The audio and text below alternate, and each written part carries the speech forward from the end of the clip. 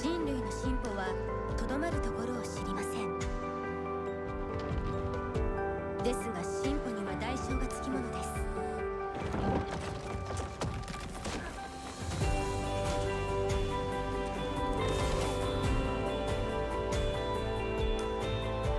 私たちは繁栄を極めましたが、過去を振り返ればすぐに思い出せます。大自然の力を侮るわけにはいかないということを。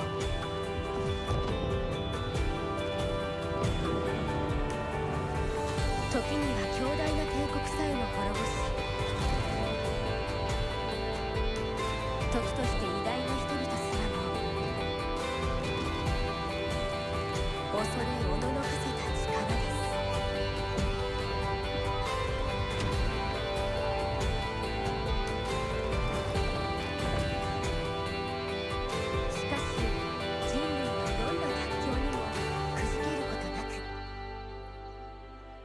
時には地球とうまく共生し、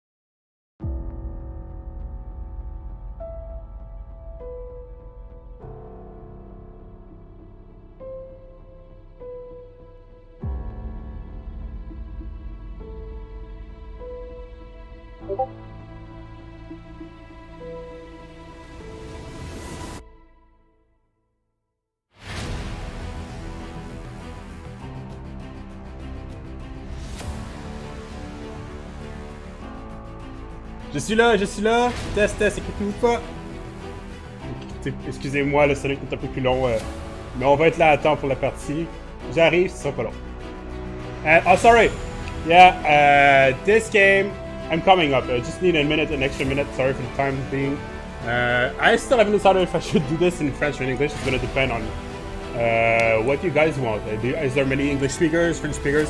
Technically speaking, we have an international team, mostly English speaking, against a relatively Eastern European team from Russian-based speakers. So logically I should do this in English, but we'll see.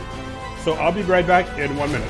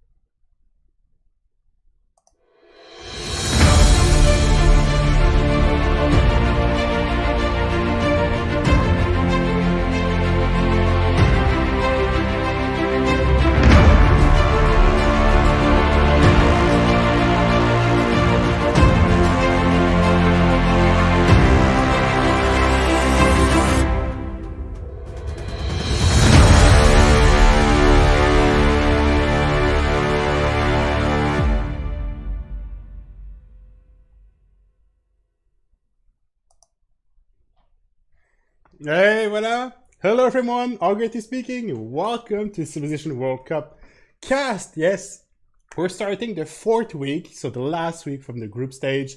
And it's going to be a very intense week actually. Today, we have 3 games at the same time starting, well, almost at the same time, 2 games starting in about 5 minutes, theoretically, and one other starting 1 hour later. Going to be followed by one other game at 11 p.m. GMT. And there's going to be games throughout the whole weekend after that. So It's a pretty busy weekend we're coming up with, and I'm really excited to be part of it as well, especially as it's one of the first games we're going to be casting today. Today we're going to be casting a game, actually not from Group, from Group A, between Zoc and LSA. Actually, the very first you can see on screen, Zoc versus LSA. So right now the group results are quite interesting because technically Ulysses has 3 points, Patrol and 2 points. Zoc is on 2 points and LSA on only 1 point. So technically Zoc, if they win this game, have still a shot at winning or I guess getting to pass the group stages. LSA technically still has a shot depending on how the other games go. Obviously, they would have to win their 2 matches, so they would have to win against PP Patrol as well. And there would have to be some sort of ties, and then there end up being a tie break with many teams on 3 games, for instance.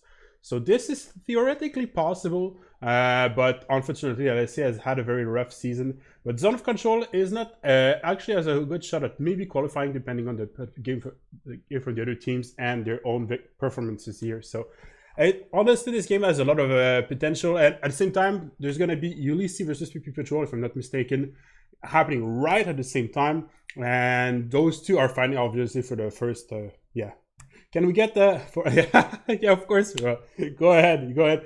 Fish is actually going to play today. I don't know if you saw. I'm gonna play it again. The little versus transition there was, and we have like two very good lineups today. It shows that it's the last week and everybody's trying to put all their best players in to try to get a few victories on the board. It's the last time they get to possibly have a say in this tournament as well. For some of the teams, it's going to be their last games. And yes, Spoonfish, Demetar, and Noob 634 are there for Zone of Control. So a very strong lineup really for them.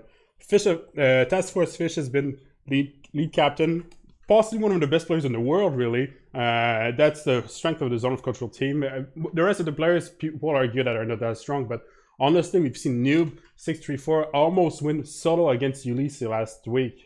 Or 2 weeks ago, I mean. So Noob actually has a lot of potential there. Spoon often is a sort of support player. He does sometimes some mistakes, so it's maybe the weak link today for the Zone of Control. And Damadar, yes, we're going to see the Australian player play today, so I'm pretty excited to see that as well. Yes, so Zone of Control lineup is getting pretty interesting. But they're facing Super Mouse, Slay, Cat, and Koyak. Slay, everybody knows him, is one of the major Russian players, I guess you could say, major influence on the communities, and he has a very strong player as well. And he's recently joined LSA and it's been working great. He's killed, for instance, Jack the Ripper in the very first game, in the very first week. So a lot of potential on that side. Super Mouse, regular players such as Cat and Koyak, they're all pretty regulars, but they're just hoping to just get a point against Zone of Control and maybe, who knows, get back in this tournament for the results. I should have prepared, I'm talking about results so much, I should have prepared it before the stream. Let me see if I can find them very quickly, because I know a lot of people are very interested in actually seeing that. So I'm gonna take a second and go find them. And by the way, while I'm looking for them, if anybody's interested in casting, let me know, because we actually have some room for casters here. I don't have a co-caster so far, and who knows, like this is gonna be a very interesting game, and I love to always co-cast at the same time. So if you're curious and want to try your luck, let me know. I'll get you on board and we'll be able to chat about it. Worst thing that can happen is everybody's going to hear what you say, and really this is not that bad, because that's part of the fun. That's why we enjoy it so much. And while I'm speaking, I'm still looking for, oh, I wish I saved that link somewhere. I know it's like somewhere like pretty obvious. Results right here. Okay, I found the results. I'm gonna put my, I guess you're gonna see my whole screen now. I'm gonna put this right now on, if I can do this. Let's block this. Let's block this. Yeah, we see the game, but we want to see the capture first. Yeah, there you go. So I know it's not very professional, but this is how it is. I was looking right now. So as I was saying, Ulysses has 3 points. We're in Group A today, and technically leading. They're fighting PP Patrol in the game starting at the same time right now, so this is gonna happen. But we're casting Zone of Control versus LSA, so the 2 last teams. But as you can see, depending, like if Zoc wins this, they get back to 3 points, and let's say PP Patrol loses against Ulysses, which is probable, who knows. Then Zone of Control suddenly passes above PP Patrol. Yes, making this a very interesting group stage still to this day. So it's a very important game for Zone of Control here. And again, if LSA somehow wins 2 matches as well, they get to 3 points, and PP Patrol could be left down to 2, which would make a tie break with actually Zone of Control, because Zone of Control would have to have a 3 points if they go for 3 points here as well. And technically would be leave Ulysses first, and then a fight between Zok and LSA as a tie break for the qualification for the next stage. So LSA is not out yet. They still have a shot, even though it's getting pretty hard at this stage because we're already in week 4. So this is how it's looking. If you're looking for the Group B, yes, the Group B is going to have some games. Actually, very late tonight is going to be a CC against HDR game, for instance, where probably CC is going to try to secure their lead over Pyramid for the group. And TBD is not out of the woods, but honestly, 1 point difference is not that big, especially in a super week like this week, because there's going to be 2 games played for each team. So expect those results to change a lot as we go through. Okay, let's go back and talk about the teams. So welcome everyone, welcome. I'm going to do this, I think, in English, the stream English. But if you do speak French, don't hesitate. I actually speak French. I can communicate, answer your questions and so on. So really don't hesitate. I'll be there to help you as well. And unfortunately, since there's 3 games at the same time, there's going to be only 1 cast for this game. So you're stuck with me. If you want to follow Zone of Control against LSA, you will be stuck with me. If you want to follow a cast in French, you should go check Asticos. He's going to cast Ulysses against PP Patrol. And actually, I'll get the schedule up for you. So yeah, Asticos and Gamer Gramps. Oh yes, I forgot that Gamer Gramps, a YouTuber, is going to be casting in English, UDC versus PP Patrol, and Asticos will be casting it in French. And in 1 hour's time from now, we're going to also have CC versus Pyramid, where Michael, you believe Michael is going to cast in English, and Kachachka is going to be casting in Russian. So stay tuned. It should be a very, very interesting game. Did I make a mistake on the timing? I don't think so. Looks like both teams are already present in their voice channels. I'm gonna say hello to them.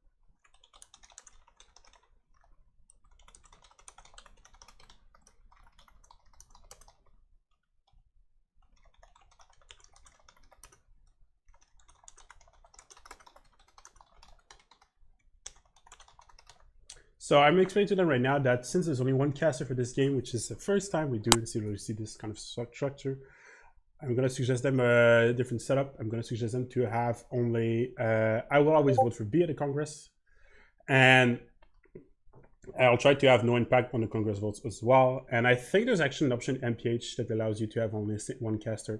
But yeah, so I'm going to write it down for them. Oh, sorry, I'm going to sneeze.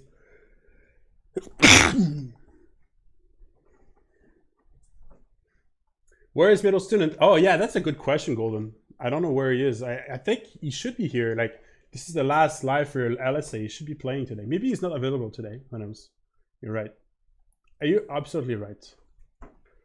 You never watched this before? Pretty curious to see how it goes. You're gonna enjoy. I think you're gonna like it. Well, I guess it depends, really. It depends if you like to watch streams and watch games. The teams we have are pretty good at the game in general.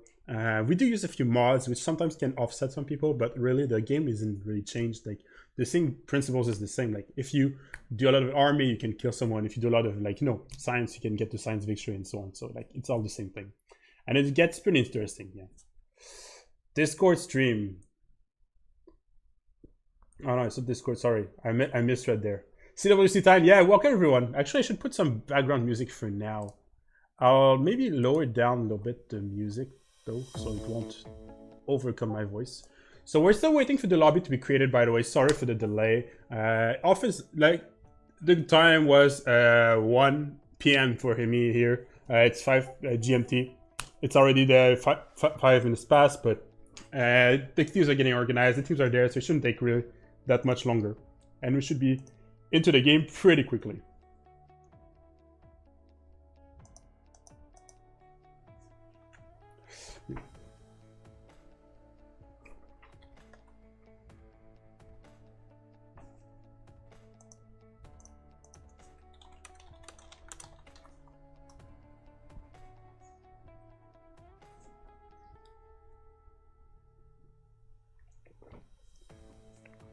Getting some water as well in my system. And I'm going to double check. So yes, Cat, Koyak, Simple Mouse, and Slayer are all present today. And Dimidar, Fish, Noob, and Spoon are also all there. So it should be a pretty interesting game, really. I think it's actually a good lineup for Zone of Control. I think they have a good shot at actually winning this game today. I think so, because they have a pretty good synergy within their players and with the players that are there today. And Los Gatos also have a great synergy, but I feel like a few key players are missing in the lineup. But at the same time, I've been impressed by Cat a few times and Slay, for instance. So I guess we'll get to find out today exactly what it's going to be. Who would you say is favorite to win? Oh, it's so hard to say. Everybody would have said Los Gatos are favorite to win. But I actually think it's not the case. I think Zone of Control is favorite to win today. But I mean, most people like put those teams neck to neck. Most people like put both of those teams under like maybe the top teams like Pyramid or PP Patrol. That's like maybe understood, but like we've seen like Zone of Control like almost win against Ulysses, which was a surprise. Almost win against like very big things, and they actually got 2 wins as well. You know, like they have won like interesting games. And Los Gatos defeated Ulysses themselves as well. Like Ulysses lost the first week against Los Gatos, so they're definitely not out of the woods, like for sure. So we have to keep an eye on this for that. So I think if I really had to choose who would win, I think I would put Zone of Control winner, but I'm really not sure. Like both lineups are so strong, so it's very hard to judge. I wonder where Jessica is. I'm rooting for Zone of Control this CWC season. Just wonderful to play. Yes. Actually, my 2 teams I'm rooting for, don't say that to CFR, but the 2 teams I'm rooting for are Zone of Control and LSA. And it so happens that both are playing today. Like, because they impressed me so much within their lineups. There is strategy, like what they come up with. And so I've been always very impressed with both teams. And everybody is like encouraging the best teams, but honestly, like Zone of Control's reputation is restored at this point. Like they had like a super low reputation because of their season 2 performance, but now we can see that they actually have potential. They always knew they had potential. Yeah, CFR, CFR, exactly. What is CFR? Who's rooting for CFR? No, I don't tell people on CFR, but well, actually they probably know. But I'm rooting for Zone of Control and LSA. Those are my 2 teams. But I do think if you're a fan of CFR, I'm pretty sure Ulysses will get one of the 2 spots because they're already ahead in the group. But I guess nothing is impossible. Technically, if Ulysses loses all their matches, there could be like tie breaks with 3 points and so on, and they could end up losing on a tie break as well. So in theory, Ulysses could still not qualify, in theory. So they still have to perform if they want to get there. Like basically the bottom line is every single team has still a shot to qualify for the playoffs if they perform very well this weekend. But now it's do or die for the rest of the weekend, for everyone.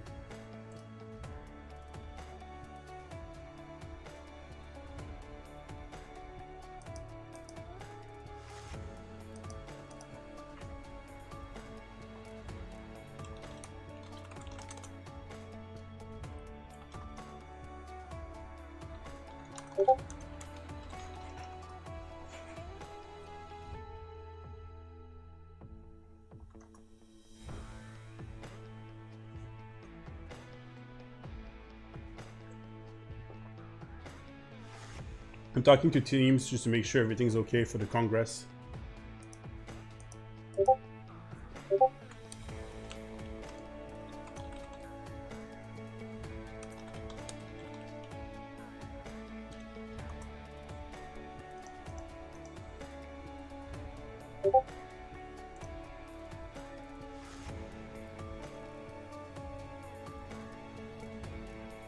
Sorry for the delay. I'm getting a few details done. By the way, who you're supporting in the chat? I know some people said like you support Zone Control. Are there people supporting LSA today? Like, who knows?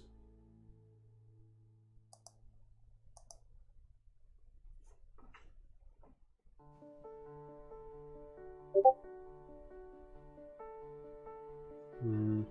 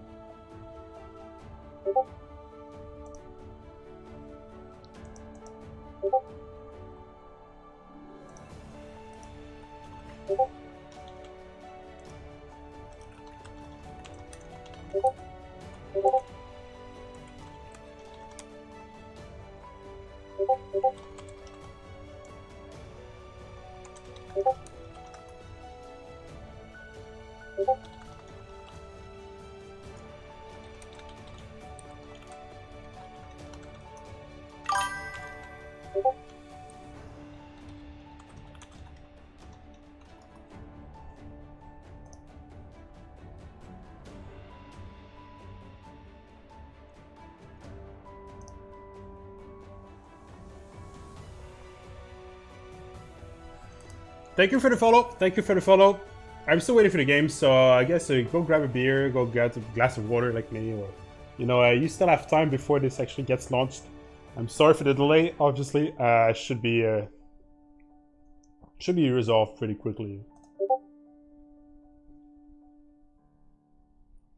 I just started following CWC this season, so I'm not very familiar with both teams. Ah, it's okay. It's okay.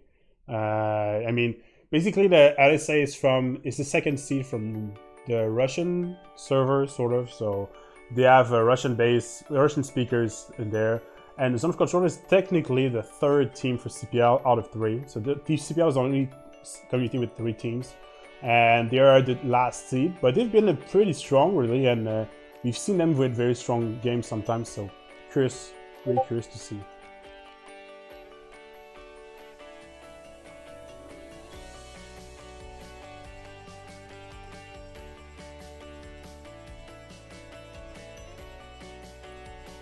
Let's get to the lobby. I'm still in the lobby. They're just starting to organize this. Shouldn't be too long. Should be coming up.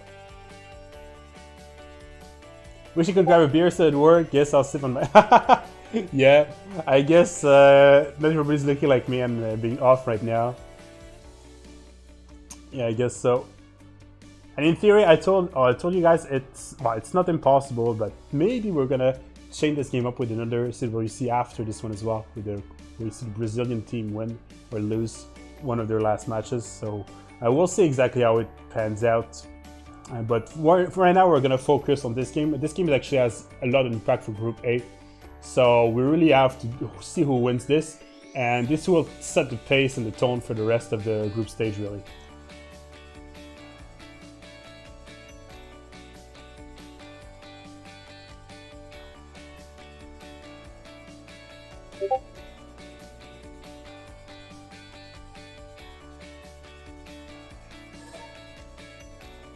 I'm in the top 4 slots, okay.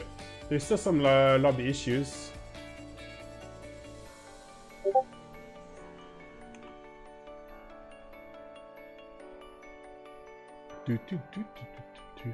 I generally do a huge intro, I prepare everything, but today I didn't have time. I mean, I've been pretty busy doing many things. I guess I could have taken the time this morning. I kind of played the game and I could have prepared this a little bit more. But I got a pretty good feeling. If you have questions about anything, don't hesitate. But I think, I'm sorry to say, but I think we still have another 5-10 minutes at least before we get this done, because it looks like some players have trouble with the mods we use.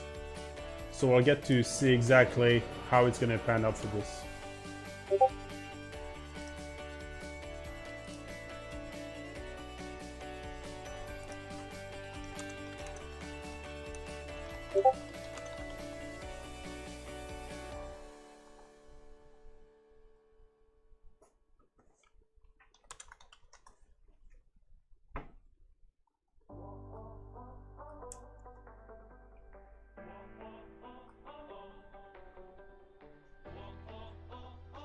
So right now there's a 5th player in the Zone of Control's voice chat, by the way, which I'd have to review the rules. I think you're allowed to be 5 if they don't. The game isn't started yet, and the game hasn't started yet, so I think it's okay. We got Jessica joining the voice room, probably to encourage your team.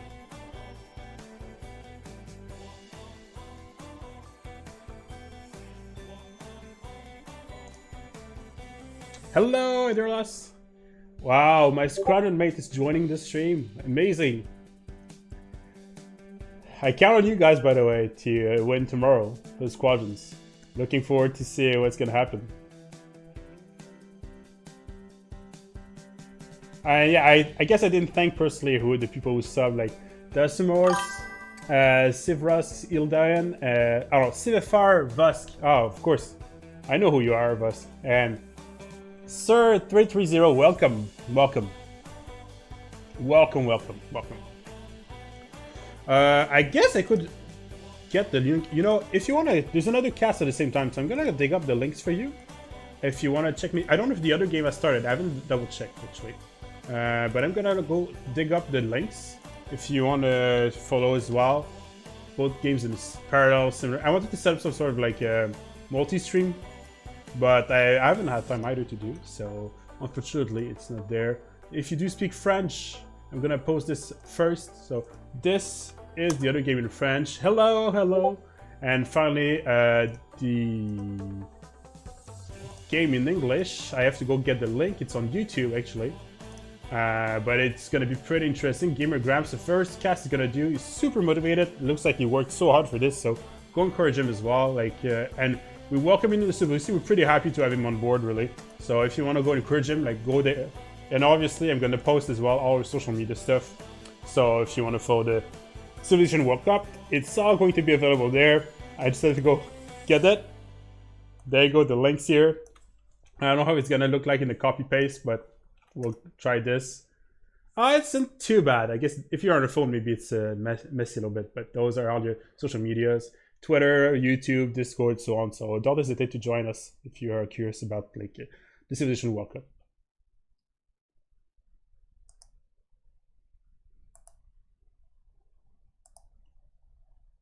We're gonna go check how is this. So far, it seems okay.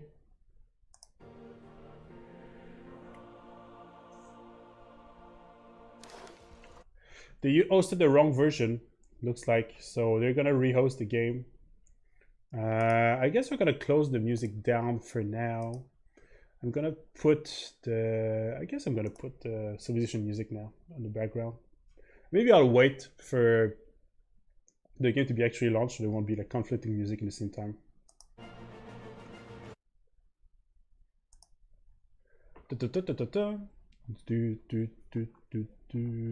know the song by heart at this point.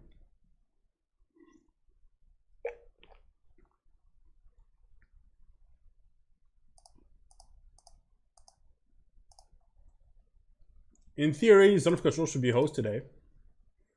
So I'm gonna look forward to see how they do on their host, obviously. It's a small advantage often you get in, it's a very tiny advantage you can get because technically the host loads a little bit faster, you know, he has also the first slot and so on. But there's like a tiny bit, it's very minor. But it's kind of compensated by the fact that both teams host. So I think the first week, Lowski Animals hosted, and now this week it's going to be Zone of Control. So in essence, it's going to balance out this way.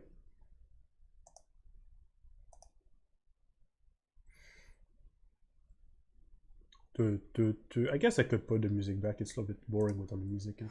I'll go get the Civilization soundtrack.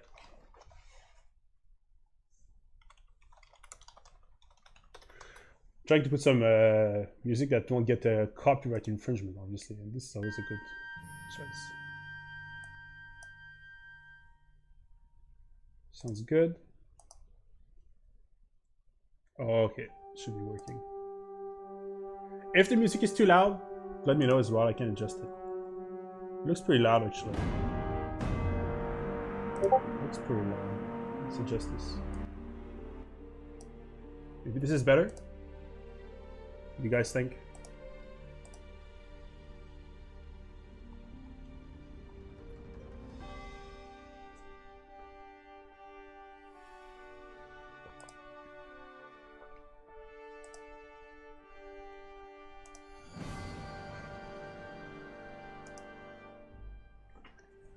Okay, so the referee for this game is going to be Jack the Narrator, looks like.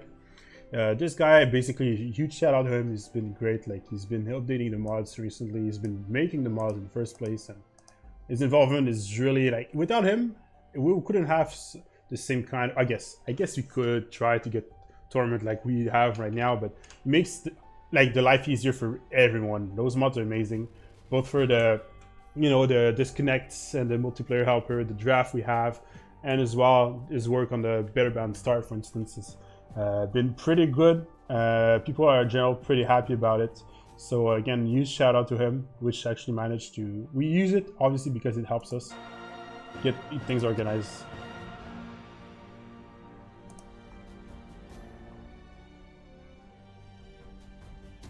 I guess I'll have to be in the first slot. I don't know if I want to swap yet. I'm going to wait for everybody to join in.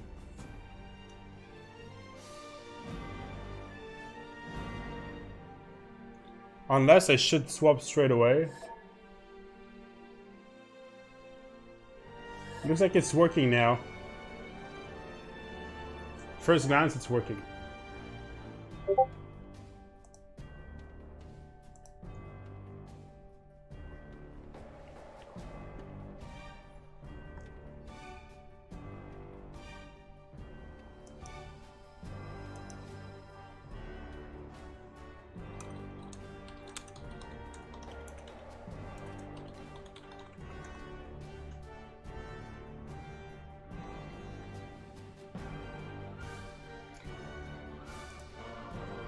I'm still organizing the game.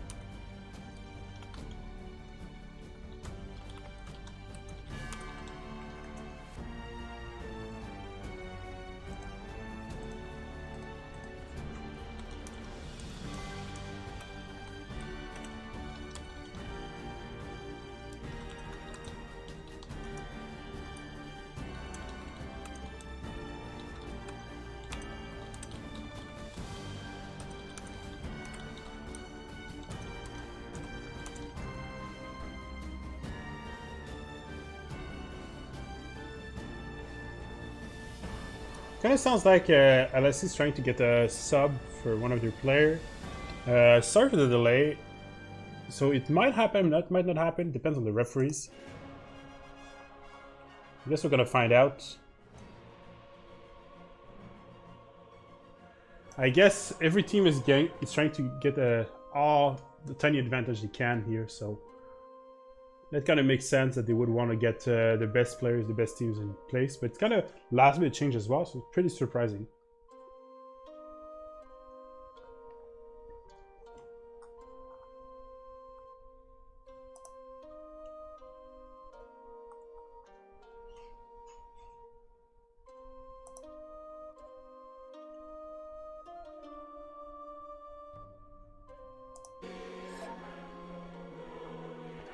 Looks like it might be working.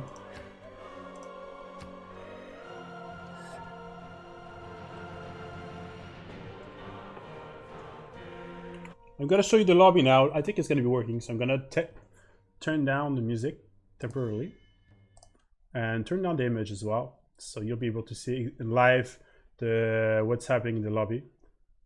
If I can find it, obviously. So there you go. Yes, we got it. We got it.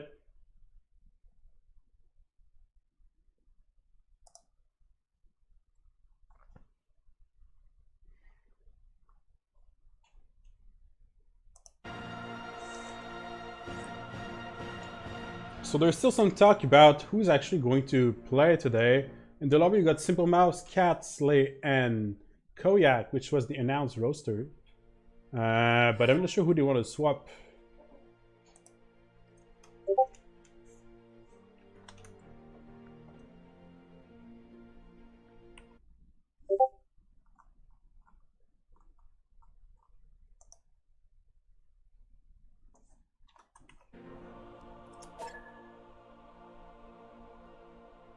Alright, it started. Okay. Finally, LSA decided not to swap any player. So then we're gonna go with the roster announced previously at Simple Mouse, Cat, Slay, and Koyak. So yes, this is the team that tries to defeat the zone of control today. And yes, the pick and ban phase has started, so if you're not used to it, they will ban civilizations, eventually pick some, and ban again and repick again. So we're gonna have pretty interesting banning stage, I guess, at this point. It's 3 bans per team at the beginning, and we already got Norway banned. So here it looks like Jessica's actually playing. So a last minute change, actually I didn't see. Spoon, Radar, Jessica, and Noob, so it means Fish? Fish is not playing, okay. Unless it's Fish playing on Jessica's computer, which is possible. Because there are a couple, you know, but I'm not sure. This is what's happening right now. And we got Menelik ban as well by Lucian most of the time. So Norway ban, and then Menelik. And I'll remind you that this is also a continent and island map. So naval civs are pretty strong here, but you can't only go full naval. Often a cultural civ is pretty strong as well in backlane on continent. It gets very interesting games overall in this kind of setup. And Zulu ban, okay, so very different kind of strategy here adopted by Zone of Control that goes for the Zulu. Zulu is very strong land civ.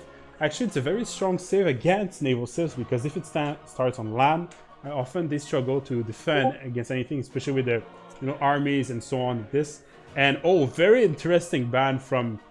Oh wow, such an interesting ban from LSA here. LSA bans China, which is one of the main civilizations of Noob that is playing for, if I'm not mistaken, yeah, Noob right there. So Noob has almost won again a game against Ulysses with this pick, and we know that cultural victory is always super dangerous on this kind of map.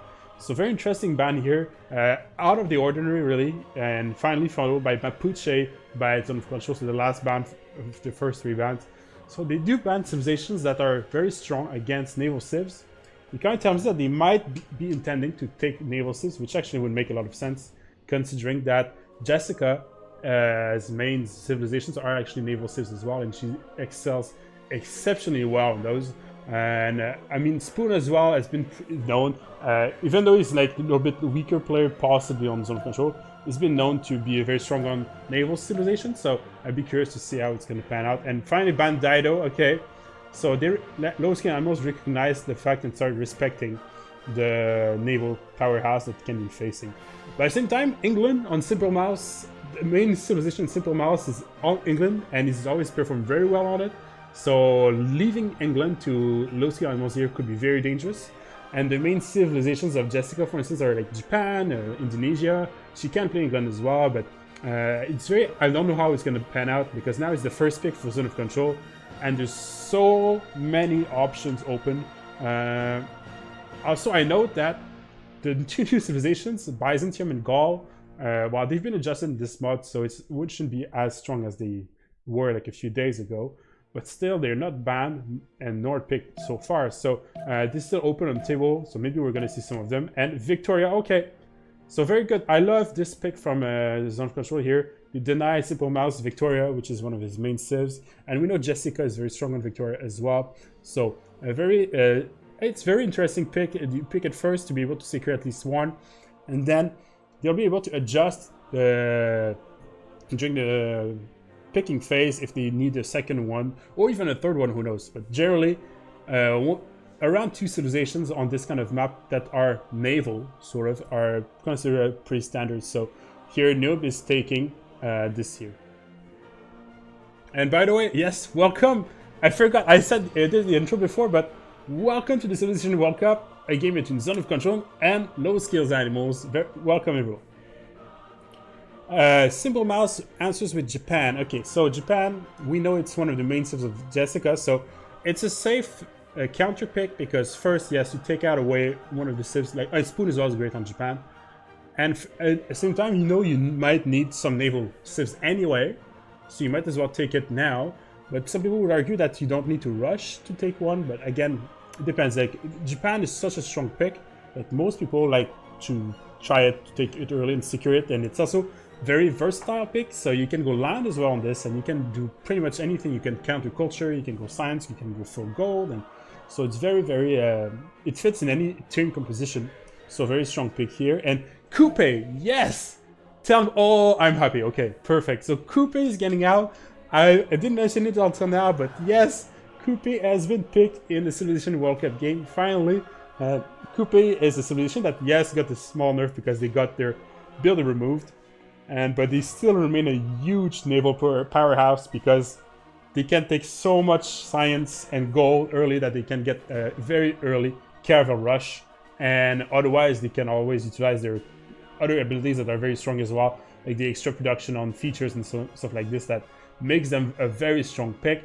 The only counter side is they spawn in the ocean, so they have to find somewhere, but at the same time it can also be an advantage. Like sometimes you can choose like I go there or go on that continent, and yeah. And technically speaking, if they want to play Toa heavy, which I know, I think that might be the game plan for LSA here, to go play very Toa heavy. It could be interesting to be seen because yes, Toa is also a rush Toa can be devastating because those units are so strong. They get the -5 around them as well because of their battle cry and so on.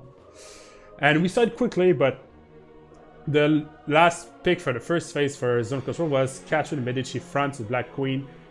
So very standard military pick, which has a standard diplomatic visibility, which ends up giving them +3 combat strength on everywhere. So often it's played on land with like coursers, timing with some spies and stuff, but you can really do anything with this kind of civilization. And so and you can also play it on sea, obviously, because you get the regular +3. And wow, what a ban! I love it. It looks like low scale animals really made their homework this game. They banned Indonesia. I told you guys at the beginning, the main civilization from Jessica is Indonesia, England, Indonesia, Japan, and possibly England as a third pick. So now it looks like there won't be any Indonesia played by Jessica here, and it is Cyrus again. This civ is a perfect counter ban here for zone control. Cyrus can have a +3 on attack, even on naval units. So again, a naval warfare can be pretty interesting with this. But at the same time, they're pretty versatile as well and can kill pretty much any naval civs on land war, as over the immortals, and get an insane amount of pressure. So I really love this pick. It shows to me that zone control might be intending to still take a sneaky second naval pick, which they kind of have to because there's now Marine facing them. So it looks like they wanted to ban England, Eleanor. So another French one. There's a mistake here. So low scale almost bans England, but the second England, Eleanor England, which again, huge focus on naval civs here. They want to deny most of the remaining naval civs to zone of control because I think they want to dominate the sea. Right now, there's only a few left. Okay, Russia is banned for. Okay, so that's interesting. Last ban. It looks like I think they wanted to ban another naval civ because they actually want to have at least one remaining for them. Because it depends on Slay's pick here, but Russia is good for culture, victory, and huge monumentality, Cossack timing, which can be deadly in continents as well. But zone of control is getting worried here. There's only like Australia, which is rarely played, but could happen here. There's like maybe Spain that there's left, and like some other naval civs that are, or maybe Byzantium actually. Who knows? Maybe this is going to be one of the picks that we're going to be seeing.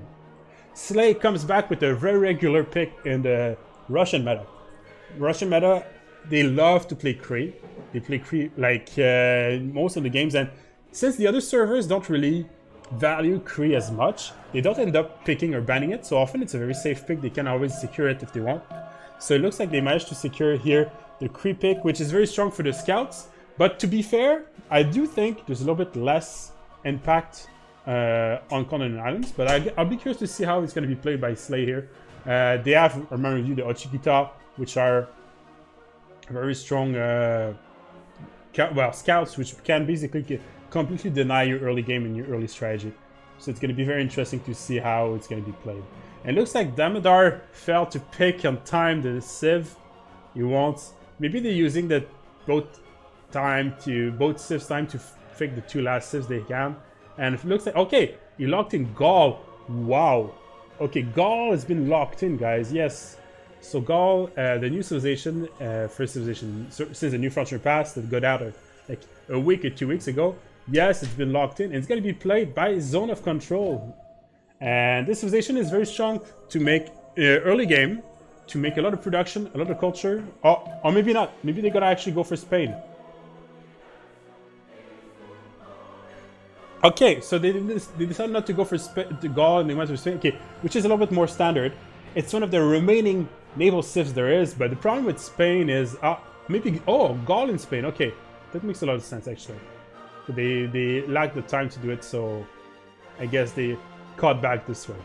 But Spain, to come back on it, you can have caravels in I guess armadas quicker and so on, but it's very hard to play because often it's just better to have more boats than just having like armors and so on. So, and often you have to mix in religion or have a very good setup for monumentality with your missions and different continents and so on. So it can be super deadly if the spawn is great for them, but at the same time it can be very dangerous as in facing them they have like someone like Japan or Coupe, which can be very deadly for Spain, really, as it's two of the counters of the civilization there is. So I guess we're gonna have to find out what it's gonna be doing.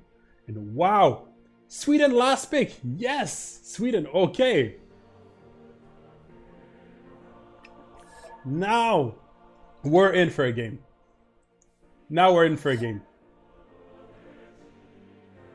So I talked quickly about it, but Gaul. I can show you the bonuses. You get +1 culture on mines. And I should have put the game in English. I forgot. I'm sorry, guys.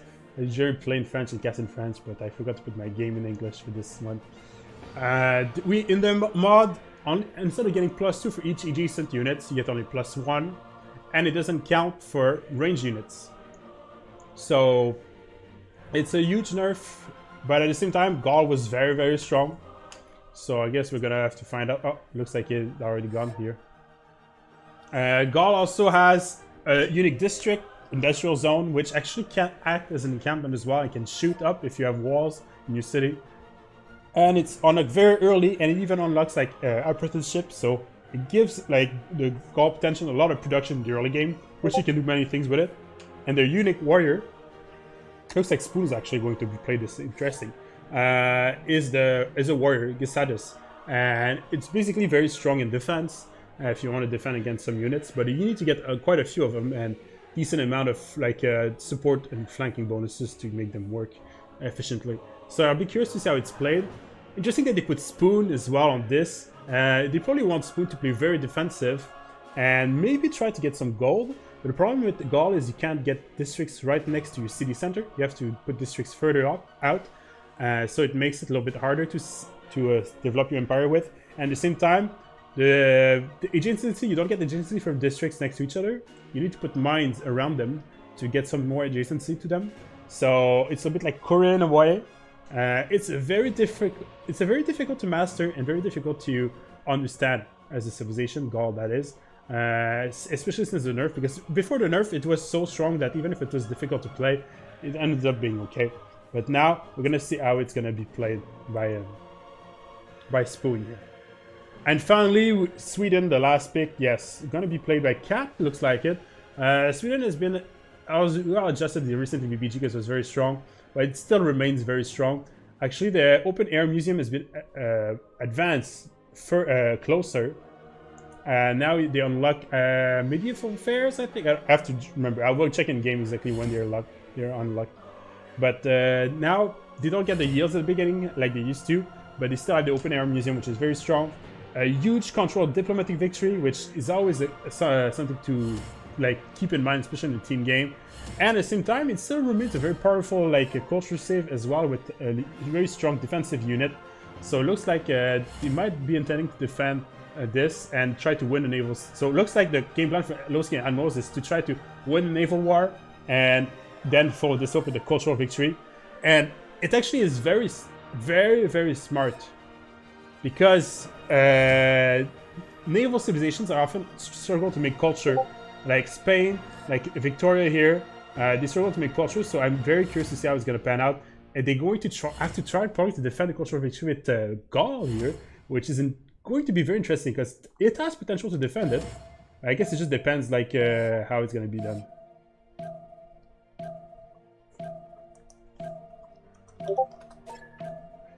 And we're off.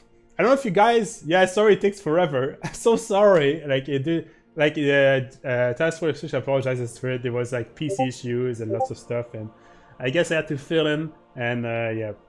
Anyway, for the VOD, if you're watching on YouTube, welcome to Civilization World Cup. Yes, it's a game between Zone of Control and Low Skills Animals. We've had a long lobbying phase, but now it's done, and we're getting in the game. So welcome in the game. I'm glad this is going to be working.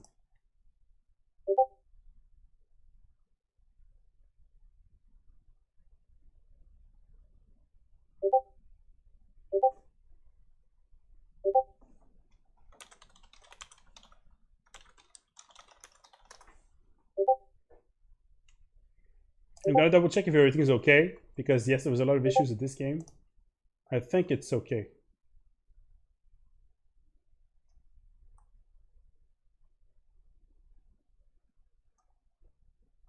So at the end of the day, Task Force Fish is there, Damodar, Noob, and Spoon against Cat, Koyak, Simple Mouse, and Slay.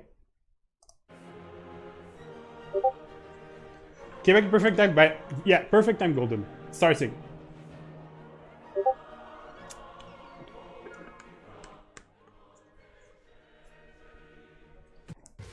And there you go, colony lines. So yes, Sweden on Cat, Slay on Cree.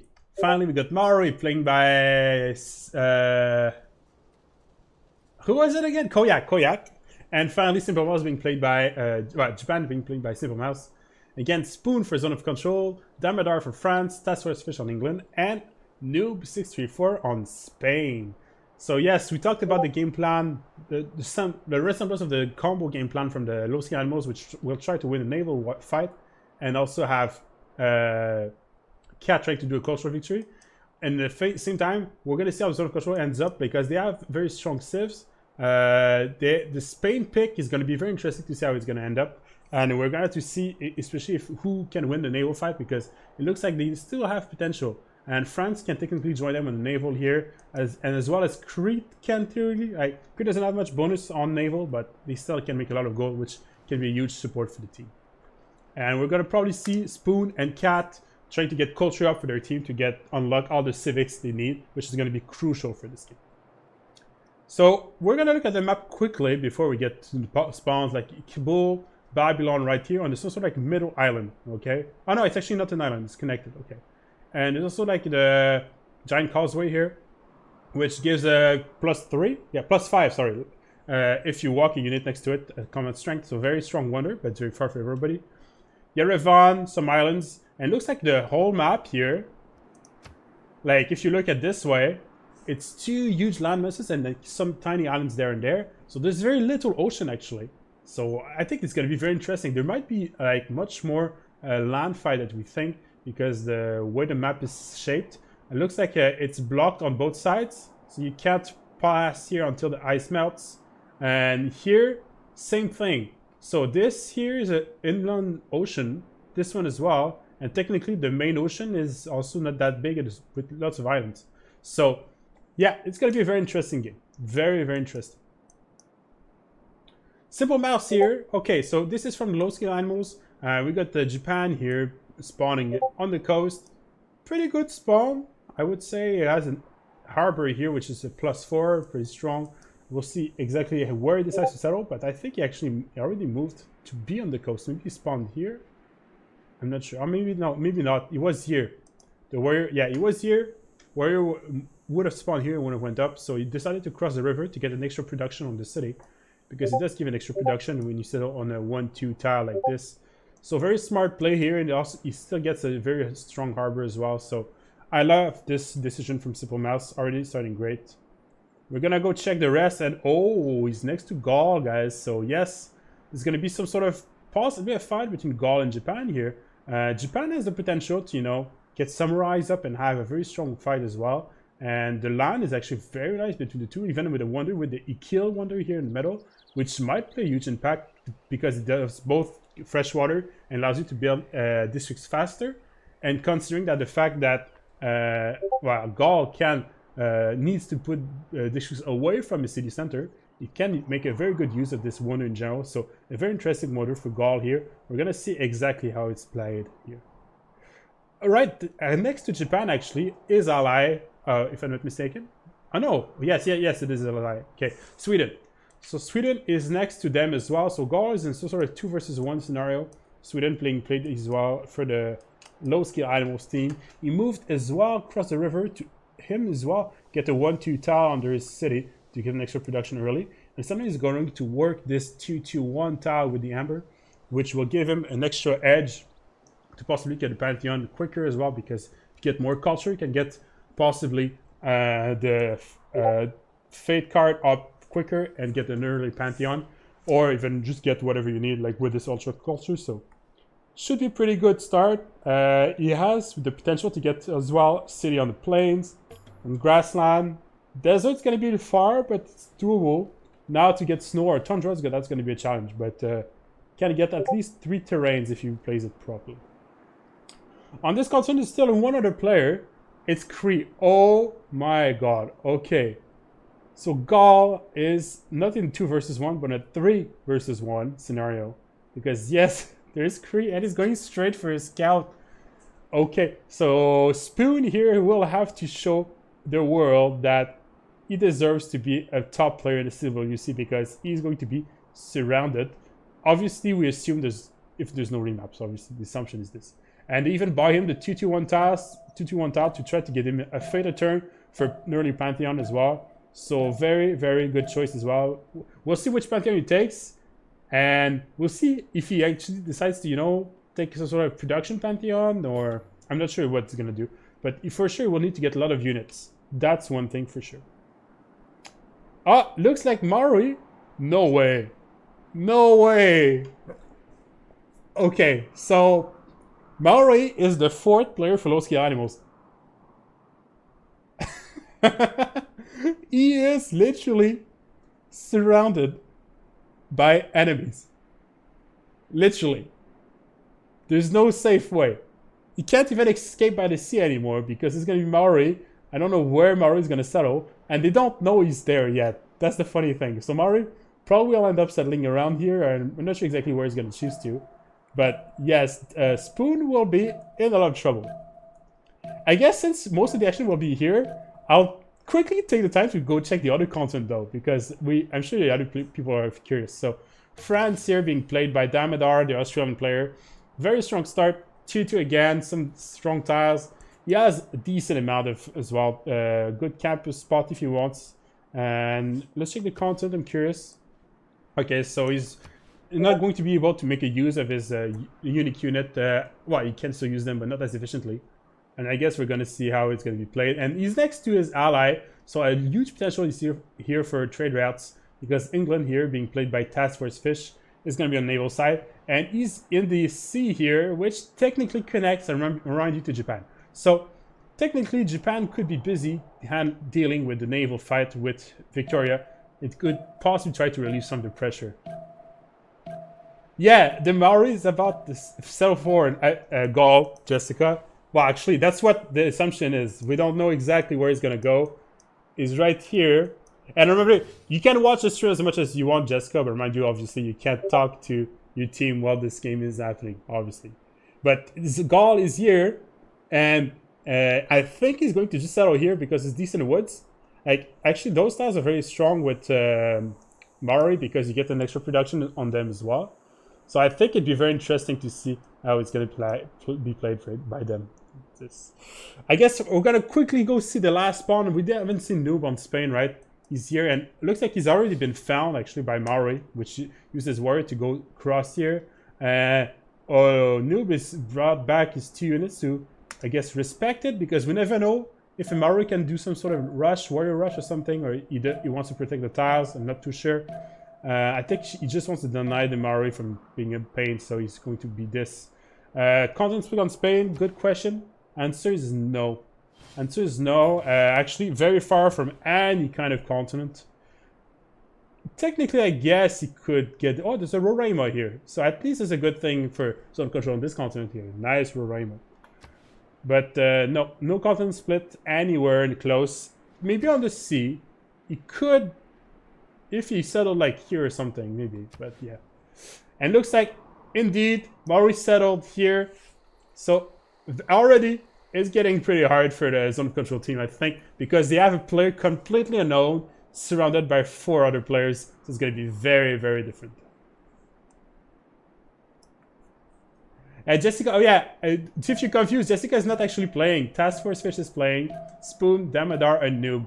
So this is the lineup for zone control against Cat, Slay, Simple Mouse, and Koyak, which is the lineup right now. Okay, so I think he's been scouted already. I'm gonna risk changing point of view here already. I think it's pretty... Actually, I think he hasn't been scouted yet. Okay, they don't know yet. They don't know yet that Gaul is all there by himself. Okay? It's in the fog of war. It's an unknown for the team. All they know is like that Spain is on the other side. And at the same time, Gaul doesn't know himself either. He hasn't scouted enough. Doesn't... Maybe... Actually, the loyalty, maybe they know. They probably know with the loyalty now, because because they met Spain, so both teams met each other, so they know that the loyalty is actually he would need his team to tell him that there's loyalty because it's too close to him, but they already know.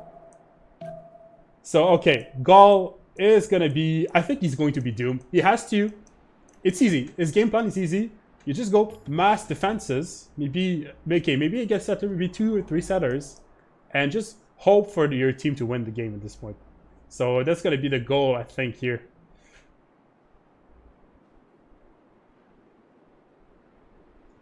Oh, okay. And turn 8 is going to be the remap vote. So this is how it works. Like, every team has a few token remaps for the entire group stage, and they can use them whenever they want. Looks like... I think this could warrant a remap for zone control, I think. But at the same time, it's not unplayable because actually Gaul is very, very strong in defending. That's like its best skill. And you could even go like Holy Side Defender or something and, you know, Mass Warriors or something and try to get something interesting here. I'd be curious exactly to know... Oh, is it? Okay, yeah, you had to pause here. Yeah.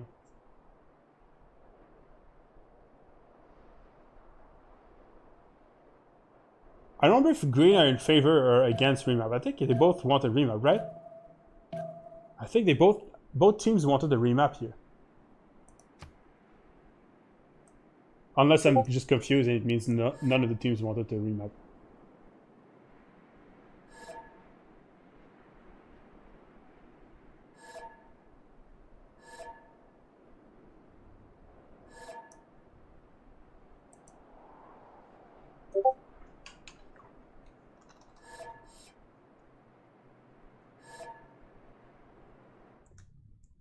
There you go. The remap is done. So I think both teams voted to use a remap token here. And it's kind of normal. We're in the last week. So if you still have remap tokens, might as well use them because there won't be many more games. There's only one other game as well after for both teams. So might as well use them right now.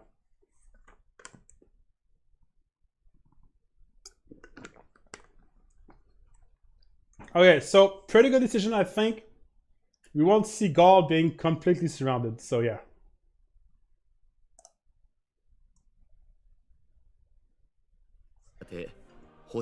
But more COVID disruption, but we already planned the game when my plans fight. Oh yeah, you had to be at your mom's.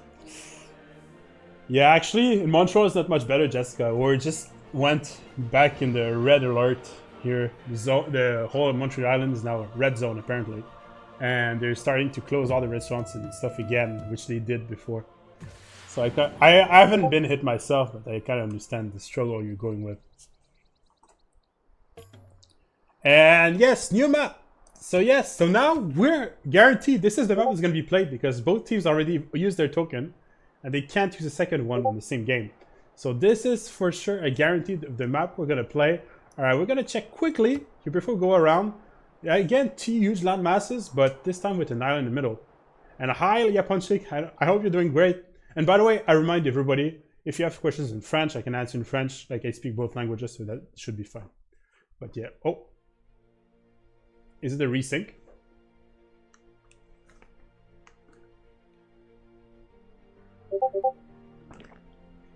I'm not sure if it's a resync or not. Kind of sounds like it might be one. Hopefully it's gonna be fine. 二足歩行する人類に行き着いた。今、人類の大いなる旅路が始まる。文明のゆりかごから始まるこの旅は、やがて星々へと至るだろう。I heard a disconnect sound. That doesn't sound good. Okay, Simple Mouse is just disconnected. Japan, that is. So we're gonna see how it goes with this way. Hopefully there won't be too many issues. This game has already had some issues starting, so we're gonna hope this doesn't have too many issues as well in the background.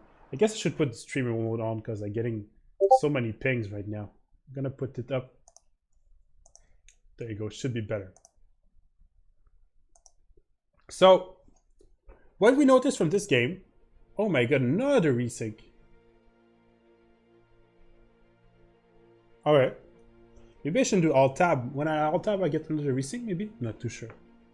生命は海で生まれ、戦士時代の巨大な獣へと進化し、 But okay, what we saw is there was a huge island, but a small island in the middle of the two big continents, and I had time to see, I don't know if you guys had time to see, but it actually passes underneath the continents, so they're all connected on the same single sea.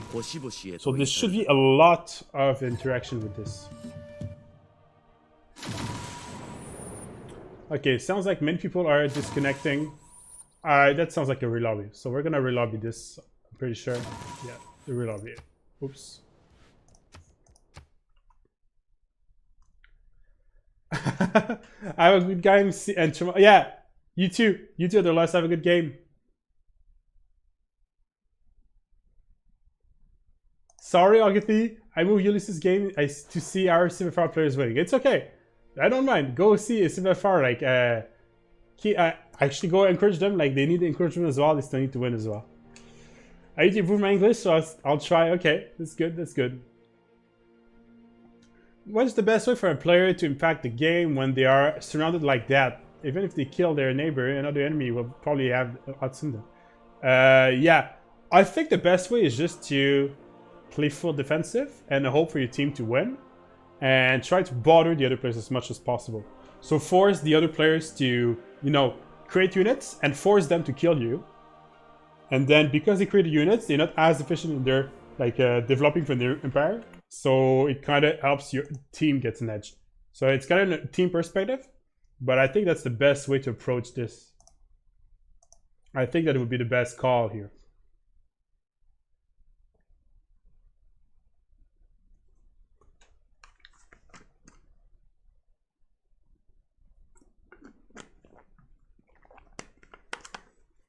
Looks like I wasn't the only one desyncing. Looks like everybody else, Ferex, Crush with Simple Mouse, there was some DCs on the Zone of Control team. So it's a brand new lobby, I think. Hopefully it's gonna work out. Hopefully it's gonna work out and you won't have too many issues.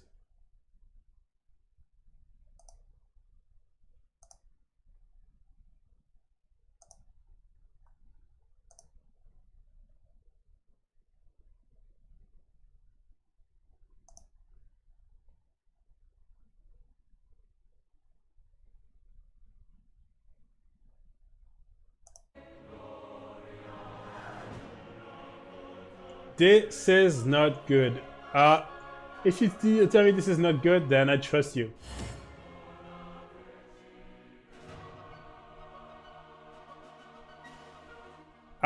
He's not the only one, Jessica. It's not always with the Madara, the remap. Often, actually, what I found out, I guess Jack and Jessica are both listening to me, so I'm gonna say the same thing to them, but the remap works better if you wait like 20 seconds into the next turn. If you like remap on during turn 9, and you do the remap, like the manual remap with the host, it gives everybody time to load in a turn, and it creates less stress in the computer in the game. And often it gets a better result. Are they gonna put back the good slots? Looks like they are. I don't see the host. I see everyone except the host. Is that okay, Jack? Because I don't see the host. I don't see Noob. Noob is supposed to be below me.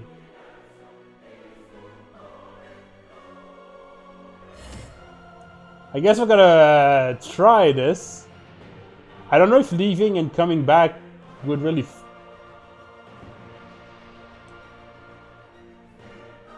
Try... Oh, he's there, he's there, he's there. Good, good, good. He loaded in. Well, I loaded. Should be okay. Should be okay.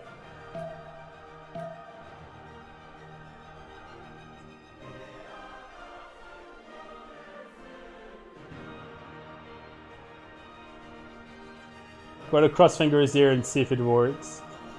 Sorry for everybody who wanted to watch the game and wanted to, for us, you know, at 5 they were ready to watch everything. I apologize, but it's normal. It's often the case with this. This one has been a few more issues than usual, but we'll have a great game. And as I told you, this game is probably one of the most important for the Group A, because it's going to determine who has still a shot at qualifying. And if it is true that Ulysses is actually winning against PP Patrol, PP Patrol is going to be only on 2 points. And for instance, if Zoc wins this one, Zoc takes over the lead over PP Patrol into the second qualifying spot. So there's a lot of like things that could happen in Group A. So we're going to follow this one very closely. And by the way, there's another game starting. But just letting you guys know, there's a Pyramid against CC, I think. It's gonna start within minutes. It was planned to start 1 hour later. We're about 1 hour later now. So the casters for this game are gonna go dig them up for you. It is Michael. I told you at the beginning, Michael. So in English, if you want to follow, CC versus Pyramid. And if you want to follow in Russian, the Kachechka is streaming as well. So you can always tune on their streams. So yes, 3 games happening at the same time. And whichever game finishes first, maybe we're going to have another cast for TBD vs HDR later tonight. So, all right, let's go back on the map. Okay. Do you have Japan as the audio language? I do have Japan as audio language. Yes. It's one of those cute things I do sometimes to try to keep learning my Japanese, which I'm pretty slow at learning. But yes, so welcome back. Welcome to the Solution World Cup.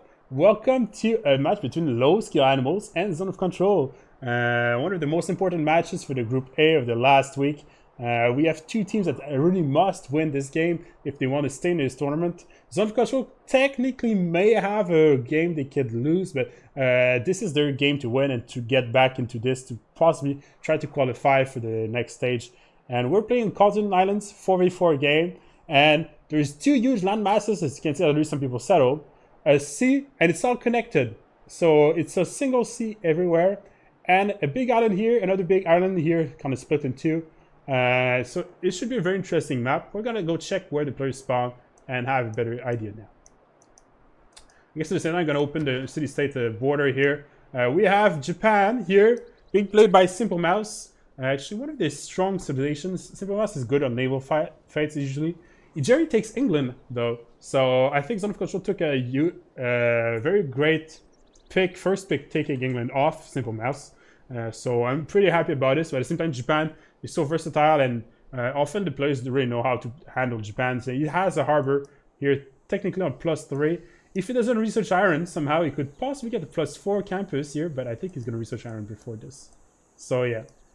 I'm here 2, 4. Can't believe they didn't ban. Yeah, they banned. Actually, the pick and ban phase. I'm gonna go after review it, Jessica, because it was a very interesting pick and ban phase. One of the most interesting I think there was. Like there was so many civilizations that they went through. There was a China ban. There was like very lot of stuff happening there. But England, yes. Japan now is here, there, and England has been picked by Zone of Control. Though we got on the same continent Gaul being played by Spoon. So this is Zone of Control player, and this was Simple Mouse for low skill animals. Gaul, the new Civ, has been quite nerfed in the last update, but still very strong. You can get some mines to get culture, can get to his special district. Actually, he has lots of strategic resources, so he could get an insane podium right here. 3 mines, 2 strategic resources. That's insane. I hope he puts it right here. That'd be great for him. He even sells, what is it? Okay, that's a geothermal fissure. It won't be able to help him because he won't be able to get a campus here because the civilization doesn't allow building districts next to the city center. But it's still a very strong start for Gaul, I think. He has a lot of room, and we'll see what he does. Technically speaking, I think his role should to try to do a lot of culture to help his team get some civics unlocked and possibly defend the cultural victory. We'll see. Can Maori see loyalty with his settler? Yes, any player can see loyalty anywhere as long as you have teammate. As long as you met the other players or one of your teammates has. If you're too close, for instance, of the well, I guess Mara hasn't settled, so he won't be too close. But yeah, I think he can see. Okay, Sweden. Oh, that's interesting. Sweden next to Gaul, actually.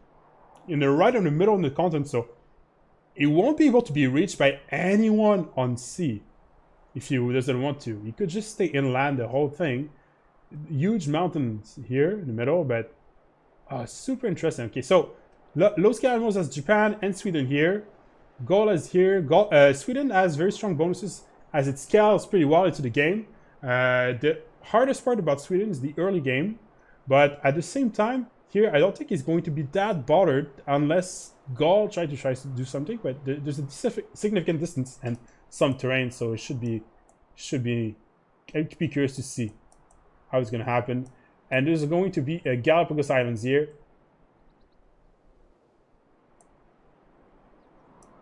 Yeah, those mountains are a little bit hideous. I kind of agree. They kind of just in the middle and they don't do this. Maybe you can't. Trust Jessica. She has more experience than me on this Mario. I haven't played Mario that often. Galapagos Islands here. Okay, so there's only 3 players. On this one, there's also the Dead Sea right here. We're gonna go check the other side of the map, see if there's anything interesting. Okay, so we just saw Japan. The island here has Geneva, Vatican City, and here we got France, Damodar for Zone of Control. Auckland in the game, yeah. Yes, Auckland in the game. Yeah, a very important city-state to get production on your fishing boats and your ocean tiles. I mean, so very probably going to be tested along Bologna, Geneva, and the other signed city-states.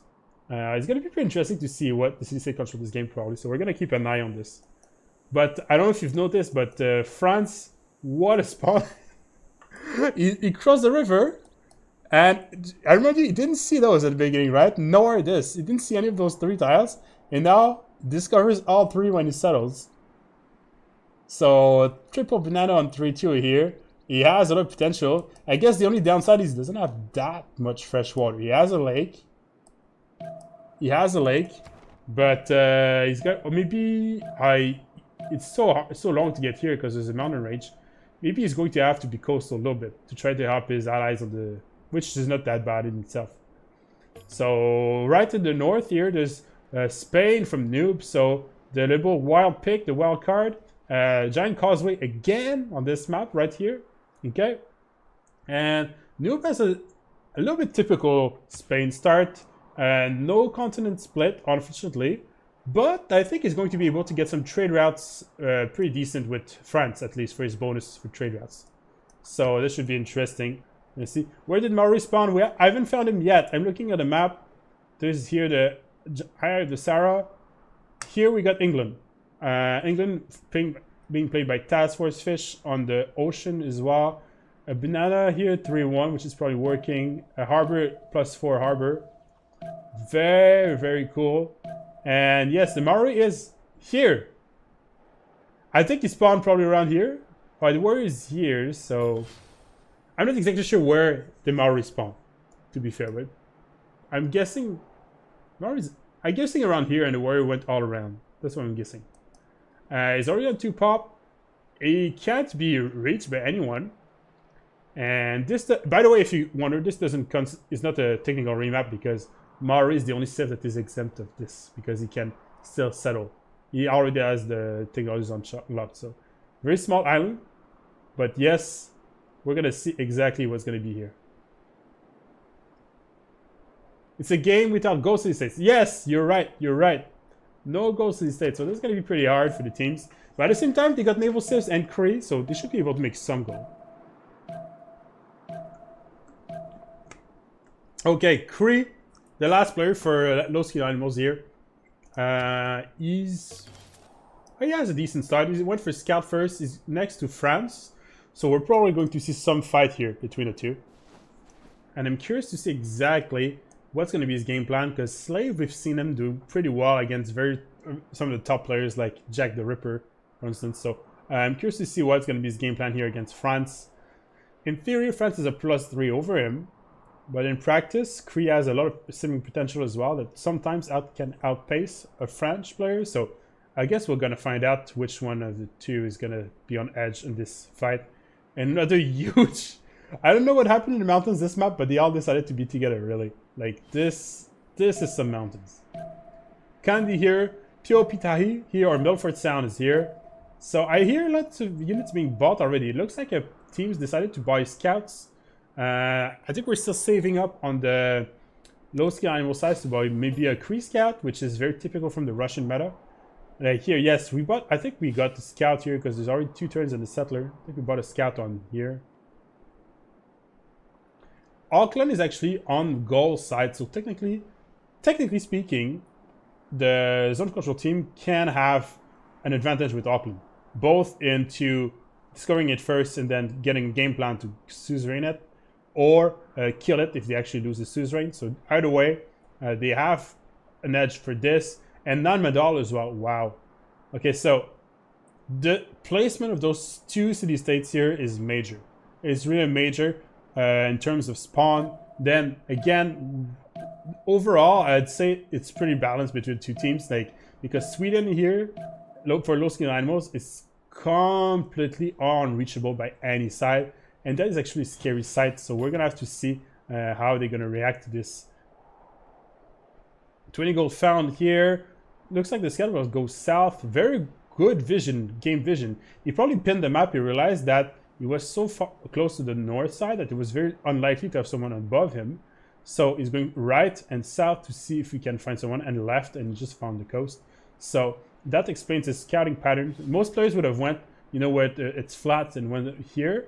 But he assumed that this was already his to discover and land at whatever time. So he's going to try to contest the huts and the positions on the south side here. So very well played again. First thing by Spoon here. And he's going straight for bronze working, which makes a lot of sense because if you don't know, you unlock your special district on iron working. So the technology right after this. So he's going to be rushing your special district probably. And I guess we're going to check what's the first engineer.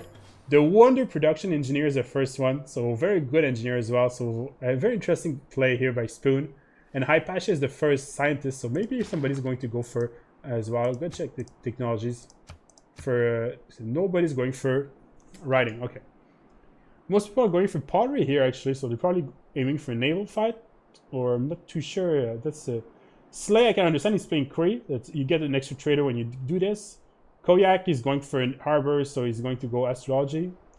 And again, those 2 other players, I'm not too sure exactly what they're aiming for. Or maybe they are actually going for writing, because you need pottery for writing here. So maybe we'll see. We'll see.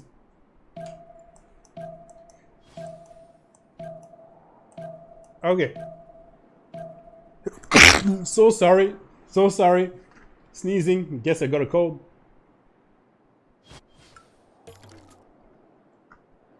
Alright, so we got our settler next turn here for Task Force Fish. I'm pretty curious, what does he take? He's taking also astrology, so he's going towards harbors as well. it would make a lot of sense with England, right? And most naval ships, it makes a lot of sense to go this way. It leaves them a little bit exposed, but at the same time, they already got enough information to see that he's not that close to Kree. At least they don't know.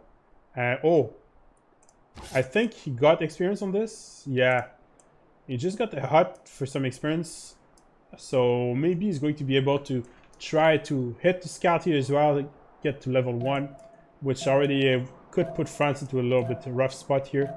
The Kree scouts can be very deadly, depending how they're being played. And oh, it looks like they found each other, so they know. I wonder if there's going to be a war declaration here, because technically speaking, if you attack into something, you get more experience than when you defend against something. So, and you're depending also on which terrain, you can sometimes do more damage by attacking. So I would be curious to see if Slay decides to try his luck and try his advantage over this. But maybe he won't try. I guess we're gonna find out. Those mountains by Kree are ridiculous too. Yeah, those ones yeah, I agree. They're like super big. I agree entirely, Jessica. I guess it cuts the continent here. Basically cuts Candy off. Like behind this, they won't be able to reach this for a long time. There's a builder here. Oh, maybe he found a builder. Kind of smells like he might have found this builder. He decided to scout with it. And oh, the Kree scout is getting close to Paris. And there's no unit too close to try to escort that settler. I guess this... Which promotion do we have on this? Can I check? We have... Hills promotion. I don't know what you guys think, but I think this is one of the only cases where I actually take wood promotion when you have this kind of wood, especially against a Kree, to try to be on the same pace as him. But he took the hills. I guess he does have some hills though, so he can be very useful here as well. I'm gonna put the music back on. I just realized it's not on. Some Roman music.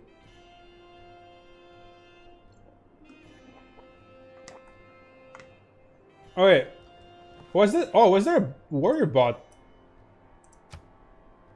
Yeah, I think they bought a warrior. And war declaration, yes. So the French scout attacks into the Kree scout. Okay, interesting. Okay, so he's doing it for the experience again. Who's playing here? For France, Damadar. Okay. So Damadar is already being put a test to Slay, which is one of the main players of low skill animals here. And he shifts center back to get the cover from the jungle here. Oh, he's got so many units, I think he should be fine. I think he saw the military strength from McCree, and doesn't know where the other units are. So he has to do this. Because what if they were right here? That would be a good play. But since they're very far, I guess it's just preventive. So it looks like he's gonna be fine for now. But at the same time, there's a warrior here, we never know. Like, what if this Kree scout gets back up and he loses the position? It depends exactly where he's going to settle, but I'm guessing he wants to settle on the oranges here. That's going to be my guess. I'm not too sure where he's aiming, obviously, but if he goes here, he gets an extra food, but he doesn't have great tiles to work. He would have to buy this one tile, for instance, or maybe a 2-2 up to him, but this is probably what he's aiming for because there's fresh water. Because I remind you, there's no fresh water here. So he's going to have very creative. Honestly, the Midar's game is not going to be easy. He has triple bananas, which is awesome, and they bought him the bananas, which is great. I think one he grew to it as well. But besides his capital, he has to find something to do with this and find a way to outpace the Kree player. So here we got the settler from Task. He's probably going to cross the river, I'm guessing. Unless, it depends where he wants the harbor. Maybe he wants to put a harbor here and he's going to cross here instead. And buy a 2-2, for instance. Looks like for now it's defended. So, good job for the Madar here. Playing on the defensive. Okay. The Sweden settler is going up. He's going to try to utilize the mountains again and the Medanas. So very strong play here. It's pretty defensive as well.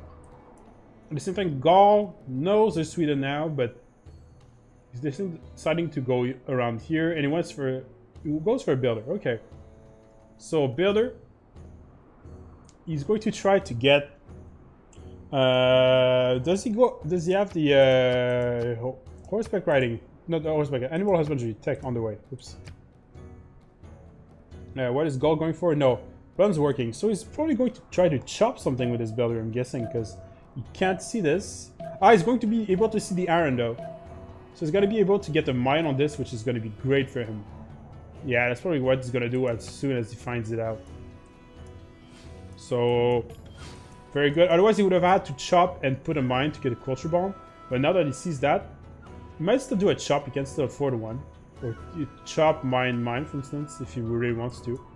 But I think now that he sees the iron, he's going to go for it. An extra science point is very valuable in the early.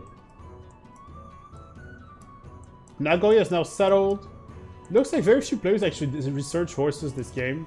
Nobody's even going for it right now. We got already a few civilizations going for the harbor technology. So 3 of them: Maori, Task Force Fish, and Noob on Spain.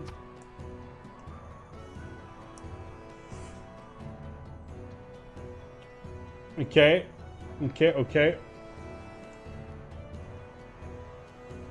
Maori, how's it going?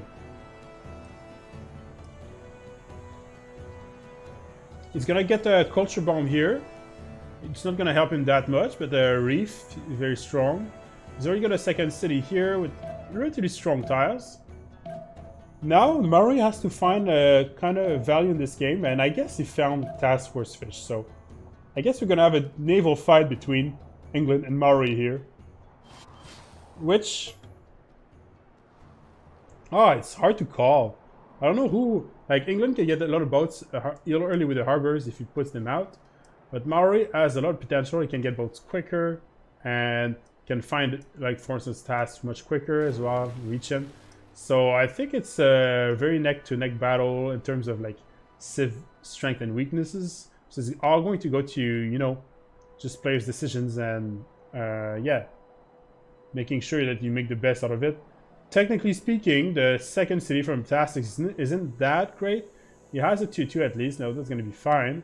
He's put it there, if you wonder why, because he wants a very strong harbor, either here or here. It's a +4 in both instances here. And is it a different continent? No, it's not. Okay. So, he has the potential to get a lot of gold as well, and possibly follow up with a free inquiry Golden Age. Who knows? To try to get a lot of science and get a very strong cavalry timing. And I think Maori knows he's there, but Fish doesn't know Maori's there because he's stayed out of range and out of sight. So he sees the sort of border on his map, but Task Force Fish doesn't know he's there. And oh, okay. We have a road here going to Buenos Aires. Some scouts as well going on Buenos Aires. Looks like Slay may have the intent to get some promotions off Buenos Aires and possibly try to take it over, or bother the players. We'll see exactly what he does. For now, he's going to the left, so he's not going straight for France. He saw France did so many units, so he decided that it really wasn't worth it to try to push him on those.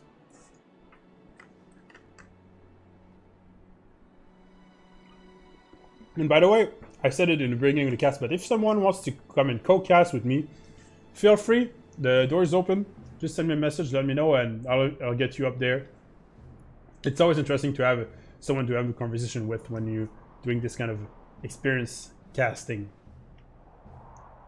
Okay, Vasteros is now settled here with double bananas. A very strong settle, and Archer upgraded by Sweden. Okay. We got like Spoon here on Gaul. He's going for a slinger now, so he saw the scout. He's probably trying. Okay, he wanted to upgrade this, so he had actually researched animal husbandry, or maybe he just did it. Maybe he just finished it. I still think he should try to get this iron tile here. So is he going to chop this, get a mine to culture bomb, and go for it? No, that's what I thought. He's going to probably buy this tile and probably do the horses back there. So he's going to get loads of strategic resources for his team. And if he takes on top of it, you know, the God of the Craftsman, it could be very strong. But at the same time, I know the Russian team likes to take some sort of like the Fire Goddess because of volcanoes. They could get this here. Or you can even get floodplains if you want for a second city, even though I'm not convinced it's that strong because there's only a few tiles here. Does the Kree settlers die, or he didn't do any, he didn't no, I don't think any Kree scouts died. He just backed off, I think. I think he just backed off and went in this direction here. Like, how much experience on this? 0. It was this one, I think, yeah. So this one has actually a level. You can level up. So it's all going to be level 2, almost level 3. That's going to starting to be scary a little bit. But still no settler on Credo, so that's a little bit late. He went all in on scouts. So he kind of has to try to take his city-state here to try to stay on par in terms of cities. And if he does take this and puts himself between both those players, that's actually a very good position for him because he can basically occupy 2 players at the same time, leaving more room for his team. So very strong player, I think. It looks like the Maori scout is staying there. The scout, whatever's happening, maybe he's gonna try to snatch builders or something. I'm not too sure. But for now, he's staying there, and I think he's waiting for this fish to be improved to go take the settler whenever this builder would go there. So that'd be pretty funny. But it looks like a task is going for Galley already.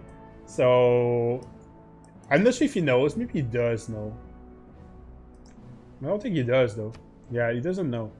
So he's just being very respectful of the enemy.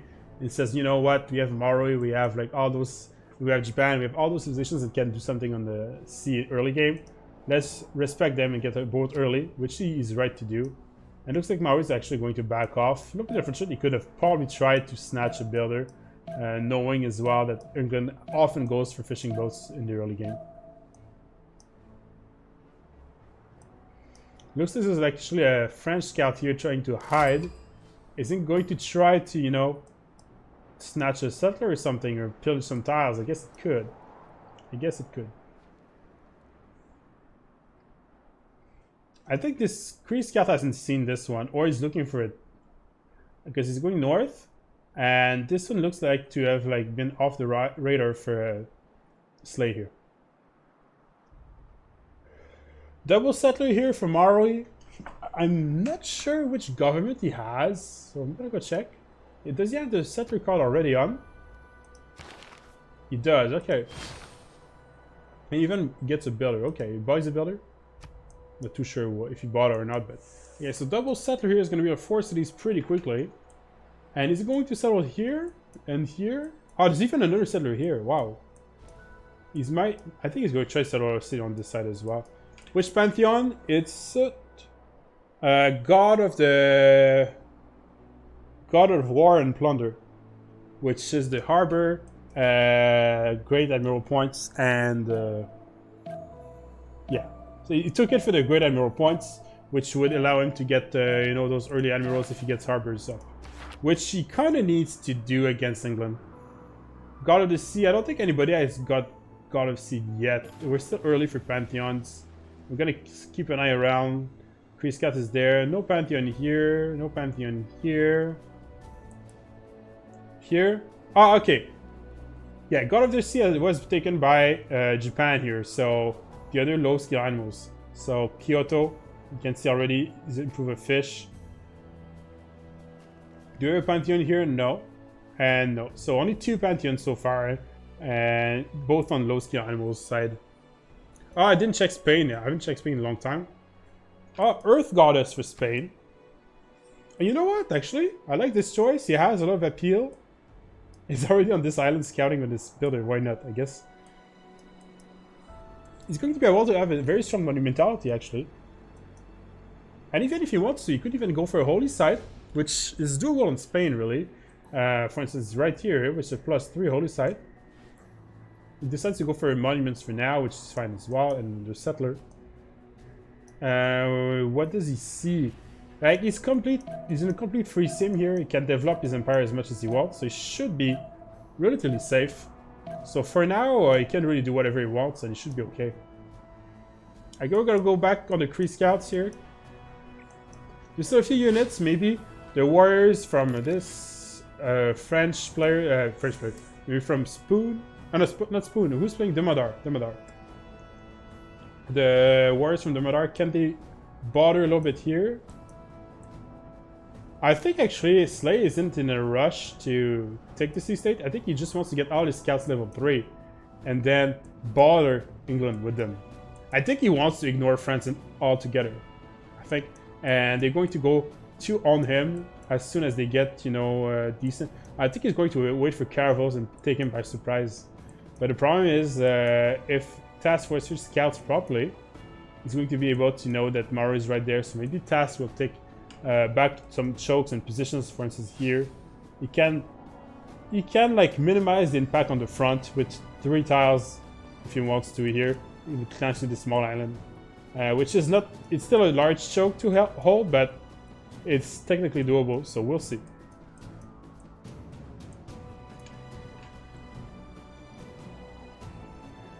Looks like he's scouting with a builder. A little bit dangerous. This is level 2 scouts from Task here.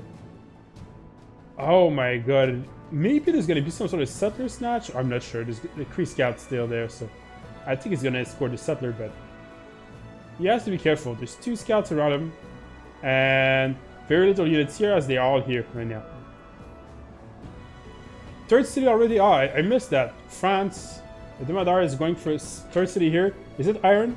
No, it's geothermal fissure. So it's gonna geothermal fissure here for an extra science points to try to get, you know, encampment quicker, I guess. And what is it? Is this settled on iron?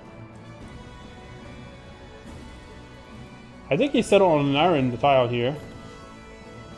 I know, T. He settled on T.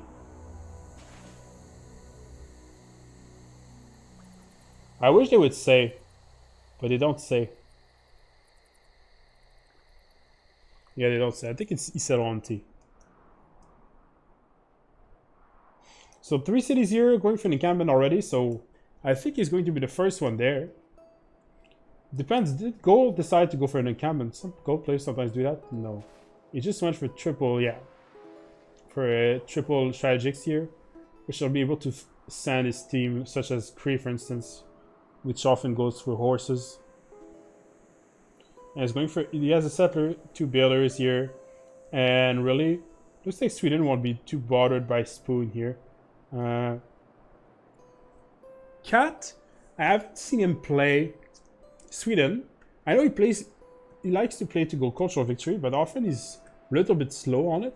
He takes a very, very safe route.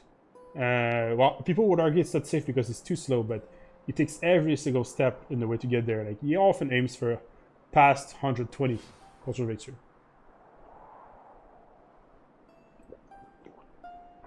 Now, is he gonna do the same thing here?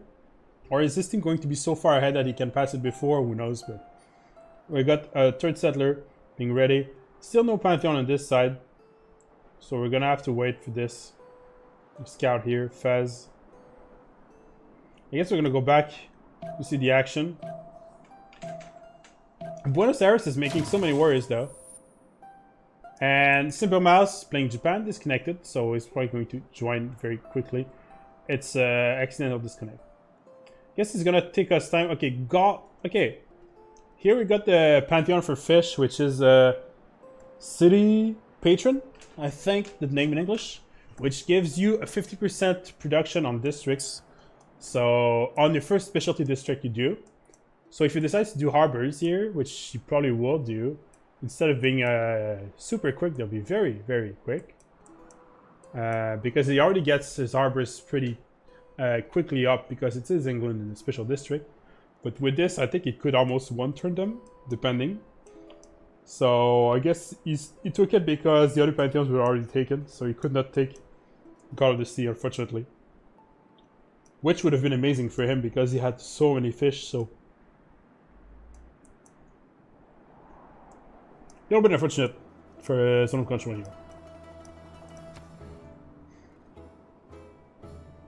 Okay, still no Pantheon here, one turn away from the encampment. He's going to try to defend this with an archer and it's going to work out because even if he gets hit once, the encampment is going to spawn and protect the archer, so should be okay.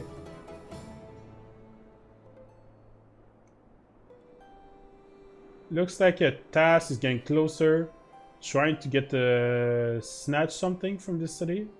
Maybe the trader they're trying to snatch, or not too sure really what they're trying to do. I think they're just trying to see what they can do. I don't think they aim for much. If they can find something, they'd be happy. Like if you get how many charges on this? 2 charges. So that'd be pretty strong if he takes this. And then maybe you get a trader here. Another 70 gold, I think, in the early game. It was 75.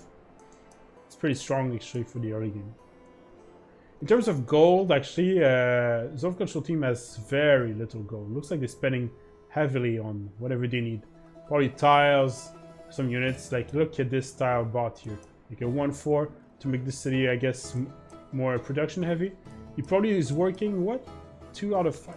He's probably working both the fish and the 1-4, I'm guessing here. I don't want to risk going into his vision while this boss is there.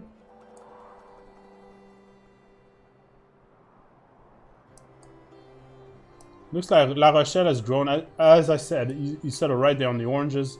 Went for the wine here. Now it's on 4 pop. He could actually, if they had more gold, he could actually buy more tasks to have an even more efficient city. But he's deciding to go for monument and go for normal growth. You know what? Actually, I think France is one of those situations where the new religious sentiment can be worth it. They changed the Pantheon where you don't get a free settler, but you get border growth instead. And I think in this case, actually, could be very viable because he could get a lot of ties very quickly with regular border growth, especially as he went for a monument here. Here is the same thing, a lot of ties he needs. Here as well, he needs a lot of ties. And since he lacks a bit fresh water, might as well get those tiles free as quickly as you can and get those cities as big as you can. So I think it's worth it. I think the next city is going to be probably this one, weirdly enough, because it has fresh water. Otherwise, he's going to maybe try to get a like gray city, which could be an option in this case, or even a coastal. Who knows? Maybe he's going to get like this city up. This city actually is pretty strong. And who's there? Oh, that's an enemy though. It's tough. It's tough. I guess Spain is there to handle naval in theory, so I guess we're gonna find out. Oh, we're gonna go check Maori. So, Otatarapa has been settled. Son of Pelman, the capital, and oh my god, those names. Ingahufa Wafia. You have to pronounce this as an F, I heard. Ingahuafia. Here. It's getting another settler out. First harbor being in production. Second harbor there. This one's gonna take a while. It's probably aiming to buy a builder here, I'm guessing. Unless he values how many times for the... Okay, I get it. Okay. He wants it to be done when the golden age starts, and he has to start it now if he wants to reach there to get the extra science. Try to get an edge on Task Force Fish Naval here. And he's gonna get another settler as well.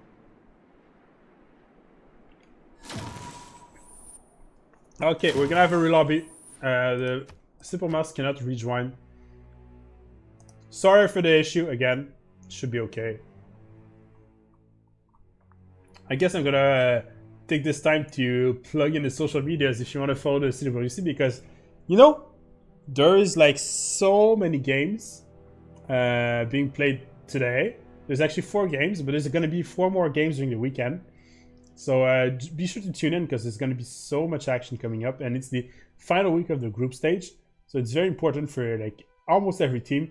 I think there's only one team that is already out, which is HDR, the resident team. But every single other team still has a shot at qualifying for the next stage. So it's a very important weekend for pretty much everyone. So if you want to follow this, I'm going to put the social medias right in the chat. There you go.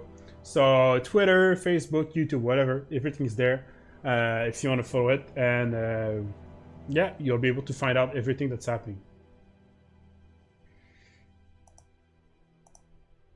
Okay, I'm gonna go check.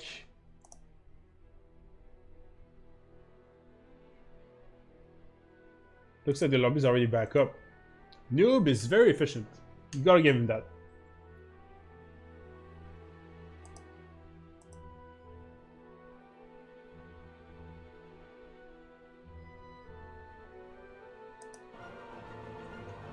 There you go.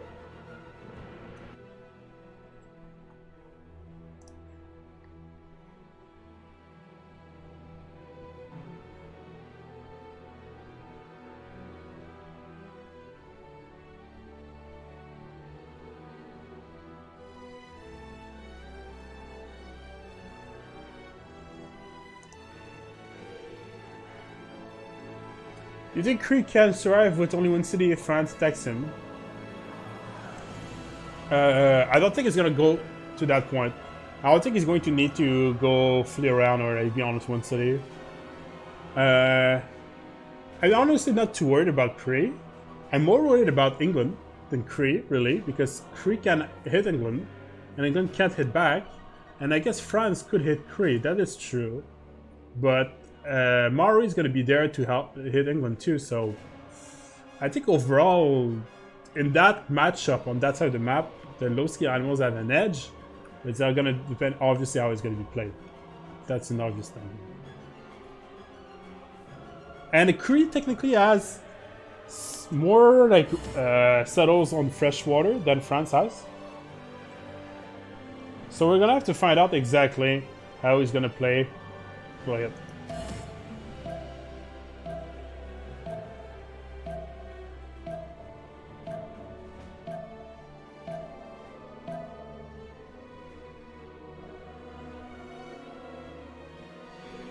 I don't see the host again. Hopefully he's gonna be fine.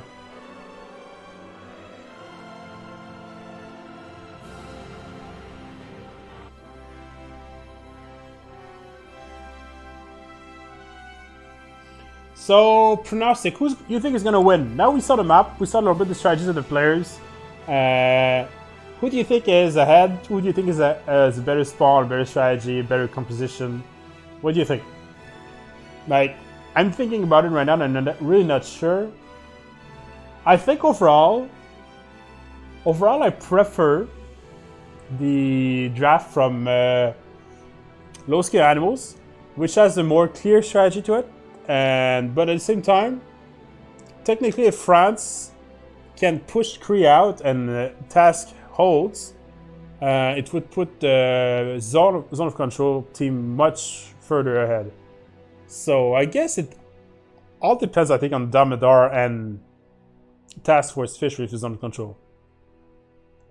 And on the other side, we have to see how the Maori is going to react and how the Cree on the sleigh is going to react. But I'm pretty confident that all those players can do pretty well. So it's really a matter of, yeah, it's a matter of who's going to outplay who really in this game.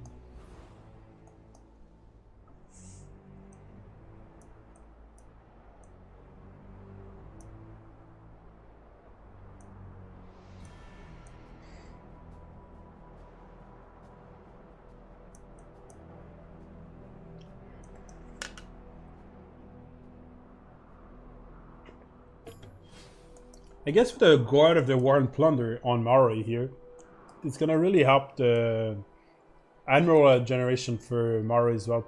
Take an early edge on this. Who's the first Admiral? We should probably take. Okay, it's the weakest of the three first ones, but still.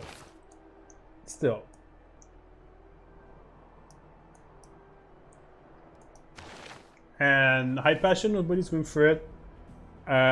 Do we have the Opidium already up? Oh, it looks like an archer is being upped. Oh, yeah, I guess he's doing the same war move as before. This way. Did we have the Opidium placed down? No. We have the tile, though. Do we have the technology for it? Tell me we have the technology. Okay, 4 turns, okay. So I think he's gonna rush the Opidium. I don't see why you wouldn't. You put it right here. It's a perfect spot for it. Or you could actually put it... Technically, you can use quarries as well. You can put like here, have 2 quarries, 1 mine, 2 mines, and okay, this is fine as well as the spot. I personally prefer here because it has 2 strategics and 3 mines potential. I guess this mine is too far out, so but still. I guess I'm gonna find out. And this city is gonna go for Opidium on this city. This city is a little bit harder. You probably should do for like a campus or something, or if you go for a campus here and triple mine next to it, pretty good strong campus on +6 here. So I think that should be the play for our player here. Going for a triple monument, I think, strategy here. Going for a builder now here. So no harbors just yet on Japan. I guess it doesn't necessarily need to get harbors up that quickly.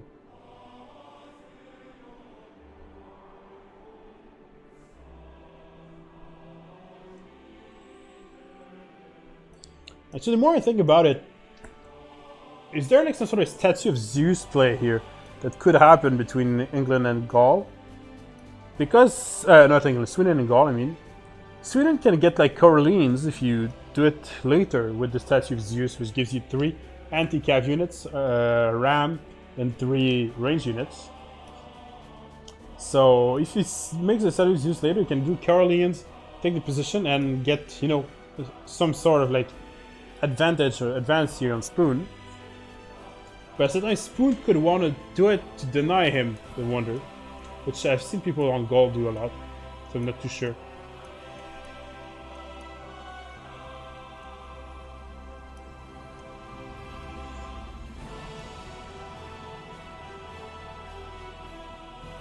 How much experience on those pre-scouts? 22 of the 45, okay. What about this one here? 40 out of 45. 6 out of 7. Okay. This one is almost level 3, so that's a little bit scary. This one still needs some work, but there's enough units to get it level 3. And oh! The builder has been stolen. The builder has been stolen here. By Task Force Fish. 2 charge builder. He's going to try to get the builder back home.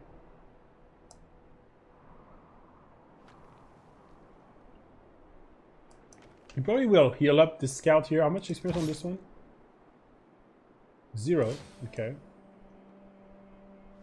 Maybe it was like some sort of... It was probably volcano eruption, actually. This volcano is very nice as well for second city. I think that's where he wants to go settle. Second city for Kree. It could be very good. And then this builder will probably try to be deleted eventually when he sees some scout there. He's actually greening out and trying to get more out of this. I think, yeah, he really has to play carefully here, Slay, because he could lose a settler if he doesn't play properly. Because there's another scout here. He doesn't. If he goes straight up north, he could end up losing the scout to Dumadar. So it's a very, very dangerous position for Slay here. And Slay is getting a builder now, so I guess he lost the builder, but got a builder back. Yeah, okay, he's going for the safe play in escort, which is, I think, what he needs to do. And I think he's going to go on a volcano, which makes a lot of sense.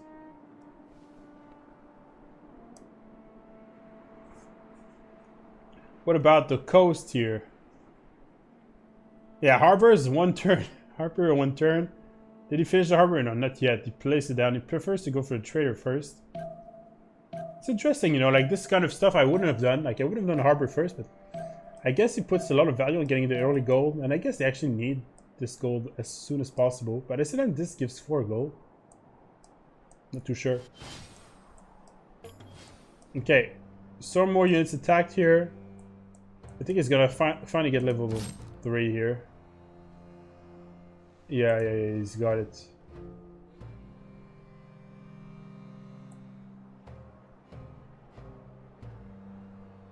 Alright. I went to the water. That's pretty smart, actually. He's gonna go all around it. And he's gonna probably use it to scout. So really trying to, instead of trying to get it back home, but you might get it back home eventually, but he's gonna try to, you know, get some more vision. And potentially make this Kree scout chase him instead of going back on north. Which is kind of intelligent play. Koyak saves a scout and puts on the island here. Against a galley. And Maori has to respond with galleys now. Where is he gonna go with this one? Is he gonna go this way? I guess you have a strong harbor and lots of fish here, so actually it has a potential in some mines. It's actually a very strong settle. No, not much features, but you have to improve the city to make it worth it. You can do it. And there's gonna be some... Yeah, the settler here, so there's gonna be some sort of city here. I'm not sure where. Could fit a few actually. And double geothermal fissure here, so you can get the campus +4 here. Or +2 with this one here.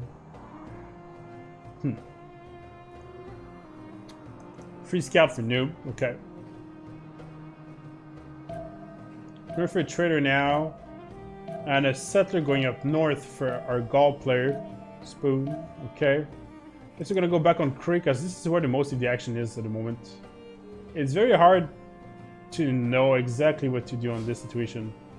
So I think so far he's playing pretty nicely. Trying to keep an eye on all the possibilities here. Is he gonna, like, sense that the builder is in the water here? Maybe he will, maybe he won't.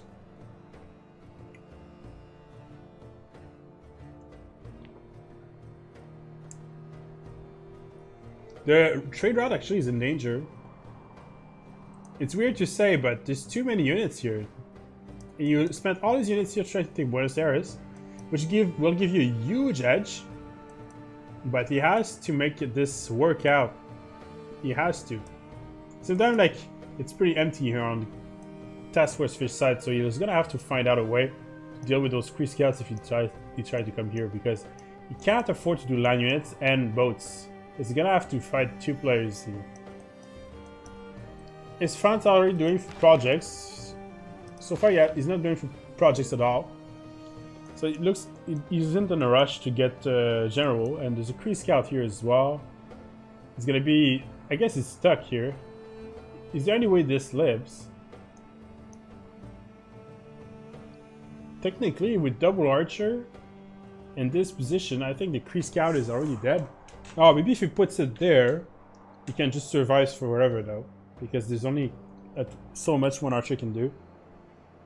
And he's gonna get some promotions on it, yeah. I'm not sure how would you guys play this? Like, you have a Kree scout, you have your scout stuck here, and yeah, you know your enemy has 2 archers up. I'm not sure how to play this scenario. Okay, Spain is going for harbors as himself, and his settler is gonna go probably on the horse here, I'm guessing. Ah, he can't go. He has to go further.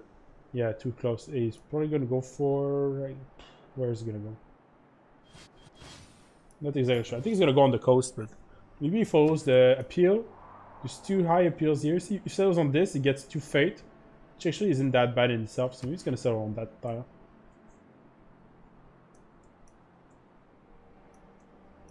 Okay, camping projects are being started. Okay, so now we're getting on a general. Buenos Aires is being sieged. City settled here. Decided to not use the trader. Very smart choice here to not lose it, because there's too many units per slave.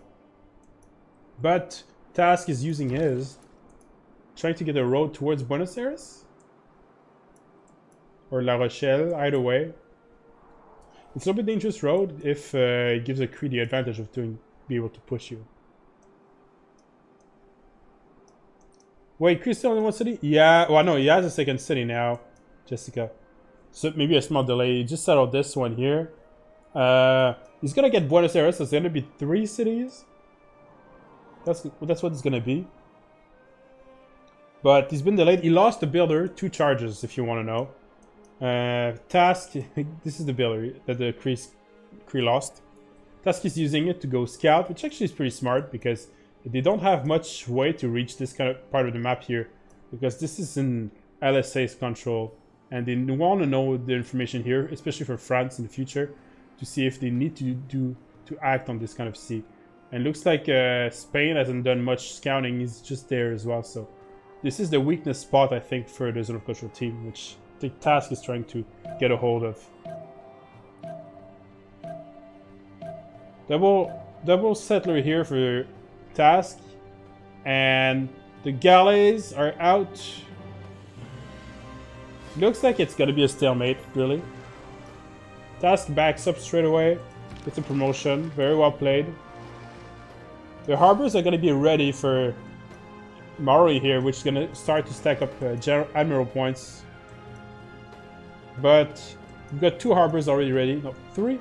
3 harbors already ready for England, so the admirals are getting up pretty quickly. Actually, much quicker on England than I thought. Already on 6 admiral points a turn here. Oh no, that's admiral. So it's gonna be able to at least secure 1, maybe 2. But I'm pretty sure Maurice is gonna be able to get 1 if he wants to. This is actually pretty low. Even though he has the plus 30 combat strength, 20. He has to be a little bit careful. Who knows what could happen. He removes the siege. I think he's trying to still get some experience on some of those units. Okay, fortifies here. It's gonna allow him to get bonus terrain to defend. And I guess he puts the siege back this way, which works. A very creative way, but it works. To hit the city once here. Okay. Okay, I'm starting to get it.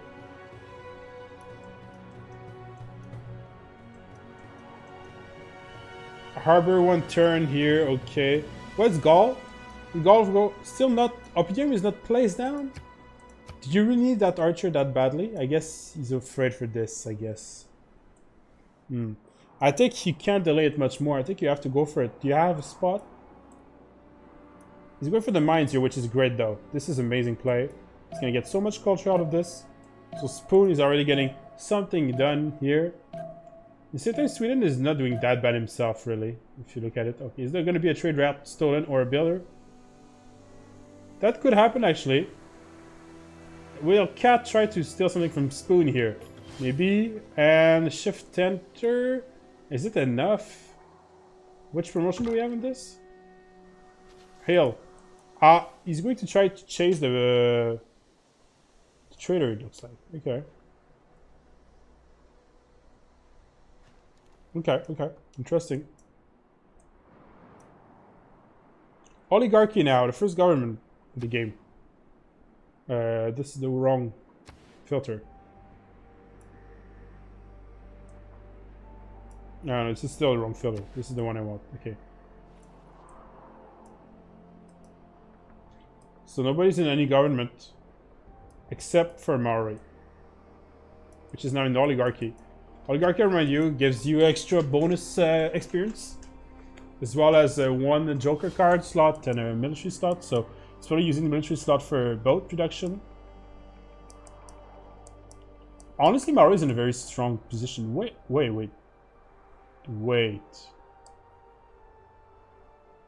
Where's the oh, it's there.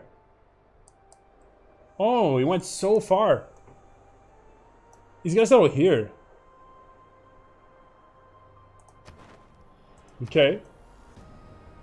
Well, I don't know if he's gonna settle there or maybe further. I'm not sure, but well, it is a strong city. He's probably gonna do that to do some trade routes. That's probably the goal, really. Oh, he's gonna extend. No way. Well, actually, it's very smart. Like, if you do count the tiles, because they don't have to go around because it's not counted this way. Just 1, 2, 3, 4, 5, 6, 7, 8, 9, 10, 11, 12, 13, 14, 15, 16, 17. Yes! It's gonna be 20 tiles, so it's close enough because 30 tiles is the range for trade routes and naval. And then it resets the trade routes here to go there, which makes them in range to trade between the two of them if he wants to trade all the way there.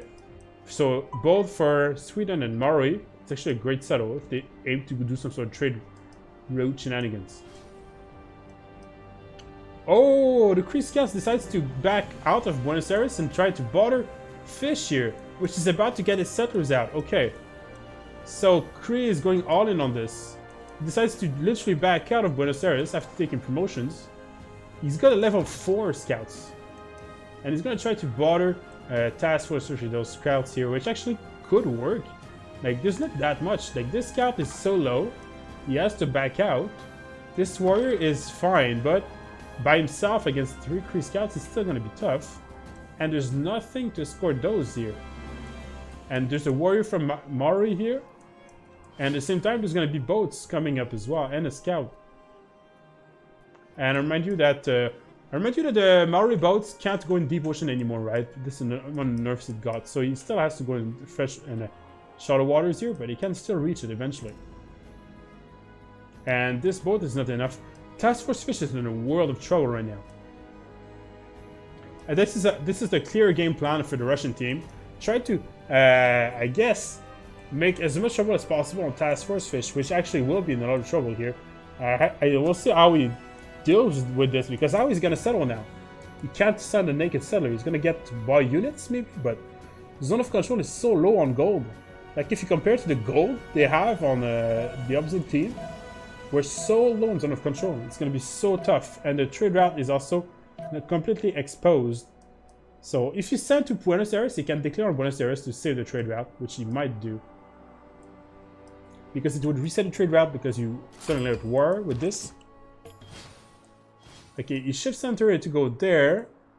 Ah, he's aiming to get the road done to La Rochette, to maybe get some help from France in future, maybe.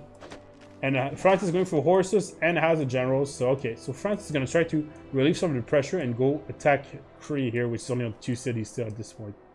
So, okay, that's going to be very interesting to see how it actually plays out, because Slay is almost sacrificing himself to create trouble for England here. And if the trouble is enough, it could give an edge to Maori, which could possibly entirely kill, who knows, Task Force Fish here. So it's a very difficult and precarious situation for both teams here. What does England? What does Spain does this? Okay, he's here. I guess it's very good for appeal here. That's why he's settled here. He's gonna get lots of 2 fate tiles because he's got a Pantheon Earth Goddess, remind you, which gives 2 fate per tile appeal. So he's gonna settle the Giant's Causeway, which honestly is a very nice city as well if you look at it. Japan, finally going for harbors.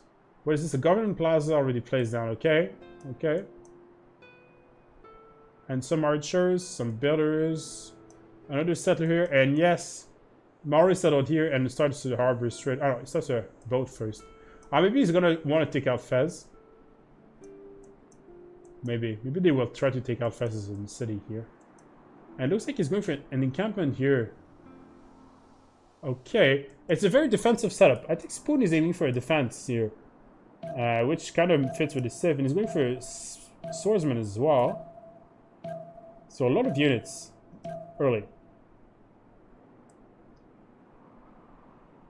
I guess it could work out if he ends up being able to do lots of culture behind this to drive the cultural victory. Okay, let's go back here on the action. Ouch! That hurts. Level 4 scouts hits Bravo. Another scout is here. Oh! The settler! No movement. Okay, Task Force Fish knew there was no movement. We got the settler here. Oh my god, this is crazy. Like, he's gonna try to first move this to be able to settle inland, probably. I think he didn't finish the settler in this city. Oops, shouldn't click there. Unless this said no. Where is this city? Is this the city from that city? Not too sure.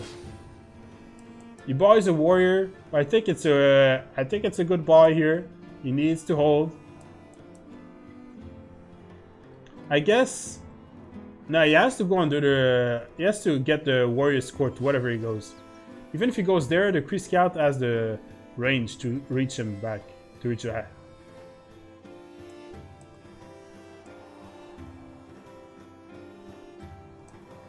Guess the bridge is going to be very handy here. So I really like this play actually. Getting trade route there. If he ever gets in trouble, he can get a road already to France, which is going to be able to save him possibly in the future.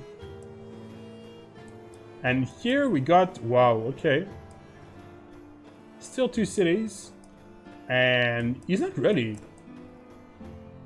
Well, I guess there's not too many units yet, but he still has time. He's going for another settler now, though. But this actually kind of has to pay off. It's all in. Like, he literally packs them on Buenos Aires to get to level 3.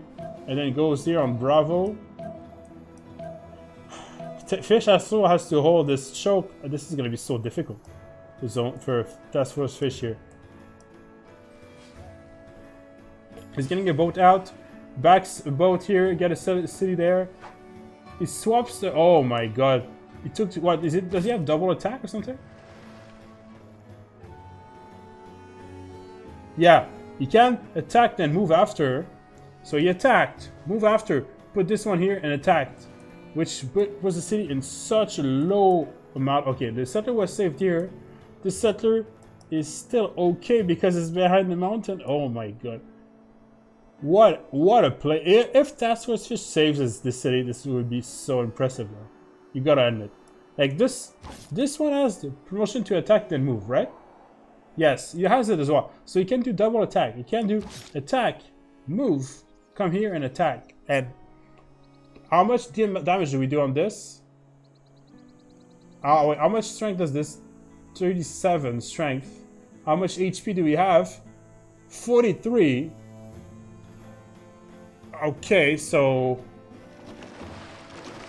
you can he's gonna heal up to 63, and this how much damage? 37 as well. He has enough damage to take it next turn. If this doesn't increase in strength, he has to probably put the warrior back here or a galley. He's gonna have a galley next turn, which is how much strength? 25. This might hold. It might hold, but oh gosh, it's gonna be close. The galley is gonna increase the city strength here, which is gonna make sure that he doesn't lose as much HP on it.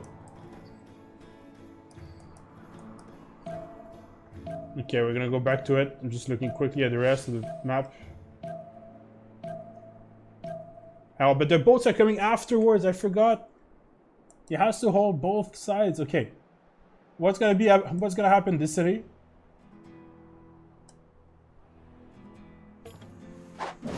And it's taken. It's raised. Woo! Okay. Okay. Does he really want to take the city? Yeah, he wants to raise it, the pawn, and he just raised it. And oh my god. Okay, he has a warrior at least. He can sell this settler here. This settler should be okay. Oh, okay. Task is in a world of trouble. Task, he really is in a world of trouble at this point. And those scouts are still okay. I mean, they give him getting promotions and everything, so you can still try to bother him here in the new city. I guess he's getting a horse. No way. Okay, will Slay do it? He's getting a horse, which should be enough to try to defend against horses. Then Slay's in that great position himself, but if he gets this city out as well, it's going to be 3 cities. There's 3 cities here. There's going to be 3 cities here. And Maru is going to win because 1, 2, 3, 4, 5 cities, right? And he's going to get how much? What's the science right now? 18 science against 14. We have a small lead in science, so we're going to get to caravels quicker, in theory. And if we get to caravels, it's going to be so difficult to defend here. Okay, we're going to go check quickly the rest of the map because we never know. Gaul.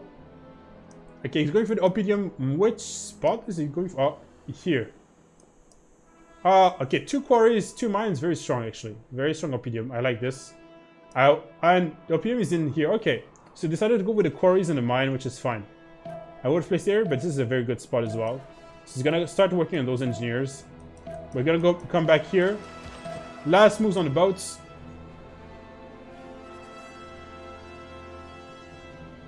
The epic music is there on the background as well to see what's gonna happen. Okay, the settler is saved for now. He rotates the boats here. Actually, the boat front is not too bad here. For Task, I think he should be able to hold this front, but on land with those Kree scouts, it's so difficult. Like, this new city is in danger. The capital himself is in danger at this point. And oh wow, we're trying to force the position here. Oh my god. Okay, so can Task Force Fish survive this? Can he really survive this? Like, is there any way to start launching a harbor? Because he has a Kree scout here. They can do a siege. Oh, they can siege it if they get a boat here. I guess he still has to go through 2 wars, so it's gonna be tough. War is actually quite good against those units, but he needs to heal up. Or get experience. How much experience do we have on this? Is 2 hits from a promotion. And this one is too far. Okay, this one is too far. But if this fights twice, he could get a promotion.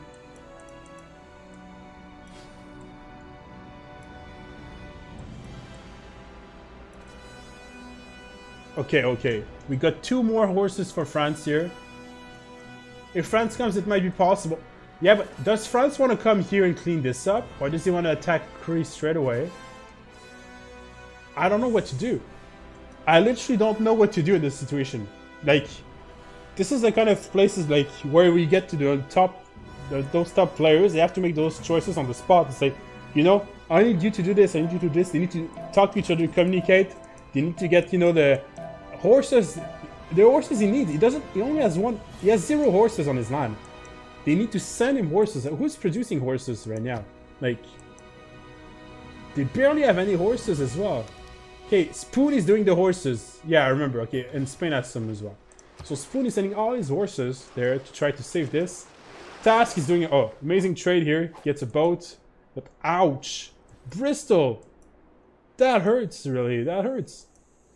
How much experience on this? Okay, doesn't have, that's the one that doesn't have enough. This is one hit away from promoting. This is 2 hits away. So this he needs to... Oh, he can survive 2 shots? No, I don't think so. It gets killed if it gets double shot here. So he probably needs to move it there to only receive 1 shot on it, and it'd be fine. Because only 1 warrior can hit it, and it would survive. And then it opens up this scout to get... Oh my god, it's so complicated. But at least the naval fight went sort of good here for Task Force Fish, so it should be okay. He's trying to get another city up, which he actually needs to get up, so... And more boats are being produced here, more harbors. Who's gonna get an admiral? Okay, England is 1 turn away from the admiral. Maury's 2 turns away from the admiral as well. So far, the generals are not too contested.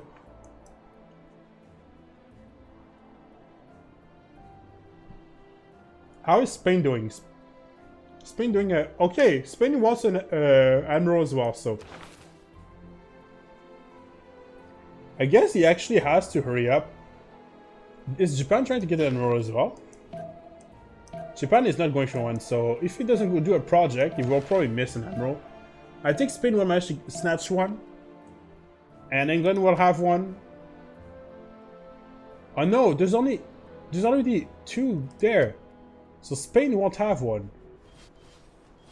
Yeah, Spain's gonna miss his admiral if Maori takes the other one. Or England, but England's gonna leave it for his teammate.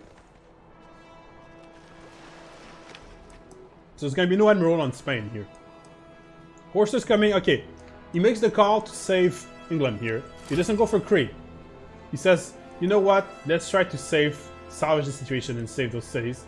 He's even gonna get a settler here to try to approach. And this settler's gonna go up here. I guess it does make a lot of sense actually. He's going to go here, defend the front and push Kree back, while England can focus entirely on the sea. Okay. I think it should be fine with those horses coming. I think now Slade did enough and he needs to back out. He might be able to pillage stuff, but actually there's nothing to pillage. He didn't improve anything. So he just needs to back out, not lose his units, and force. And you know, Task Force is keeping his cool. He's going for districts now. He's going for a Garden Plaza and a harbor, another settler. He knows that he needs to continue keep like developing his empire if he wants to keep up with Maori. And Maori decided to go, I guess, another boat, not last boat, I'm guessing. And then Garden Plaza here. Oof. Oof. Okay, let's go back on Sweden. Sweden is going from a 1 horse here. I guess Spoon is getting out to try to test Sweden, but I think Sweden should be fine. A ram is being produced. Okay. Okay, there's an intent of doing something here, for sure. We're gonna see if it pans out, but... And he's going for quarries to improve this Oppidum. It's gonna be very strong, actually, when it gets finished.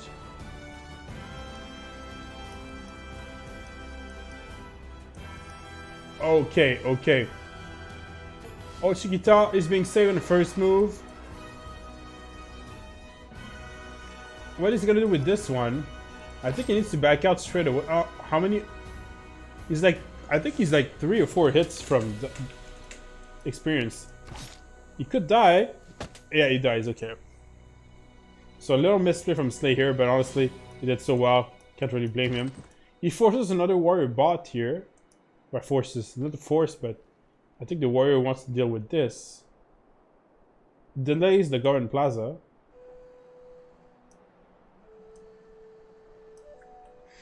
I think Kree, now that he has horses, needs to try to get hold of Buenos Aires and form a front against France. Problem is he's still on 2 cities. That's a problem. Like 1, 2, 3. We've got now 4 cities on France against 2 cities on Kree. So did he slow England down enough? Like, was it enough? And admirals. Oh, they both passed. What? No, that's a mistake. No, my mistake from LSA. I mean, he could have denied the last admiral to Spain. He wants to try to get the other admiral behind this, but they're gonna time the admiral buying, because next turn Spain's gonna get it, and Spain's gonna say, "Hey, 3, 2, 1, I take it," and then let England take the other one. So Maury's gonna end up not having his admiral. This is the second one. I guess he wants maybe to rush the next one, the fleet one, which could happen, which wouldn't be too bad. But you could have denied the admiral from. I got it now. Who got the admirals? Oh, Maori got it. Okay, he didn't pass. Okay, I thought he passed, but he didn't pass. Okay, that's a good play. Which still allows Spain to get it.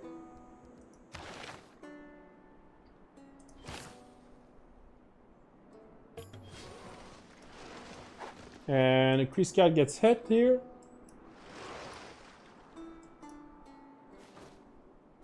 Ouch.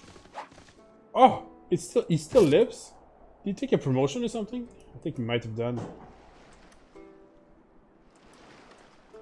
He's still denying the Government Plaza here. Even though his units are almost dead, he's still doing a lot of trouble for Task Force Fish. So that's a sign of a good player. Okay, he loses his other scout. I think that's it. So it is defended. Task Force Fish is still alive, even though he lost 1 city here, which is unfortunate, but he's still on 4 cities and preparing slowly this. And huge mass project for what? Is he going to try to deny all the admirals from them? The radar missed? Oh, maybe you're right. I missed the general. Okay, well, okay. Okay, he changed the project. Okay, that's what I thought. Okay. Okay, horses are coming up. Now, the advantage of all this is that the 2 horses in general is here, so here there's not as many threats. It's going to be on equal weapons, so he can, I think, take this and take a very offensive position and still bother those 2 players by himself. And I remind you that the whole time he does this, he gains time for his team to do something, right? It's going to be very difficult for... I guess the game plan from low-scale animals is very evident. Like, the game plan for Zone of Control here is to defend against low-scale animals, and low-scale animals has to try to win the naval fight, which is what they're trying to do. The radar hit that scout with the horse, but without General in range when he hit it. Ah, okay, that's why this survived. I guess you're right. It's like 3 HP now. Actually, he has the movement to cross the river, doesn't he? Oh no, he doesn't have. He decides to trade the scout. Okay, I guess that's the best thing he can do. This was dead anyway, so might as well take a unit for it.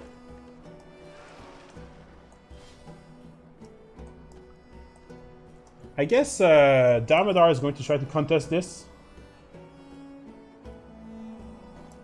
Or is he even trying to take Buenos Aires? Are they even at war? Maybe they're not even at war. Looks like he wasn't hit.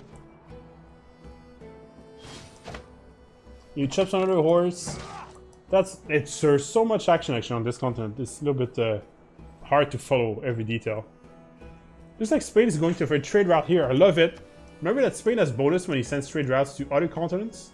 So this trade route from here goes to Kazakhstan, yeah, from South America. So he's getting extra gold, I think. Is it food or gold? I think it's gold. He's getting extra when he does that. And now he's getting his Fishing boats improved. Where's the admiral he got? Did he use it? Where is the admiral he got? He got an admiral. Oh, he did use it. Okay. Is he going to try to do something with it? I'm a little bit surprised by the use of this admiral. I thought he got it to at least have a guaranteed admiral for caravels because he doesn't have any bonus to get admiral points. Because if you compare it to the other players, like he's doing what? 3 points compared to 4 and 8. I guess he could still. If you need to project for another admiral at 1 point if you want it.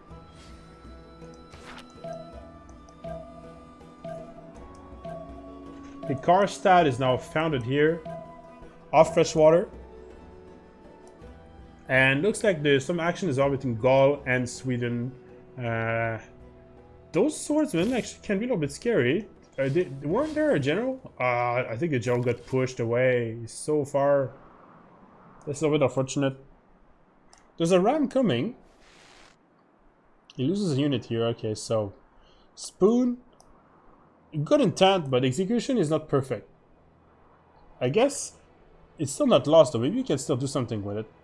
And he still forced a lot of units here on this side. He's getting horses, more houses out, so that's a good thing. Looks like Maori's gonna take Fez. Next to city. On this continent. Yeah, that's actually pretty good. Is there any way Task can live 2 caravels? I guess he can't. He can live. Can he survive caravels? That's my question. Because Maori gets 2 tax advantage from the beginning, and he has a science lead already, and a culture lead. On which technologies are we? Mathematics. That's on the way. Mathematics. Okay. So okay, I'm gonna check quickly. Okay, the technologies for both players. I guess he went for like some weird technologies though. He went for horses and stuff, so maybe he's gonna have time. Mathematics, and then he's gonna go caravels, so he needs this.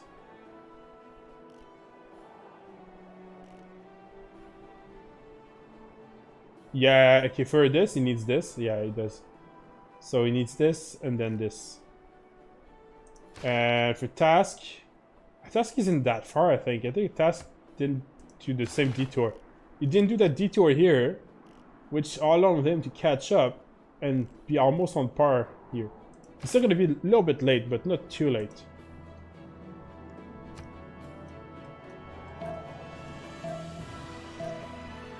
He will have to get caravels after Maori upgrades caravels, and he's sending from them to his land unless Maori sends suddenly nearby fish for upgrades. Yeah, that is true. That is true. Either way, Maori is a little bit high, whatever we say. But technically, Fish is doing. I think he's doing what he needs to do, which is caravel first, priority, and then try to deal with the rest afterwards. Technically, if you can keep some sort of semblance of naval control, you can still have a good game here.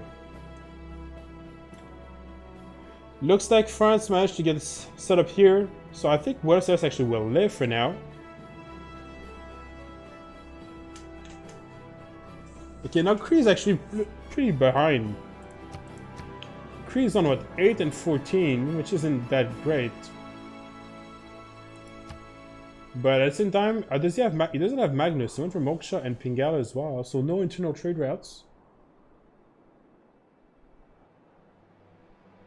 I'm a little bit skeptic with Los Alamos here on Slay. I think I would have opted. You guys tell me what you think, right? I think what I would have done is went for Magnus because you can chop a lot of those woods, which you did already. You already chopped many, and there's still some more to chop. And then you do transition to internal trade routes to get very strong cities.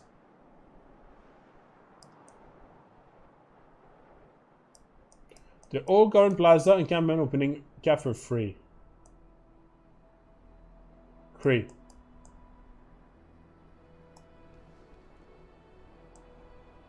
Yeah. He's gotta go commercials around this. Does he have? No, he doesn't have anything yet. The encampment, I think it's actually a good call because he's gonna need generals here against France because France is gonna encampment in general, so it's not necessarily bad to get an encampment here. And the Golden Plaza is a good place to go for the commercials around it. I just the government choice that is a little bit strange to me. But I guess we're gonna see how it pans out. Sendai now settled on the middle island for Japan. He's going for admiral projects, so he's going to get an admiral for this age. Looks like Maori has already got one, and what die? Fez is dead. Okay. So there's gonna be a naval fight between Japan and Spain in theory. Yeah, maybe you're right. Maybe you should have done that. I get okay. Devil's advocate. If you actually go for Moksha and Pingala like you did, you want the Moksha and Pingala to be there as soon as possible. So technically speaking, you can get more production on the capital city. And if your goal is to go Moksha and Pingala for extra science and culture, it's not necessarily bad because this actually is stronger than a campus or anything. So like, because the Pingala here is much stronger than a campus anywhere he has. Because this will be like what, even without the second promotion in it, it's already I think 4 or 5 science is gonna do when it's gonna be established because of the population and the thing here. And if he adds the other promotion on top of it, it's gonna be like another 5 science. So it's almost 10 science with this Pingala if he does it properly with this and another governor title. But yeah, I guess the thing is, even if he does it in the second, you mean the second city or the third city? If he does it in here, you have the production as well. Going to take a while for the city to have commercial campus now. Yeah, it's gonna take a while. I think the placement is not bad. It just it looks a little bit clunky. That's all I'm saying. I guess clunky is a good word. I'm not even sure if I use it properly because I'm not a native speaker, but that's what I would say here. Okay, let's check Exoal goal. Like, we haven't checked, but he's actually coming. God General here, the Ram is there. Like, this is affected by the General. How much damage do we actually do? Because remember, Gaul has a +1 for every adjacent unit. So this guy, like, here, is decently strong, really. Honestly, you need to respect this Gaul push here. Okay, he's being hit by this. He needs to get a promotion on this one.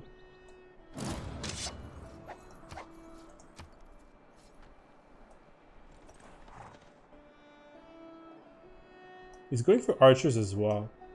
Like, he's going very military-wise, which I think is a good call here. He wants to slow down as much as possible Sweden.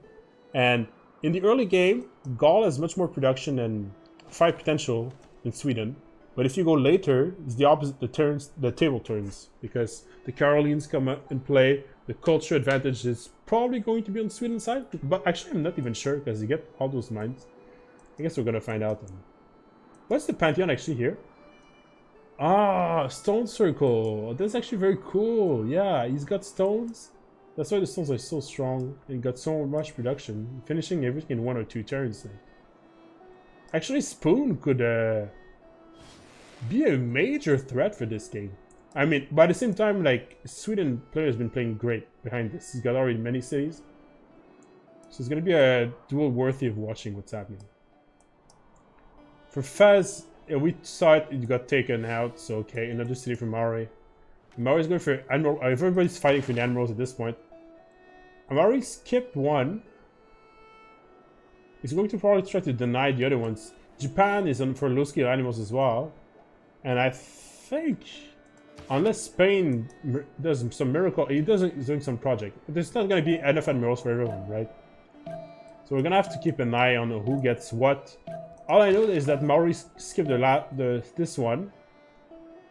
Kind of looks like England. Did he skip or he didn't do anything? I think England... auto recruits. I think what happened is he auto recruits the admiral here. Yeah, he did auto recruit it, which gives an opening for Maori, Japan, and oh, that's so tight. That's so tight. Who's gonna get the admirals here? Yeah, they both have very big land. Gaul and Sweden, I agree. So it's all gonna go down to.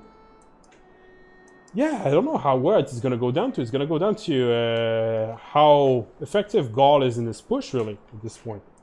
If Gaul can force a lot of stuff from Sweden here, maybe we're gonna see something dangerous.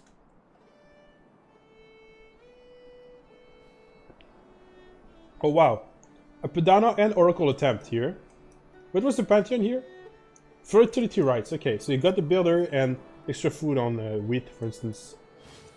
And we got already saw the Pantheon. Japan, it was God of the Sea. Yeah, we saw it. Which Pantheon did France take again? I don't remember. Festival. So Festival gives a culture on plantations. He hasn't gotten any plantations yet. But he's gonna get some eventually. Go for a... Okay. Barracks. Okay, looks like the front... This war here has been stabilized and now the shift has been... is switching to the other continent, right? Where Gaul is trying to push in here. Looks like Sweden is pretty confident though. He loses... Okay, he loses a horse. See, that's the strength of Gaul. You stack your units this way. You get +1 for every single unit. So this unit here... Okay, it excludes those 2 archers since the new update. But it's 1, 2, 3, 4, 5... 4 units, I'm sorry. +4. Plus the regular support bonus you get from 3 units around you. Plus the general. Plus oligarchy. Plus everything you want. Like, this sword is very strong. Now he needs to fortify next turn. And slowly push forward. He needs more units though. I guess he's getting some archers behind this. He probably is going to try to do some sort of a crossbow transition. Okay, fortification and promotion, which is very good. Which promotion did he take actually? That's kind of important to know. +7 against melee units. Okay, so it's gonna be stronger against this. Will this die? Oh, it survives with 1 HP. And he heals up. Okay. I guess he's getting promotions on those archers, which is not that great, but...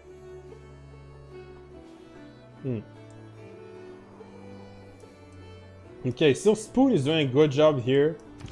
I was saying Spoon has been doing a great job in simming as well. Like, he's got a lot of production behind this.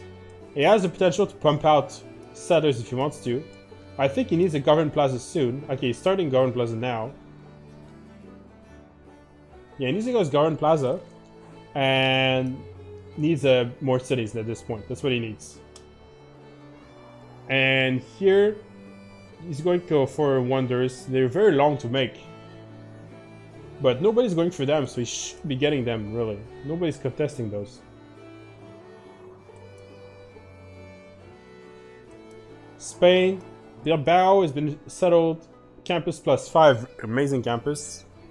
Marseille as well has been settled here. 3 science. Harbor is going for... Ah, who got the admirals? I forgot. I should have checked, but... Mari got both of the other admirals. Okay, so... He decided to deny admiral entirely from his ally Japan, but it also denies from Spain.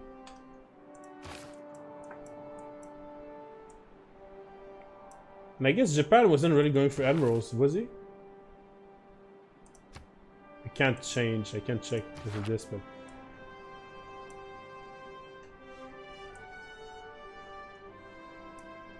Japan, kinda... I would have hoped Japan starts to plan something. I think he needs to do something for his team here. We're at that point where you need to try to have some sort of game plan. Simple Mouse likes to wait for Cavalry Frigate before doing anything. So I think he's gonna get all his harbors and lighthouses up. Then he's gonna go for mass ships. And then attack Spain.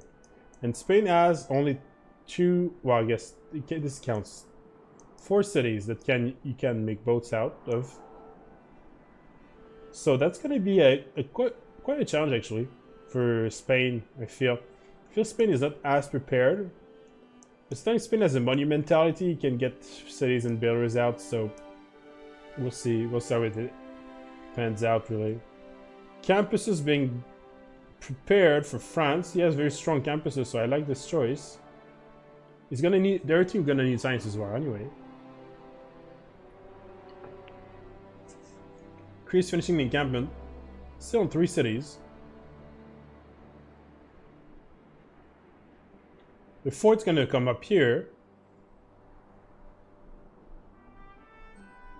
Did they scout Spain?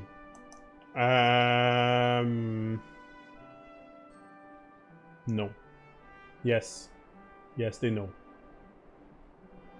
They don't know the details of Spain. They know roughly where it is. But they had to guess before because they knew Spain was either here or here.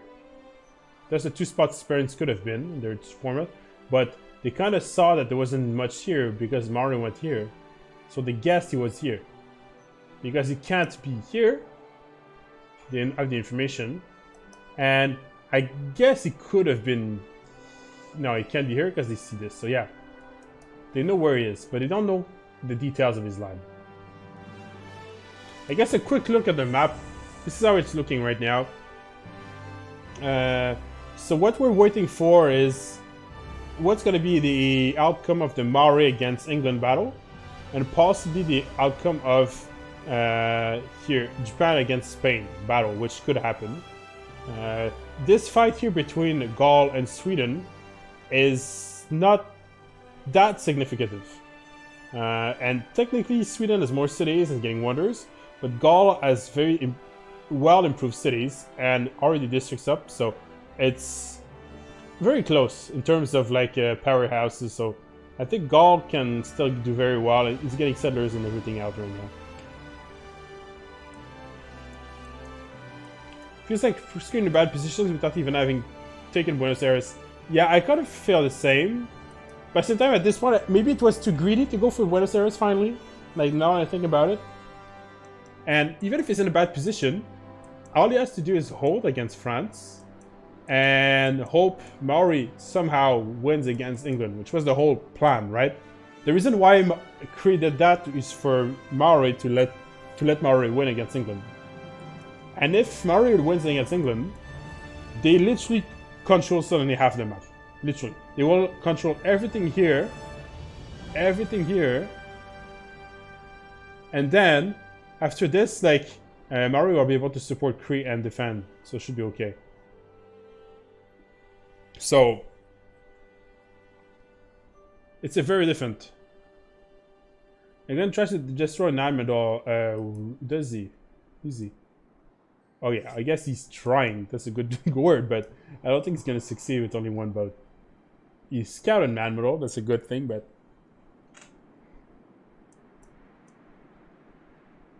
actually, who's reign of what? That's actually a good question. Koyak. Oh, that's good for Los Yaimos. That's bad for the Zok team here. Koyak is who's reign of Auckland. Is he the one playing? Yeah. No, Koyak is Maori. Maori is Susan of Auckland.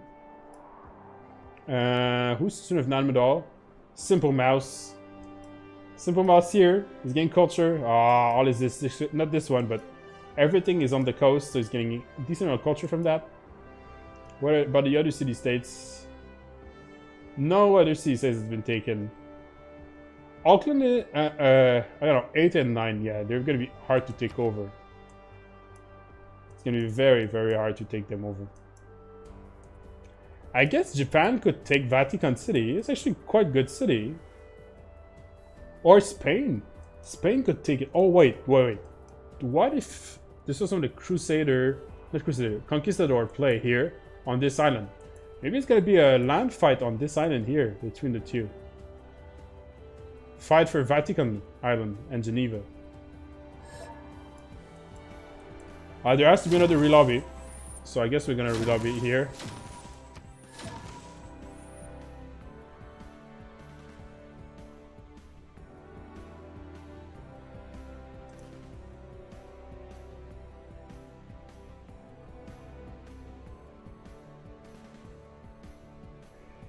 So, what's your feel on the game, guys? What do you think is going?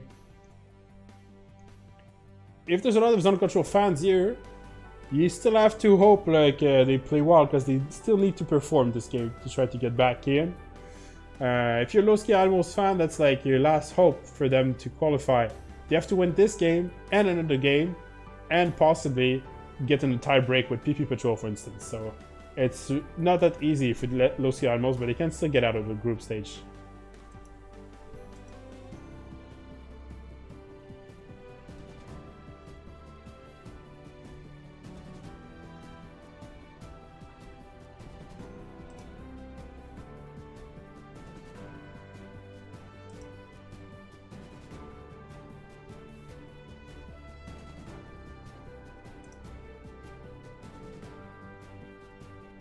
Okay, looks like I'm in, sort of. We gotta wait for it to load properly.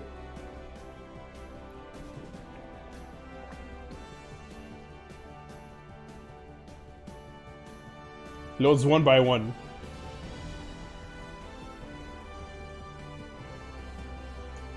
What I think Zone of Control has the mental, and I think Task Force Switch will somehow find a way to defend Marui. What I'm hoping is Marui wins the fight, because that'd be very explosive and that'd be good for the game. But what I think might happen is I think Task will somehow find a way to survive this. And still be fine with Caravels, and who knows, maybe take over Marui afterwards. And if this happens, Low Skill Animals is not out, but they're gonna be different on the back foot. It's gonna be hard to come back. Big Fuzok fan here. I think they win by defeating Kree and going for Diplo victory. Actually, yeah, that's true. They have Sweden. Sweden can do a lot of diplomatic favors. If they get rid of Kree, which they could, they could get a Diplo victory. That's true. Hi, can you see the current situation? You group somewhere? Yes, you can. I guess I can put on stream. But there's a, if you're on Discord, there's like a link that does it. I showed it earlier on stream, and I'm gonna put it again, I guess, since we are a little bit time to check it up. So this is how it's looking. Okay, we're in Group A. Group A, you only see 3 points. PP Patrol 2 points. Zone Control 2 points, and Low Skill Animals 1 point. Right now, both those UDC versus PP Patrol is happening right now at the same time as Zog versus LSA. And so, and if UDC wins, they get on 4 points. They stay on 2, for instance. And if Zog wins, they get on 3, so they pass PP Patrol and qualify for the next group. But there's going to be another game, so there's 2 games total this week. And for the other is 3-3-2-0. Okay, I'm gonna go check if the lobby is ready. They're waiting for me. I think I'm gonna read it up. Last time it worked this way. And I'm gonna remove now this screen. So yeah, this is this. It's available in, I guess, what's it called? Results. On Discord, on the social media. It's everywhere. If you see somewhere where it's posted results, this is what it is.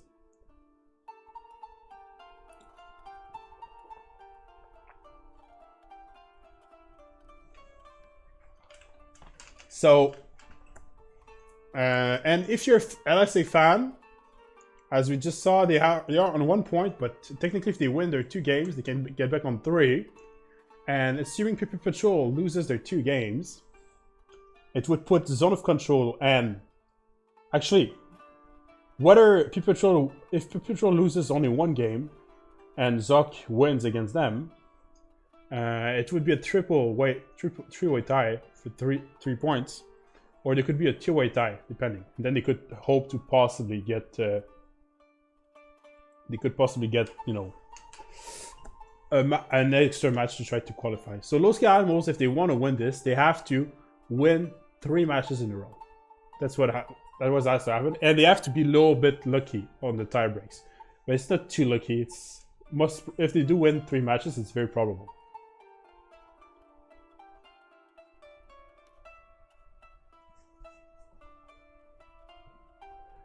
I'm not sure how the other games are going, but I remind you that there's actually an English cast for the UDC versus PP Patrol game right now on YouTube. Gamer Grams, if I'm not mistaken. I can get the link up. if you want to film both games at the same time. I think many of you are already doing so, but I'm still gonna get it up for you. If I can find it, obviously. I'll probably will find it here.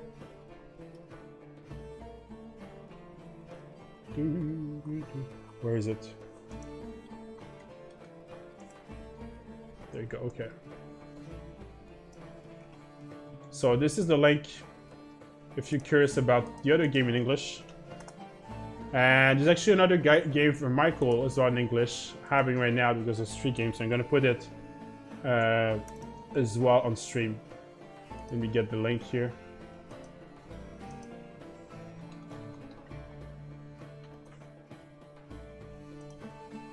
Alright, I got it here.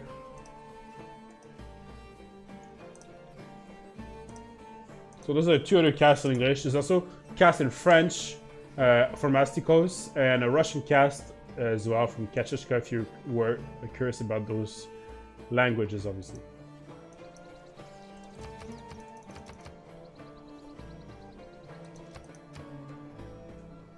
Okay, we're back in, and we're back with the fact that there's no admirals at all on this middle sea, or middle. I don't know what you want to call this, but middle, I guess, strait.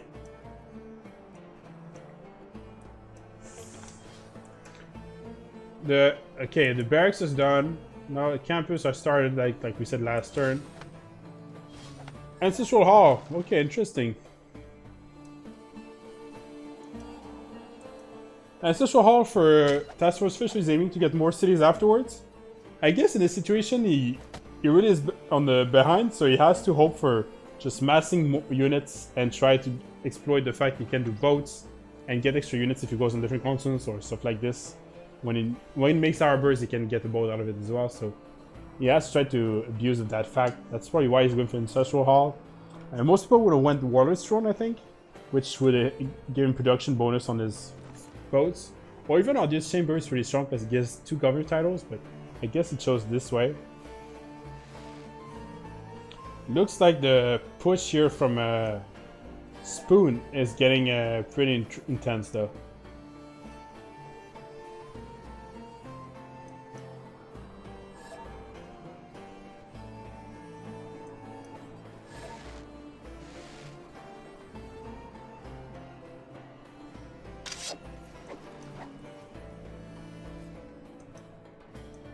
Okay, the horses are still here, not doing much, but France is in a much better shape than Crete. So maybe there's a way for a Damodar here to take an edge on this fight. And if Task holds, then they have control over the left continent, which would be catastrophic for the low scale animal team. But I guess I don't see how Maori could fail that badly though, because he's doing pretty well. He did a detour. The only mistake is Koyak went for horses. Did he really need to get horses up? Technology. He could have gotten the caravels much quicker. Maybe he wants to time the caravels on his mercenary timing because he doesn't trust his gold generation, but often when you get 2 caravels without mercenaries, when you're very quick on Maori, you can do something very strong and clean up everything. But this being said, it's still double the science of Task Force Fish here.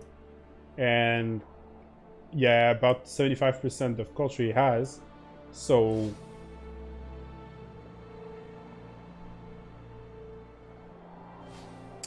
it's still gonna be tough. We're on a Contrefort 2 turns here, and Task Force Fish 4 turns. So it's already at least 2 turns behind. I'd say 4 to 5 turns behind on caravels for Task Force Fish. And for civics, feudally, okay, I don't know what it is, but I guess we're gonna check. Which civic are we on? We're all got the naval tradition, okay. Feudalism, and then mercenaries is gonna go the way.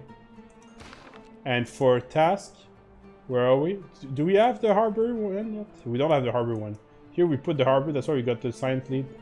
Yeah, we got the science lead because we put the harbor card. Simply. And here we don't have it yet. I guess for task we're gonna go in it and check. Are we close? He's going for this one for a governor title. He's behind in culture. He doesn't even have military tradition here. So if he wants to, he's going to definitely need to get boosted, those two, and maybe spend a lot of gold to upgrade without mercenary card here if he wants to try to attempt something.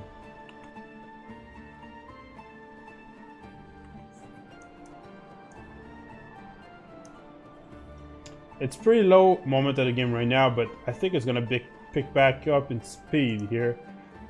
Japan is still not very scouted by Spain, but they know he's there. I'm a bit afraid of what Japan could do as well. Like, Japan has a lot of potential with this setup. He could get more cities, but he's got Magnus. Which promotion does he have?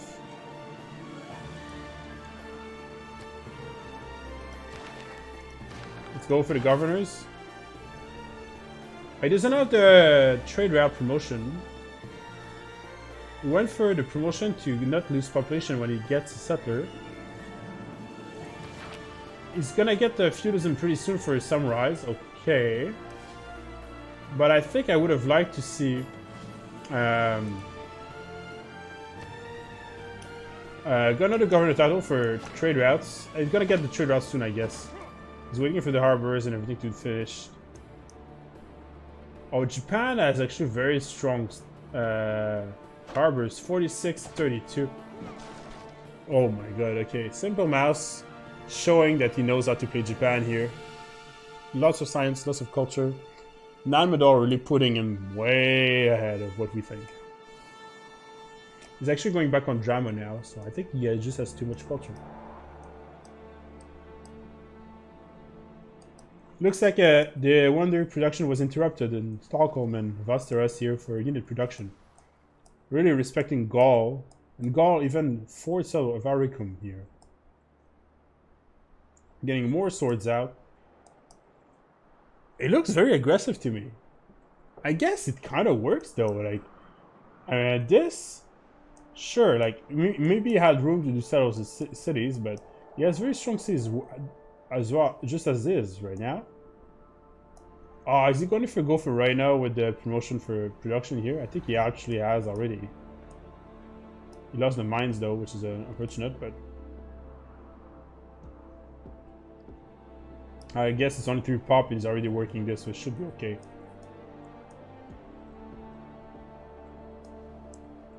I mean, with the ram here, he could slam in the city, but I think there's still too many units still. He needs more. He still needs to do some cleaning up. He's shooting at us, okay, that's okay. Oh, can Maori help out here? No, there's no coastal city. Yeah, he's stuck on this for now. He is stuck on this for now. Karstad. Can't pierce here. Okay.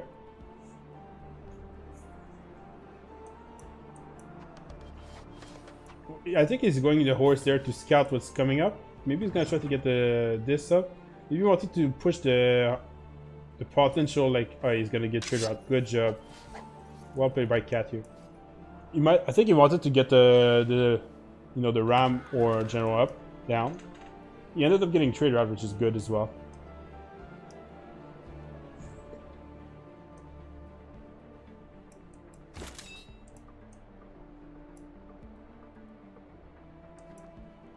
Commercial district is now getting up here, not next to the Garden Plaza though.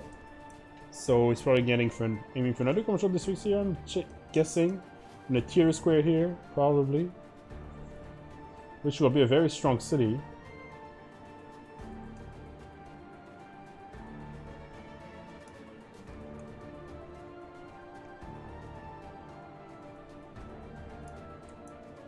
What's Maori doing? Ancestral Hall, okay, so he's aiming for more cities as well. I guess he has room to get cities. He's waiting a turn to settle this to get a builder, which is pretty smart actually.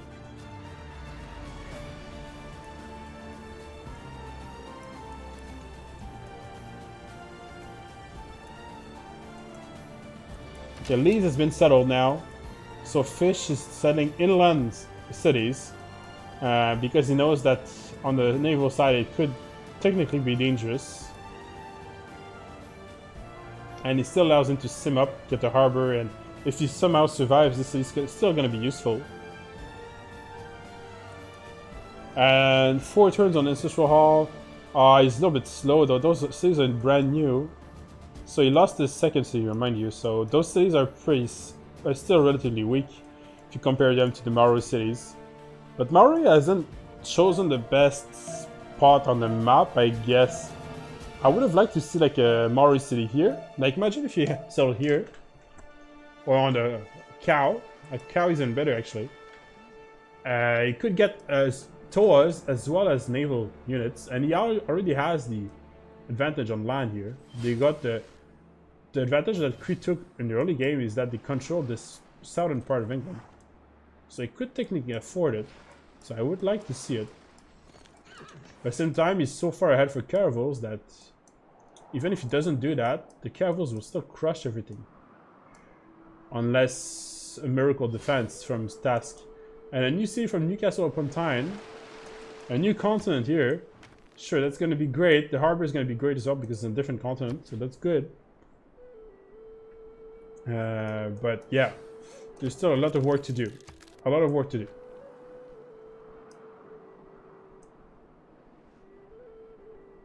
Wait for another settler here in the capital of Cree, which actually I think is a good choice because France seems to be stemming up to some science. So he's giving some time to Cree, and Cree is very behind in terms of science and culture. Is 2022. Actually, the Pingala and the Moksha are now doing their work. Well, if she's coming to 26 to 83, it's not too bad, really. It's still a little bit far behind, and it was much further behind.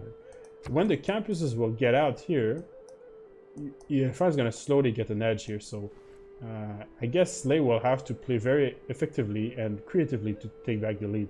But with 2 extra cities, it could help him really take this. Like this city, not sure where he aims to do it, but maybe he aims to get this on this side of the river for a very good defensive position.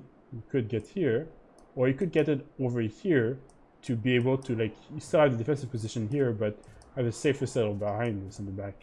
And this city here, you might try to get it on the coast, for instance here, or we'll see maybe over here. He's going to allow him to, well, he's going to count on Maori to win the naval fight, obviously. And then he's going to allow him to have access to this small sea here. Japan has 2 galleys, a few units here. Harbors. Great lighthouse. Okay. I guess he's doing this for the Golden Age. Yeah, and I guess it does give an edge when you do naval fight in the late game. Simple Mastery likes to go for late game fights, as I said, like, well, late game cavals and frigates. So I'm not surprised to see the lighthouse here from him. Even though I think he could start amassing ships already. Because he's getting close enough that it can be time to try to, you know, have an impact. If you look at Spain, he's already got a few ships out, even though he doesn't have much cities. He's getting another city here, which is going to allow him to get ships out as well.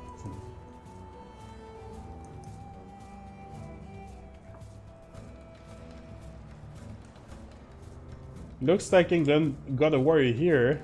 Very good position to scout, actually, the the boats that could come up. And there's a lot of boats that came up from Faz, you know.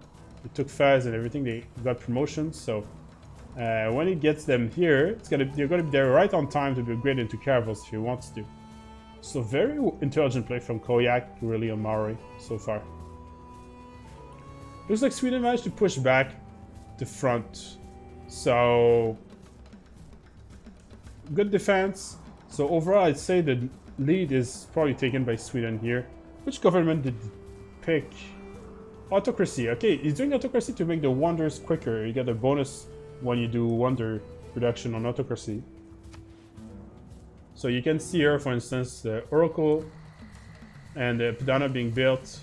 He put there what theater square. He's gonna put a theater square here as well. Still no building the Garden Plaza though. And for Cree, okay, not much is moving. The game is pretty slow now.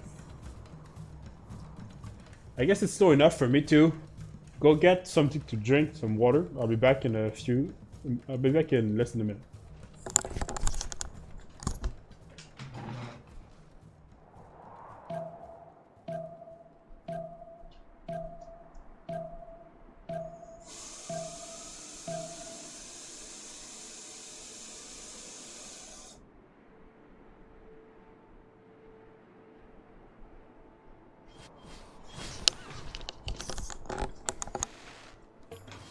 And I'm back. Okay, it looks like Buenos Aires is hitting actually France, so it looks like now they're at war with it. Interesting dynamic, really. I guess it's trying to get experience as well in his units, which can be very valuable for France. And now, campus here, campus there. We already saw that before. Harbor, only one turn. So City Patron actually will be handy in here with Ancestral Hall and, you know, all those districts and harbors he probably will aim to do. But will it be enough to catch back? Because 54 science. How close are we to caravels now? Next turn, guys. Literally next turn we got caravels against... What? Mistake? 8 turns. So we have a 7-turn lean on caravels. If he decides to go for caravels now, and I think he should. What's the goal? 34, 98 per turn for Japan. Wow. How much gold do we have in bank? They should definitely go for caravels straight away. I think. They can afford at least 2, if not 3. He could clean up everything. And then, even if he doesn't kill him with those 3, he has a backup boats. And even if it's not enough, you can still get to mercenaries before because it's much higher. Oh, that's gonna be very tough. Maybe he's gonna aim for... Unless he waits for frigates, I'm not too sure. I don't see much boats in his land though. I guess we got... Maybe he wants to wait for mercenaries. How far is he from mercenaries to do it? I don't think it's a good call to wait, but... I'm guessing that's what he wants to do. Java is not on the way for mercenaries though. That's... He does delay the caravels here. Okay, he decides to delay the caravels.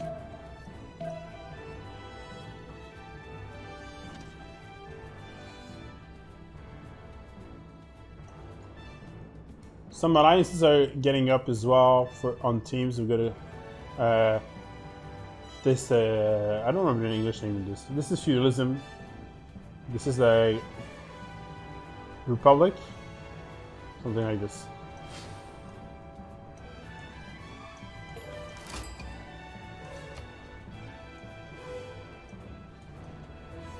Maybe he wants to delay just 1 turn for this 1 boat. He's doing a quadrilateral, yeah. I think he's going to swap now to Niter and frigates for his next pre-builds. A settler. Oh, okay, he's gonna upgrade here. He's gonna settle that city I talked about. Okay, okay. That works, that works. It's probably going to wait last minute. Are they gonna send the gold to him? Japan has so much gold, he doesn't need the gold now. I think he's saving up for Maori. That's what it sounds like.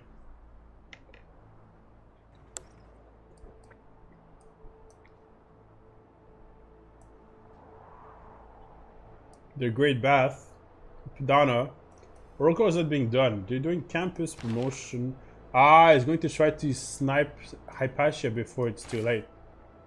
Actually, it's kind of bright. It's a very strong scientist that nobody went for it, so it gives him libraries, so it's not really lost here. And it gives an extra science for all his future libraries. So I like this play actually. I like it a lot. It does delay the Oracle, but nobody's going for the Oracle anyway. So he should be able to get it. A lot of boats here. We're on 260 military strength for Spain. And Japan really doesn't have that much. It's good for builders now. I guess he got just a feudalism cards, so it's good for mass builders, which is good. I'm guessing he's gonna follow this with pro builds. Like, is he really not going to do any? He doesn't even finish the lighthouse. He's going for builder now because he got the cards. So let's go check. Where's the double check if he actually has it? I'm pretty sure he has it, but like if you go here, yeah, he has the card. What's the governor? Magnus doesn't take the no. He took Pingala now next instead of taking trader out. I guess he doesn't have his traders out yet.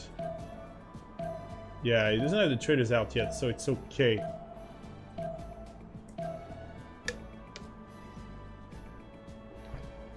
But Magnus is still in the capital.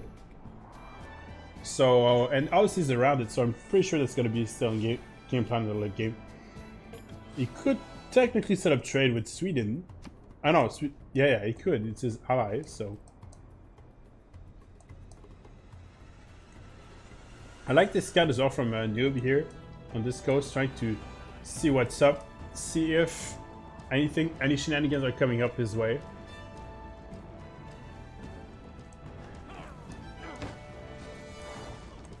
I think it's a lack of scouting from Japan as well, because he might not know this is not connected by land. I think he thinks he's already on land, but that's just an island. 3 horses here. Oh, is he going to take Vatican City, cross them, and go to... He could, actually. I guess that works. France would open up another front, and it would be very extended, but at the same time, Kree is not that strong, so he can't really deny this. And Japan... Well, Japan is feudalism, so he could go for samurais, though.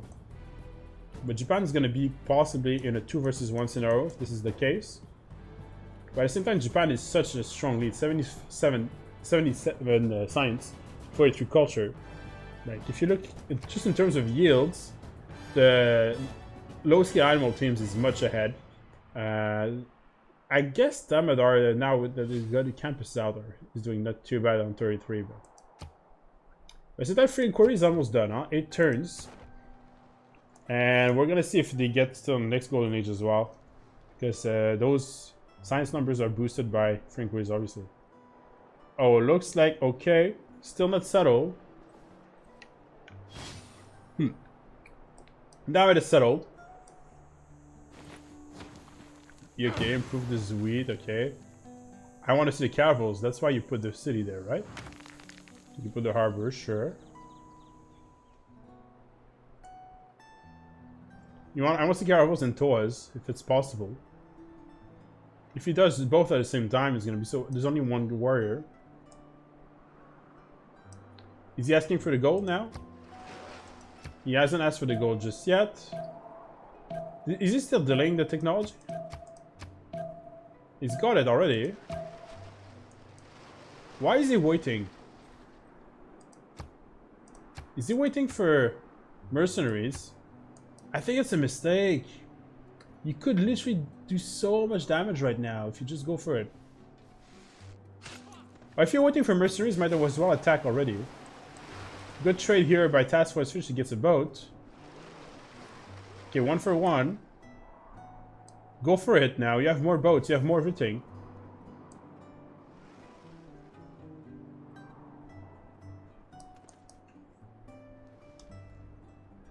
I guess this fishing bullet culture bomb would be great, actually. It's gonna get so many thousand this one, this time. You're starting wars, which is the good play here. You still want to say what you want to do, but like, especially this city, this is a very peculiar city to have. He can't do much with this. He sold this because he couldn't go down because it was this, so he was forced to sell here. Okay, just upgrade 1 maybe.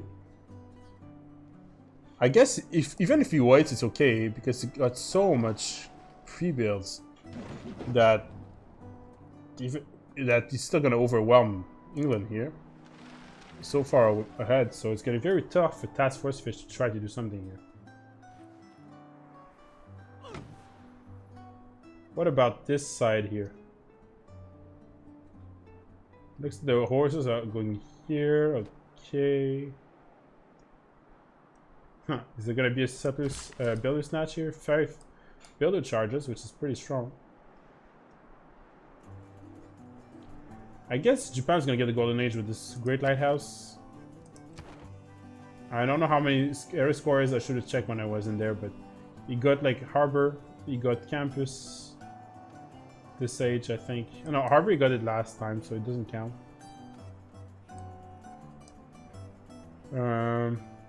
Maybe he doesn't get it yet. Maybe he still needs to get like he has a horse. If he gets a samurai, I think he would get golden age here. Okay, Korea settled 2 more cities, and 2 more settlers on the way. And Oracle Lab, Okay, looks like the call to make an oracle for Sweden has been abandoned, and France is taking over the oracle play with this Pingala. He's probably try to contest like all the scientists, because it's true that they lack a little bit of scientist presence. Those animals, that is.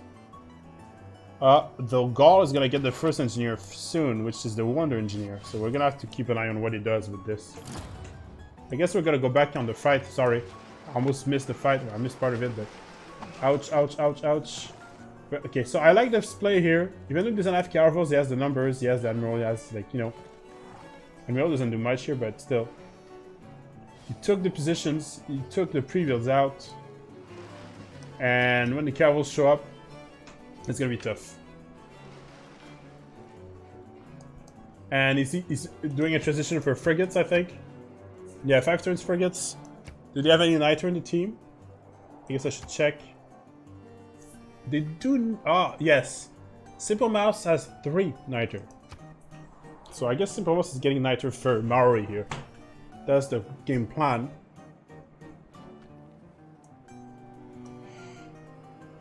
Great Bath started by Cree. Is it gonna be denied here? It's not being finished.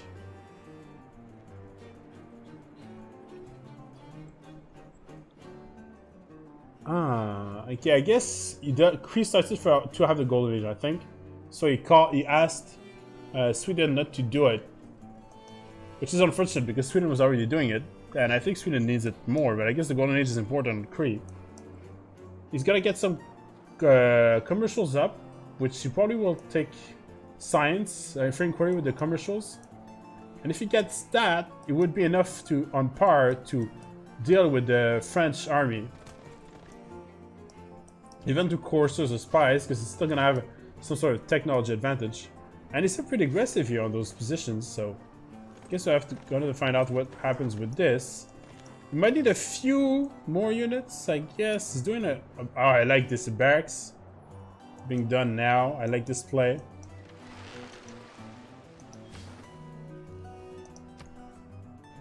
In terms of score, low skill animals seems to be ahead for now. Seems. So, in terms of culture victory, no one has any tourists. Diplomatic victory, 0 points because no one has been made yet. Turn 54. And the walls are gonna get out, so I think he's gonna pillage the harbors. If he actually pillages the harbors, it still slows down again the caravels and the technology for fish, so it's still a good play here. How much? Okay, they sent the gold to Maori now, so I guess he's gonna upgrade because he got mercenaries and luck now. Yeah, I forgot that the archers from Buenos Aires are also attacking France, so France lost a horse on this. What a play! He's using the city-state to keep the front here on France. What a play from Slay. I mean, he's always impressing me. Like, I thought he was so behind, and you look at what he managed to do behind this. Like, actually, his play of going to Garden Plaza for science on Pingala, and then he follows it up with the free inquiry play, which will probably work out if he somehow. Oh, he's not getting Great Bath done now. How many turns until Golden Age? 5 turns. I mean, I guess he needs a horse before, and I think he thinks he can finish it before. Was Sweden doing it? No, he's not doing it, and nobody else is doing it, so it should be okay. And now, okay, we're up some caravels. Actually, even a caravel here, I think even in walls you can slam it down. Maybe he's gonna go around. He doesn't have walls everywhere.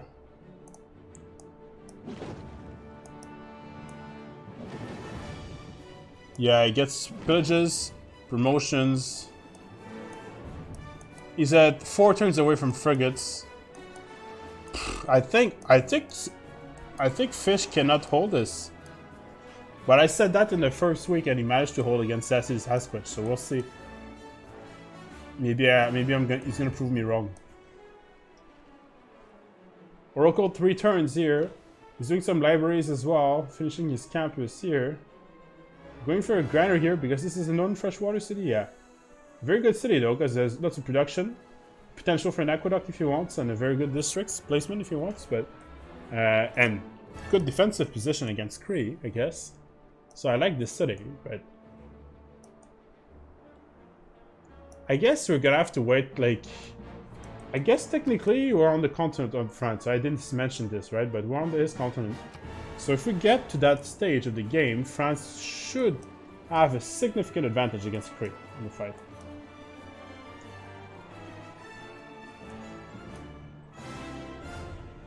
He's going for another settler. I guess he's already planning to die, so let's get settlers done.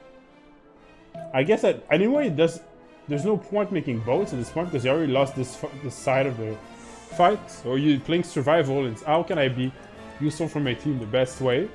And maybe just getting more cities here is the best way to be useful.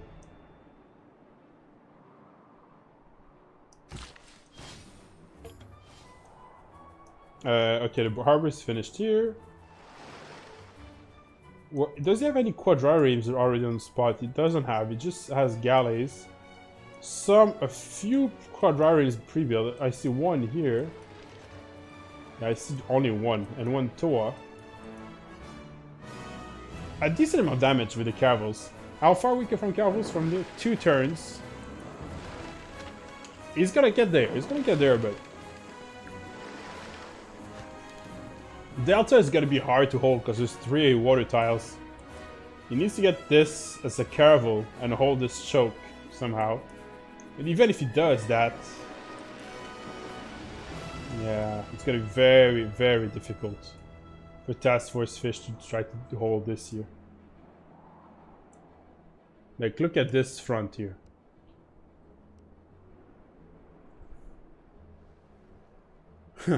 Yeah, it looks very difficult to me. I want to remove the yields, actually.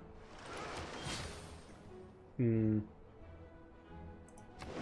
it's better this way.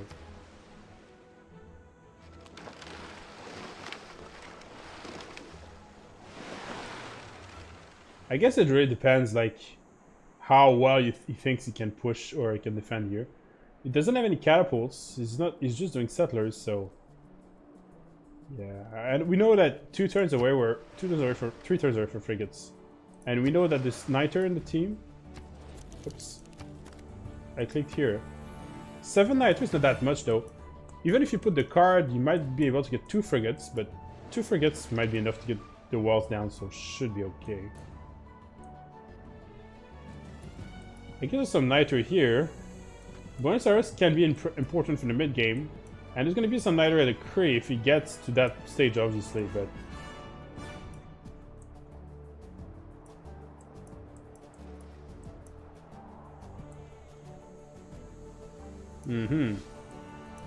the horse is still here.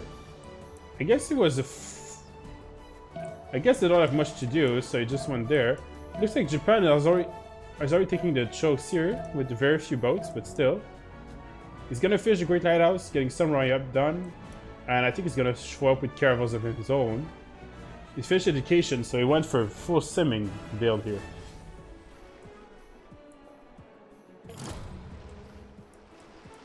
But Spain looks to be fine.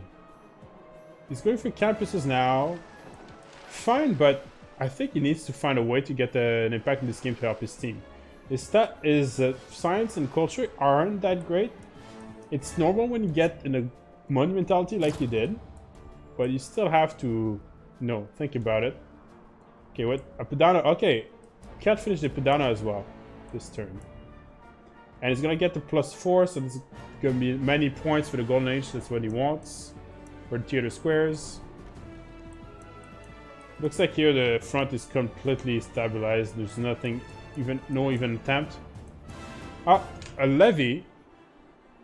Okay, that's probably done by...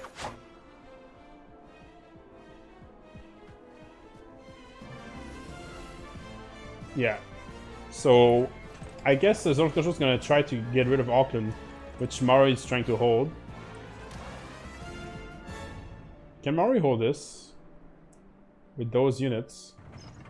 Maybe if he upgrades to swords, he can actually hold this. You know what? He has the gold to upgrade stuff. You saw earlier. He still has 300 gold. And this city-state is very valuable for him because it gives him loads of production. Alright, okay, cavalry took a position here, another cavalry here. I think he's going to be able to break through here, and if he does, I think this city will fall.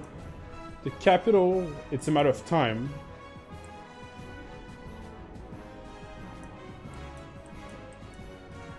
I think it's worth it to try to invest in here. Try to get a few swords and try to defend against this invasion from Gaul. Because this city-state is very valuable for him in terms of production. We're going for what? Audience chamber here. And hanging gardens. Okay, so that sounds like I want a golden age, so I need to get something done. 3 turns, he's gonna... Oh, he has the wonder engineer. So it should be fine. He can do it straight away. Hanging is actually not that bad in this situation. He has... What is... 1, 2, 3... It doesn't reach this. It reached this, this, and this, which is non-fresh water. He could reach another city gray. Could be in the stone range of the hanging gardens from there. Alright, go to Toas. Yes, that's what I thought. So the Toas upgraded. So I think this will hold. Okay, we're gonna go back on England side. How is it gonna go through? Is it going to...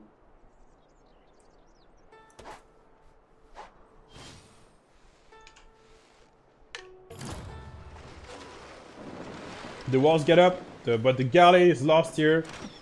And it makes this city now being surrounded. Yes, the walls are really helping out, but okay, you gotta be careful in those cities, which will get the boost city defense up. But now the next step is just to wait for the frigates, which are 1 turn away. And then maybe he's gonna get those cities eventually. And Maori could keep them at this point. And a volcano erupts, so it's pretty cool actually. Volcano erupts at the same time. So it's very... This is from Task Force's point of view. So hard to do anything.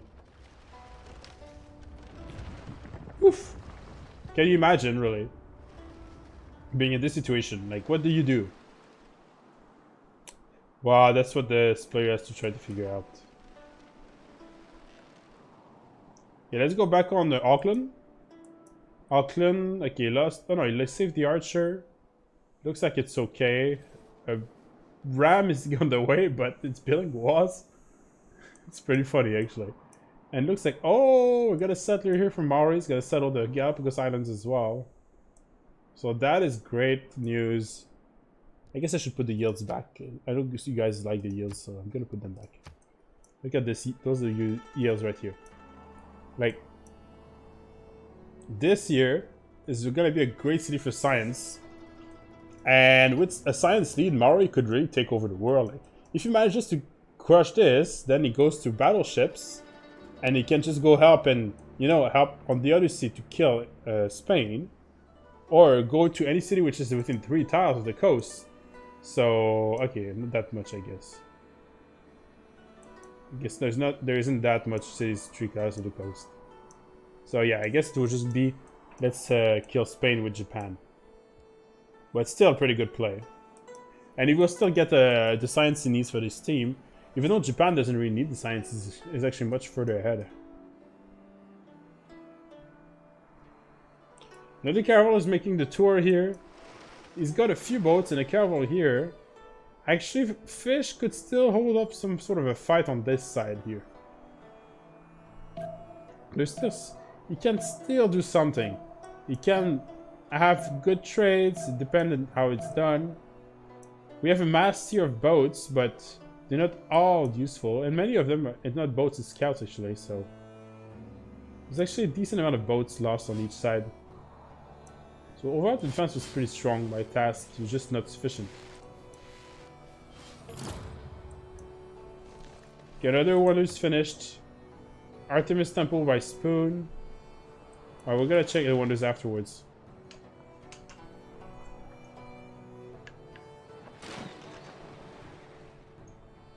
Yeah, he's doing very little damage because the walls and the castle makes it a very strong city. But he's not taking much damage in return, so it really isn't that bad. So he's getting experience on his boats, which is still very valuable as well. So the Artemis was done here. The Great Lighthouse we saw it was done here. Stonehenge was done by Japan as well, probably trying to get the religion and the Golden Age with it, I guess, or maybe not. Maybe already enough points is waiting for the next age to get trigger the points. A roll call has been done by France finally, so Sweden will have it. Hanging Gardens, we just saw it there. And finally the Great Bath. I've been completed by, yes, Crete, so to secure the Golden Age, which is next turn. And coming in this second era, Los Animals definitely has a huge edge in terms of science and culture. And in terms of position on the map, I would say it's to their advantage as well, because of the great move by Slay, which now is catching back in this game. But still, this front is technically a little bit favored to France over the long run. So, and if this holds, if Task manages to hold this, Zone of Control still has a way out. Remember that Zone of Control has also Spoon on the other side, who's actually doing a very good game, right? Spoon, he's not that great in terms of science or culture, but he has an insane amount of production, so a little bit like Germany, he can scale off pretty quickly off this if he wants. And the attempt for Auckland is going to fail. I guess the question is whether Japan is going to do something, and it looks like he might, because he has got lots of boats and samurai up, so maybe there's going to be something done here. Au gars ici, permis vient de perdre. C'était 3e sur un 4e, la magnifique culturelle condition prophète. Tour 37. Wow! Wow! Incroyable! Global Sul. Okay, I'm gonna translate this for whoever is watching. So Pyramid just lost their game, which started an hour later than ours, on turn 37, to a Catherine Magnificent play with the Theater Square projects. Very impressive. Very impressive.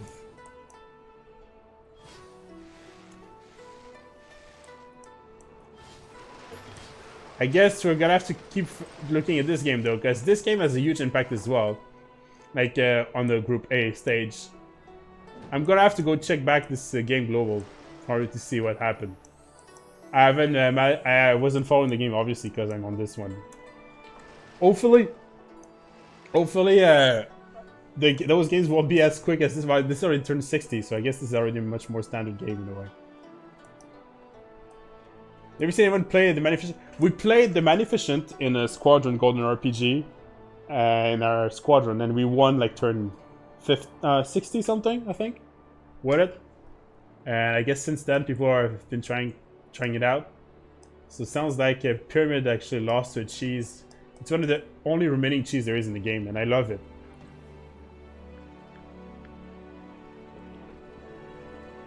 I really love it. I guess I should teach you how it's working, but we don't have Captain Magnifish in this game, so I guess I guess I could show you. Like what I'm talking about. I have to type it in French, obviously. She has a project here, Court Festival, which gives tourism and culture. And in the early game, no, people don't have much defending culture, so it's easy to get a lot of the tourism against them.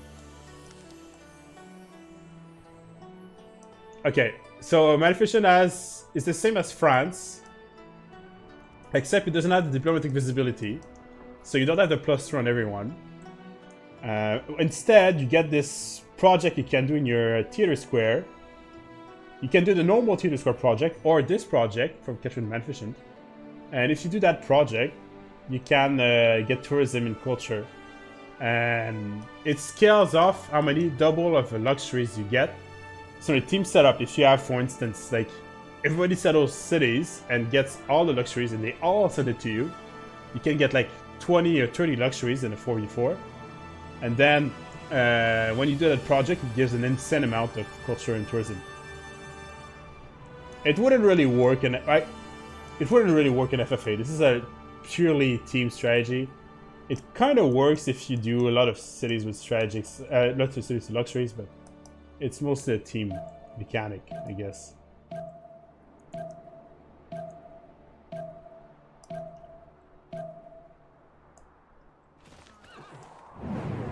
Okay, the Congress is there. So I'm gonna try to vote on what's the least impactful. I'm gonna remove 2 points from me. I'm gonna remove what is not important this game. Profit points?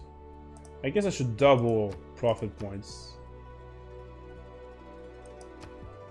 And I'm going to say city states from... No, I guess this is less impactful this way. There's no gold city state, right? So I can't vote for gold. Oh yes, there's gold. There you go. Since there's no gold city state, I'm gonna vote for gold here. It should be fine. I'm gonna add, in terms of favors, if you look at it, looks like the teams actually like got a pretty good setup, but the low scale animals has much more favors to spend here. And they forgot to send 4 diplomatic favors to Gaul, which is unfortunate because he could have gotten another vote out of it. But anyway, low scale animals wins this Congress here. So low scale animals can really decide what they want to do with this.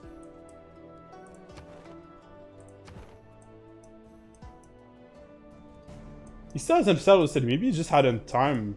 He's been so busy doing war moves and stuff that he still hasn't settled the Galapagos Islands. Karlstad is there. Gothenburg. Jönköping. He's doing like commercial. Is there an interesting merchant? Actually, this merchant is pretty good. I kind of agree.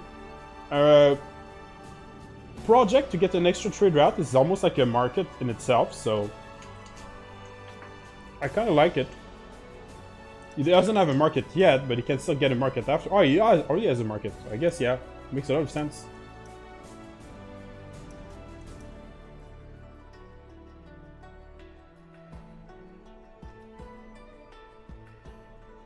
Six science to culture. 10 science to culture. Yeah, non-medal is really carrying the culture for Japan here, which is doing great.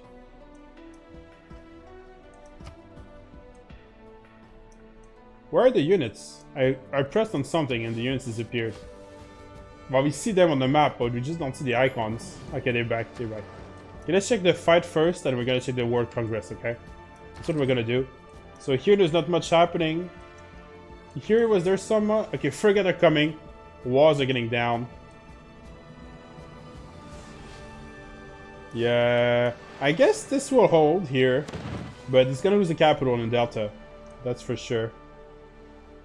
So Mario's gonna take a huge edge on this front here. And I guess I'm gonna check now the Congress.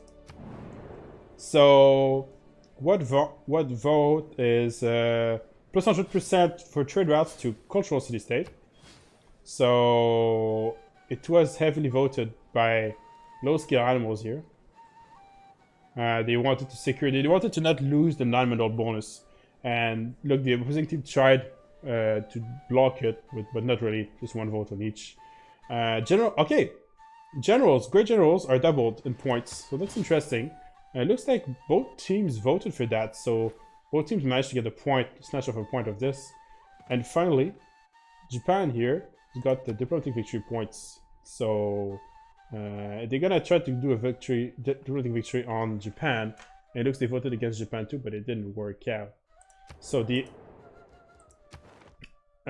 Score is 5 points that so far on Japan, and on the first Congress, which is pretty good for low-skill animals. It is pretty good on low-skill animals. I guess there's starting to be a lot of units here, though. Like, crossbows are tech has been unlocked, but only one archer to be upgraded. I guess this archer is chasing the scout. Look at this from Cray. Like, he's approaching Maori. And now they can even trade with each other, which is great because he's gonna get... Oh! He's got all his commercials, he's getting them... he's gotta... Unfortunately, this... Oh, this is unfortunately destroyed the 2 districts he had here, but still. Like, he's gonna get his commercials up. A decent amount of science, I'm guessing. Because did he get golden? Let's check. Okay. Pen and brush for Cat. He failed golden. Slave failed to get golden, unfortunately. So unfortunately, you won't get much science out of it.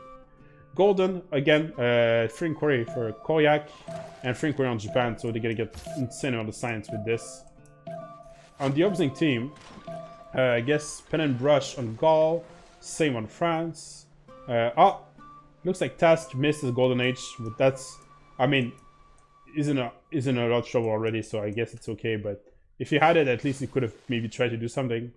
And, oh really? Dark Age for Spain, so I guess we might be seeing some sort of interesting play. Spain can use a lot of the SIM card, and the capital falls from Alpha. I wasn't done, I guess, and I guess check that. So Alpha falls now. First capital taken by the low skill animals here. And yeah, like I was saying, there's a lot of Dark Age cards that can be so strong on Spain. And you can also get the combat strength on ships with this. And he's got missionaries, he's gonna get cartography eventually. Now the question is, okay, there's already a mass load of ships here. So I guess the next fight is gonna be this one. But I think actually Spain is relatively ready for it.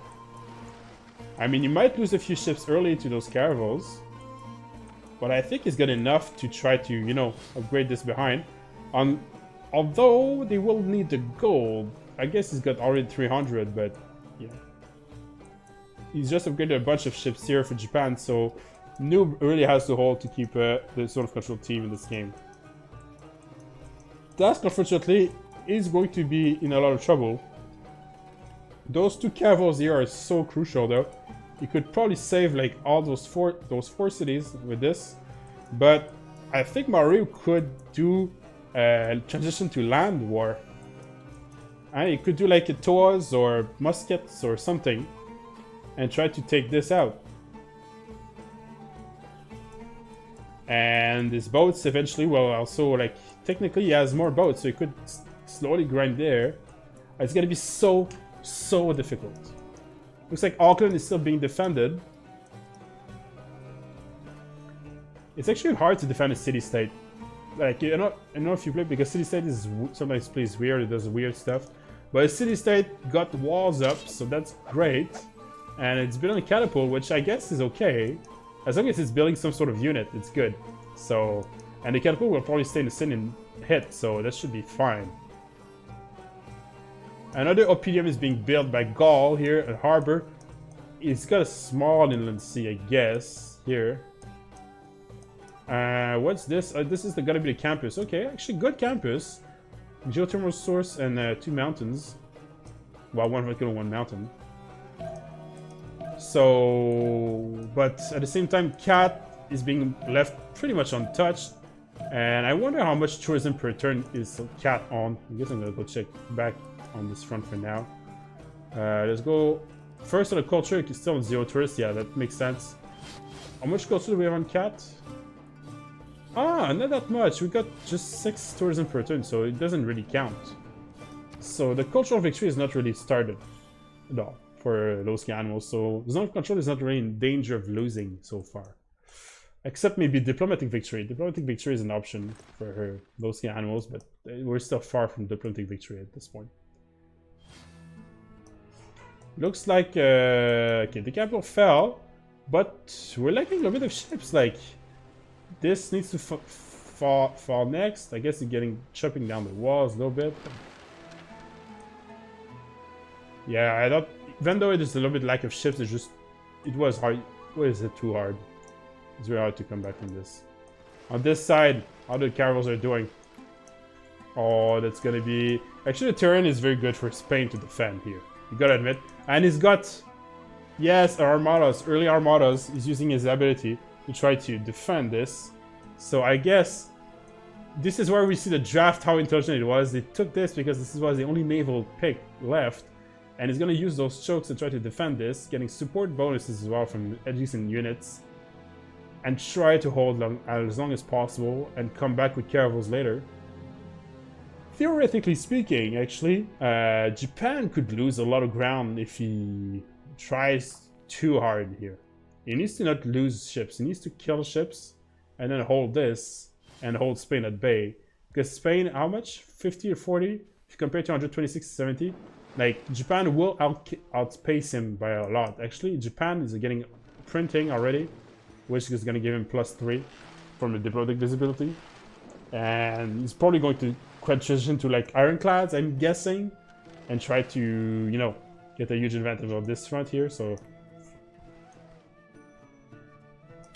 I guess Japan is on a low amount of cities, and oh, he's got diplomatic quarters up. I love it. Actually, I think he's the first player who got this diplomatic quarters up to try to prepare the cultural the diplomatic victory. So I think the call was made. I think they said, okay, let's try diplomatic victory on low skill animals. We've got the first diplomatic quarters here. Probably Kree is gonna get this pretty soon. He's going commercials first. Campus. Actually, he does need that campus, so I'll admit that the Kree is in a bad position here. Ms. Maori going for diplomatic quarters? Not yet.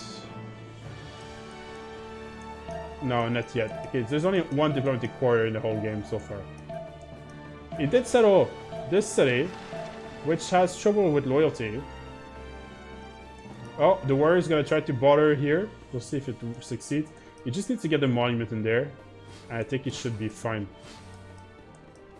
Okay, let's check how the naval fight now is being handled. Oh, good trade. Get one ship here, and oh, the Hurricane. The Hurricane. Will this be the savior for zone of control? It's hitting the ships. Oof.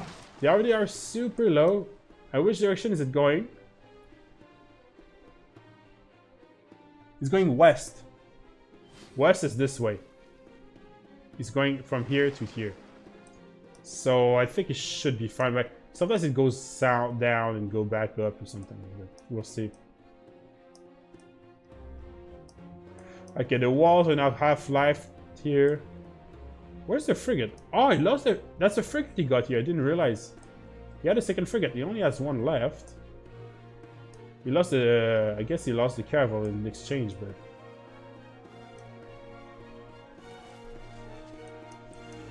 Yeah, Task is doing a heroic defense here. And I think overall it's gonna work out. I think that's what's gonna happen. He's getting some walls down already even. So he assumes Maori is going hard on, you know, boats and stuff and try to get to him, but actually Maori doesn't have that much left. I hope he doesn't lose this. This would be critical for Maori. Looks like Buenos Aires is still standing, defended by Kree here. A few bad coursers with some with the general are going to probably try to surprise Kree on this city though. So maybe we're gonna see something happening on the right front, on the eastern front here. What about Japan? Getting some pre-builds for quadriremes, so we're gonna see the, I guess, frigate transition. And the caravels are now reached this. Let's check the combat visualization. I remind you that none of those players have any admiral. Technically, you could have had an admiral if you didn't use it, because there was one of the... Spain had one of the first 3 ones, but he used it to make a quadrireme, so he doesn't have it anymore. Yeah, even if it's paired up with a promotion, you still do a lot of damage here. So he has to cycle them out and just buy time. That's the goal. Can he do it? Can he do it? I think he can. Honestly, I think this can hold. I think he might lose a few ships, like this. Oh, look. Oh, very well played. He's going to use the reefs as well. Okay, how is it gonna be played now? So the spotlight now on the caravels from Simple Mouse on England against Noob playing Spain, which is a little bit late on his own caravels. This is a ship already, and 2 ships lost. Took the position. Actually, this position is pretty strong for Japan now. I think he's losing another this way. He's gonna lose this position here. He's gonna be surrounded. So he's gonna try. Spain will have to try to hold this position now. He's lost the forward positions, which were a very good idea, but it was just too late on the caravels. Right, how far are we from it now? We're almost on frigates there, and are we just got on caravels next? Did we just get on it? Yeah, I think he finished it this turn. Yeah, he finished it this turn. Okay, so we have it now. Actually, since we're on him, we already swapped. What governors did he take? He took Reina, actually. Pingala, Moksha, and a Victor. Victor is in this one, okay. So he's really respecting this, and he knows this city must hold. That's the goal here. Will it work? Will it work?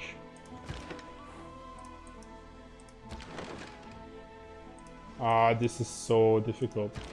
This can't. He has to cycle out the caravel now and take the second one, but I mean, do we have the gold? Okay, is there gold enough on Spoon? Not Spoon. Here on Noob to upgrade everything. He's doing 89 a turn. Oh my god, the economy on low skill animals is much stronger. He does have 650 gold, so he can upgrade. Does he have the mercenary card? I guess I forgot to check earlier. But I'm assuming he does. He's on guilds. Oh no, he's here. So yeah, he does have the mercenary card. So he can upgrade cheaper.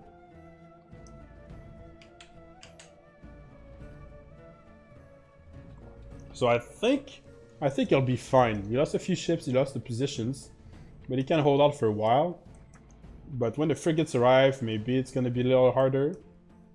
Guess he has to do a frigate transition himself to try to defend this. He's going for bronze working, which doesn't mean much because he could still go for frigates with this science overflow. There he goes. The first one's upgraded. That should help. He still has some gold. 3. He could have got another one. I guess technically 3 is the minimum you need to hold this passage, so it's okay to only upgrade 3 as well. Watermill being built here. For the, I'm using the Eureka.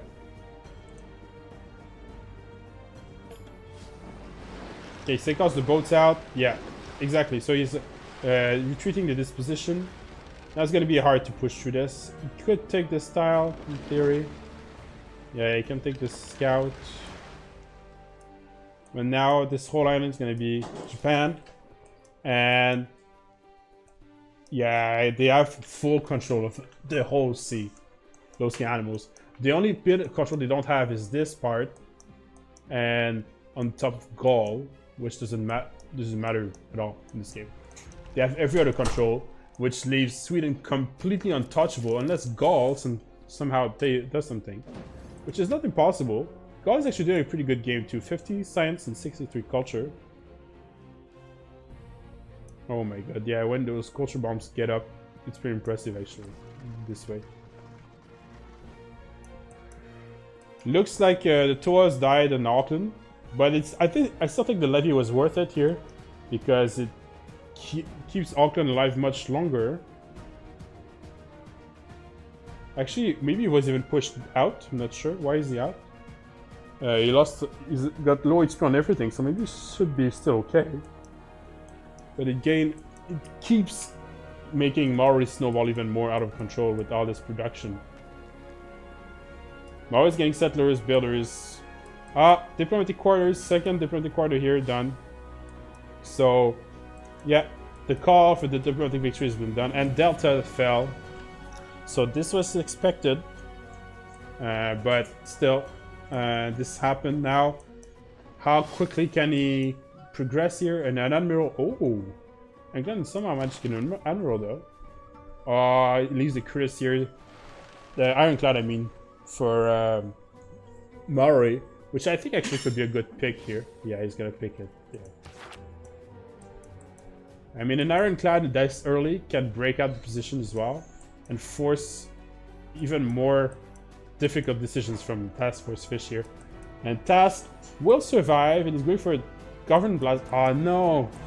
Well, I guess it's okay, but at this point, you want to go for gold and I think Diplomatic Quarters to generate favors because that's your role.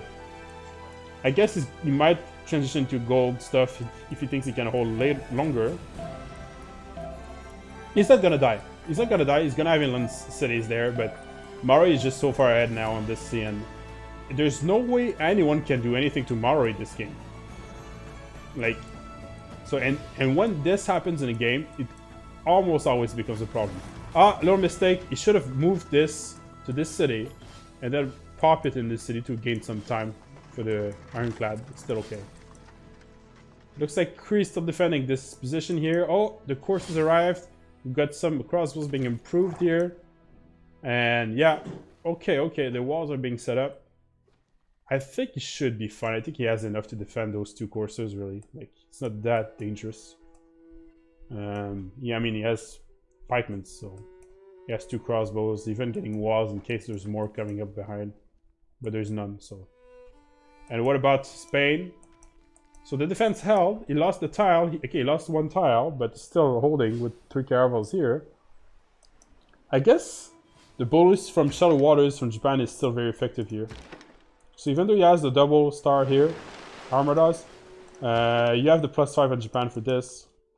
And if Japan somehow got an admiral for the next era, and you know push with the Ironclads, that could fall. I don't think he's gonna. Oh, he has.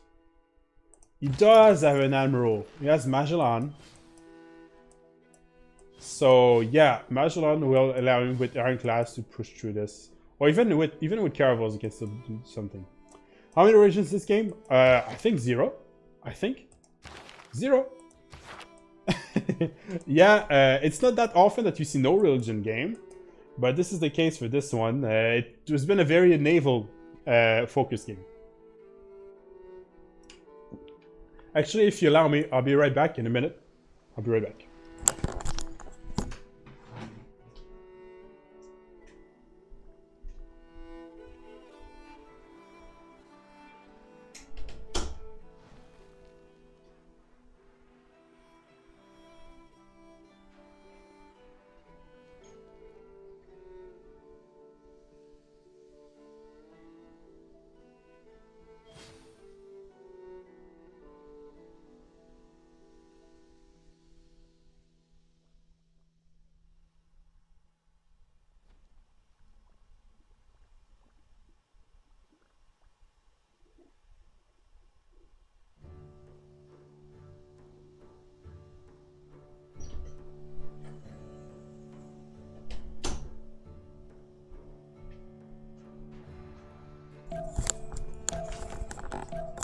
Sorry for the interruption. I'm back right before the turn transition to see the moves. Okay, a trade here from Spain, taking a boat back.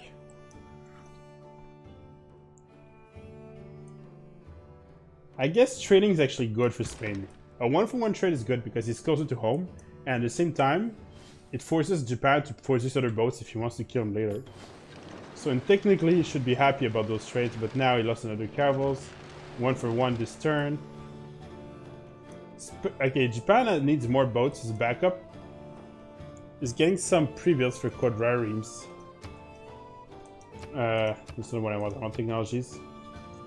Oh, industrialization! Oh my god, okay, he's just keeping right away. He said, I don't even need the frigates to upgrade this. I'm just gonna go even further in a tech trade. Woo! That's gonna be tough. That's gonna be very, very tough. Okay, library here, harbor, another settler coming up. He's producing a few extra caravels. He realizes that he might need a few more. And looks like he's trading with Kree actually.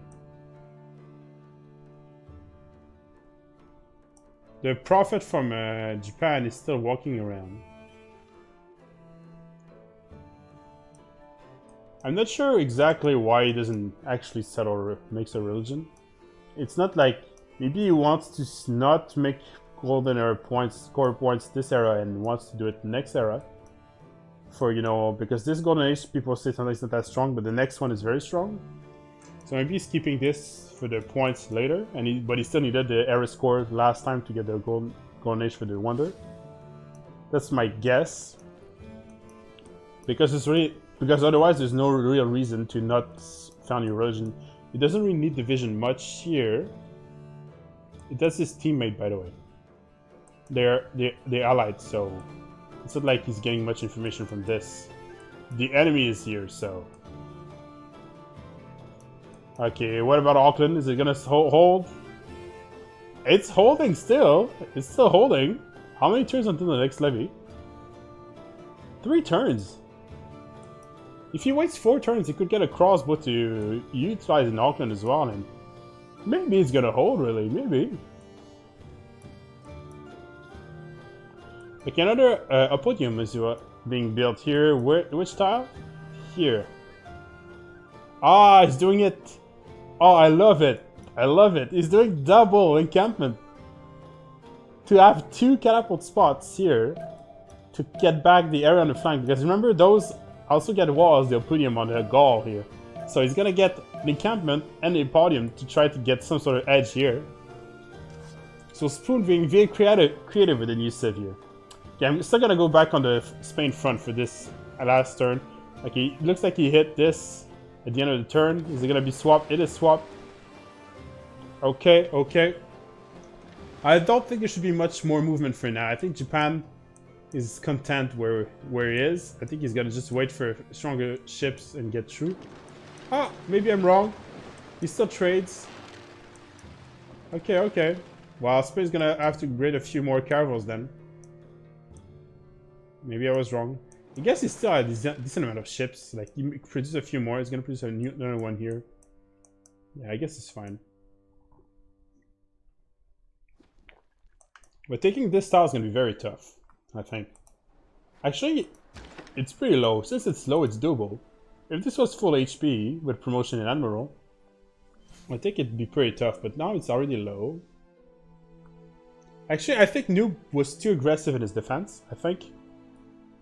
Noob should have just been played very passive and only switched boats up. Opango has been settled, okay. I don't know where Opango is, but it's probably right here.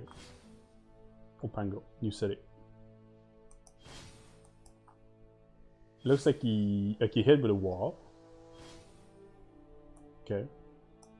Saragossa is now here. It's not done much really. It's in the harbor in a lighthouse, okay. Portsmouth is now settled. Okay, the navy from Maury is now getting around. There's a frigate, well, pre-built for a frigate here. Looks like he's just hammering the walls from here, and oh, the Armada caravel is there. Is it gonna save task? Has he got the Admiral, I guess? Oh, profit for Sweden. Maybe we're gonna get the first religion of the game there. Sweden could use it for, you know, cultural victory. It's always useful. Yeah, he's got the Admiral for Armada here. There's still one other industrial Armada. And industrial Admiral. I don't know who's gonna get it. It's probably Maury's gonna get the last one if he wants it. He would probably want it because he used the Ironclad, so he doesn't have one for the later era.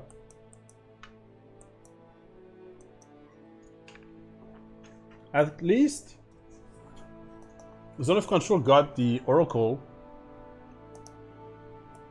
away from Sweden.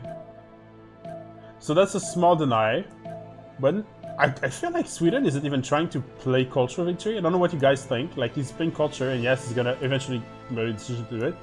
But I think he's going to do a Carolean play. I think he's going to try to, you know, do a military push on Gaul or somewhere. Okay, this is already set up here, but we're still gonna check the fight here if anything happens. I guess no, we backed off the tile for Japan. We take back the tile here and promote. This is not even a caravel. Okay, now it is. Okay, that's good. Okay. What about here? We got double encampment here. Ooh. Okay, okay.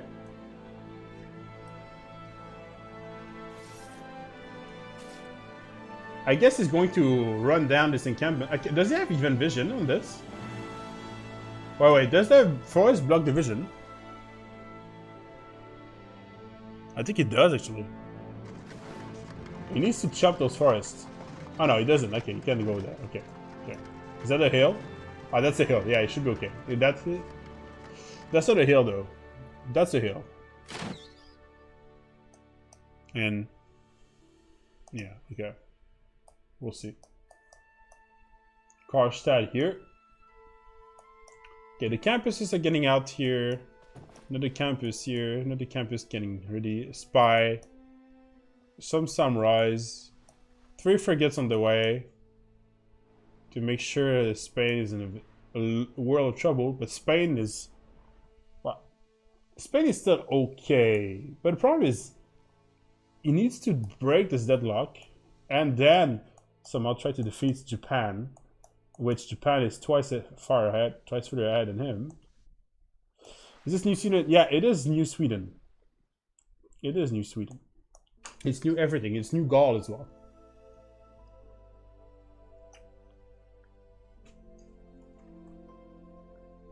Not many ships are remaining here, by the way. 1, 2, 3.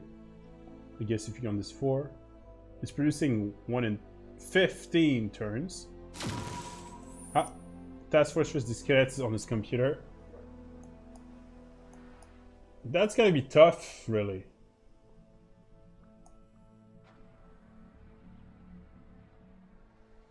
I think Maru will get through this. I think Maru will win those fights.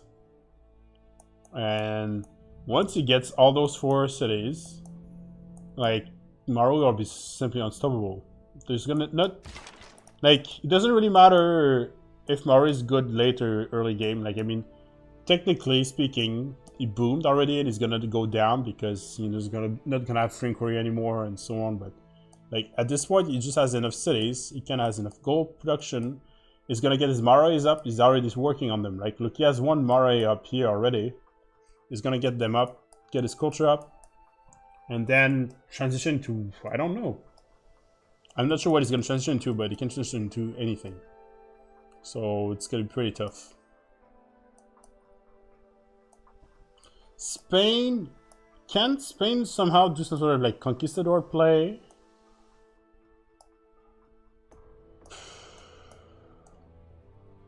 He's so far from Kree though. Like, I mean, I guess Kree is kind of useless. He's doing gold though. He's still doing it some gold. And he's keeping it by France. Like, in the grand scheme of the game, if you remove those 2 players now, at this stage, doesn't change much, I feel. I feel France will eventually take out Kree, or push his advantage. But it's not like Kree's gonna die. And it's not like Kree has a huge impact on the victory condition they have. He still doesn't repair this. He focuses the science hard because he knows France is coming. So this still hasn't been repaired in a long time. He found the niter as well, so he's been able. Now he's going to be able to give some to his team, which is what this team needed really. It looks like Mori is going full on. Yeah. He still hadn't set the trade routes, so now he's just setting them up. You know, another lighthouse there. Turn 70. I guess we're gonna do a little science point, or I guess we'll do it from this point here. For low skill animals, we got 56.8 science in Sweden, 45.5 on Korea, 149.8 on Japan, and finally, Coupe is 118. But remember, those are frame Korea stats, so they're gonna go down. Okay, a little bit for those players. Even for Korea, he's still gonna. Oh, Korea missed the golden age. Actually, it doesn't matter. For the opposing team, we got Spain on 77.8, 35.6 for Victoria, 78 on France, and 66.3 for Gaul. So it's much more balanced in a way. Like if you compare, there's like 1 or 2 players that are a little bit behind on the other team. But since those 2 players behind are being boosted literally everything by the 2 other players, it's actually not pretty even in a way. I'd say still on the edge of Los Alamos.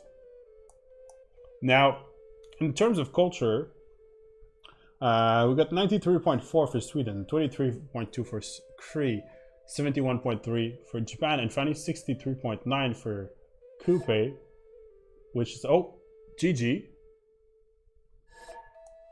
GG. Oh, GG, okay. So, low skills animals win this game. Looks like it. I've got to confirm, but I think low skill animals just won on turn 70 against Zone of Control with this well-executed like attack on England and the boxing of Spain. Like at this point, it's true that low skill animals is very far behind. I don't think it's yet. I think if they really wanted to try to fight it out, they could have tried. But with all the technical issues and so on, since they're behind, it sounds like they want to get out of this. And it sounds like they will give the win to low scale animals. Wow. Okay, so low scale animals is still in the tournament, guys. They just have to win 2 more games and they can still qualify, depending on exactly how it works out. But yeah, they can still do it. Now, Zone of Control, they can still do it as well. They still have 1 game. If they win it, they can still go in tie break, or even, who knows, depending on the other result. We'll see how it goes. But yeah, this is it. This is the game. So, low scale animals from the Civ Rust community is now getting a 2nd point in the first game of the weekend here. And Zone of Control, unfortunately, concedes the game. So, I hope you guys liked it. Did you guys like it, the game? I guess it wasn't as impressive as the Catcher in the Magnificent, I guess. That's one way to put it. I've got to check exactly how the game works for the rest.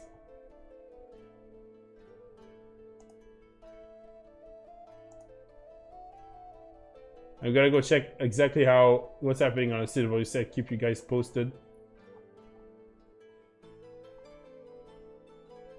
Looks like there was a lot of stuff happening today.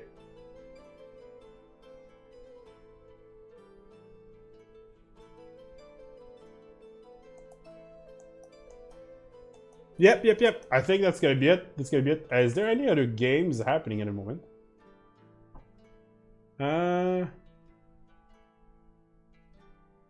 Which game is not over?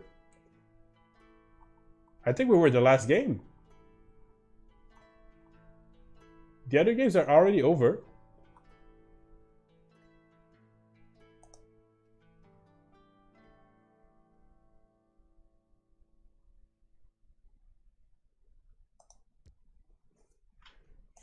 Well, I guess we're gonna go host someone else, I guess.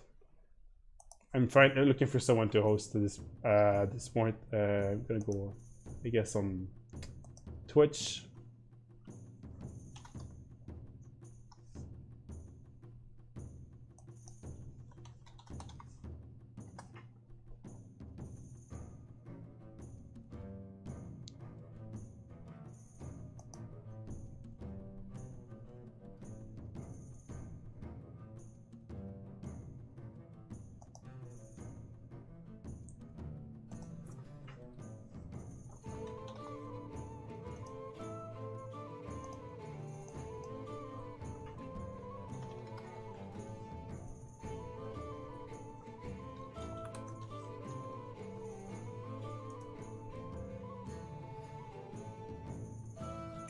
Thank you everyone for watching. I hope you enjoyed the game, and yeah, I think we're gonna finish it on this note.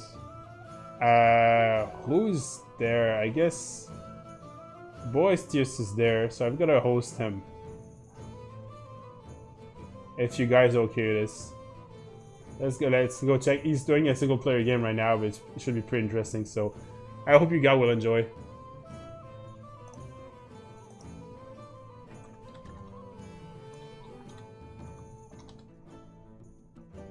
Yeah, sorry, it's just over. I'm sorry. Yeah, it just finished. Low skill animals won the game. I'm sending you guys to watch another guy if you're interested, obviously. Yeah, low skill animals. So Zone of Control lost the game, unfortunately. Well executed push by Slay and really Mari here. So, and the draft was pretty cool as well to watch. I guess it's one of the most interesting part of the game, but the whole game was pretty interesting. So yeah, I'll see you guys soon, and see you guys soon. Yeah, see you guys later.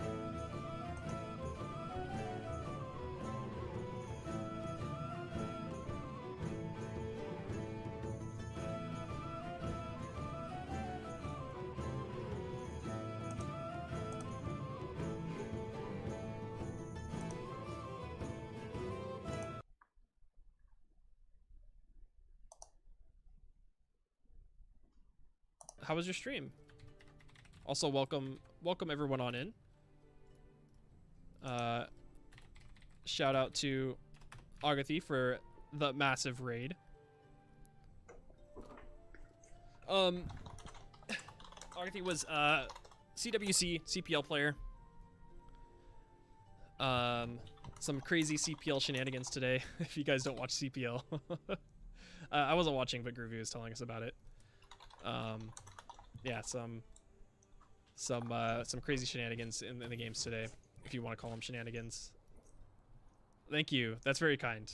Yeah, we were playing. I don't play any CPL or anything like that. I watch CPL, but I just play on deity. So we're doing some Pericles domination culture stuff on deity today. Yeah, turn at 37. Pretty damn crazy. Well, let's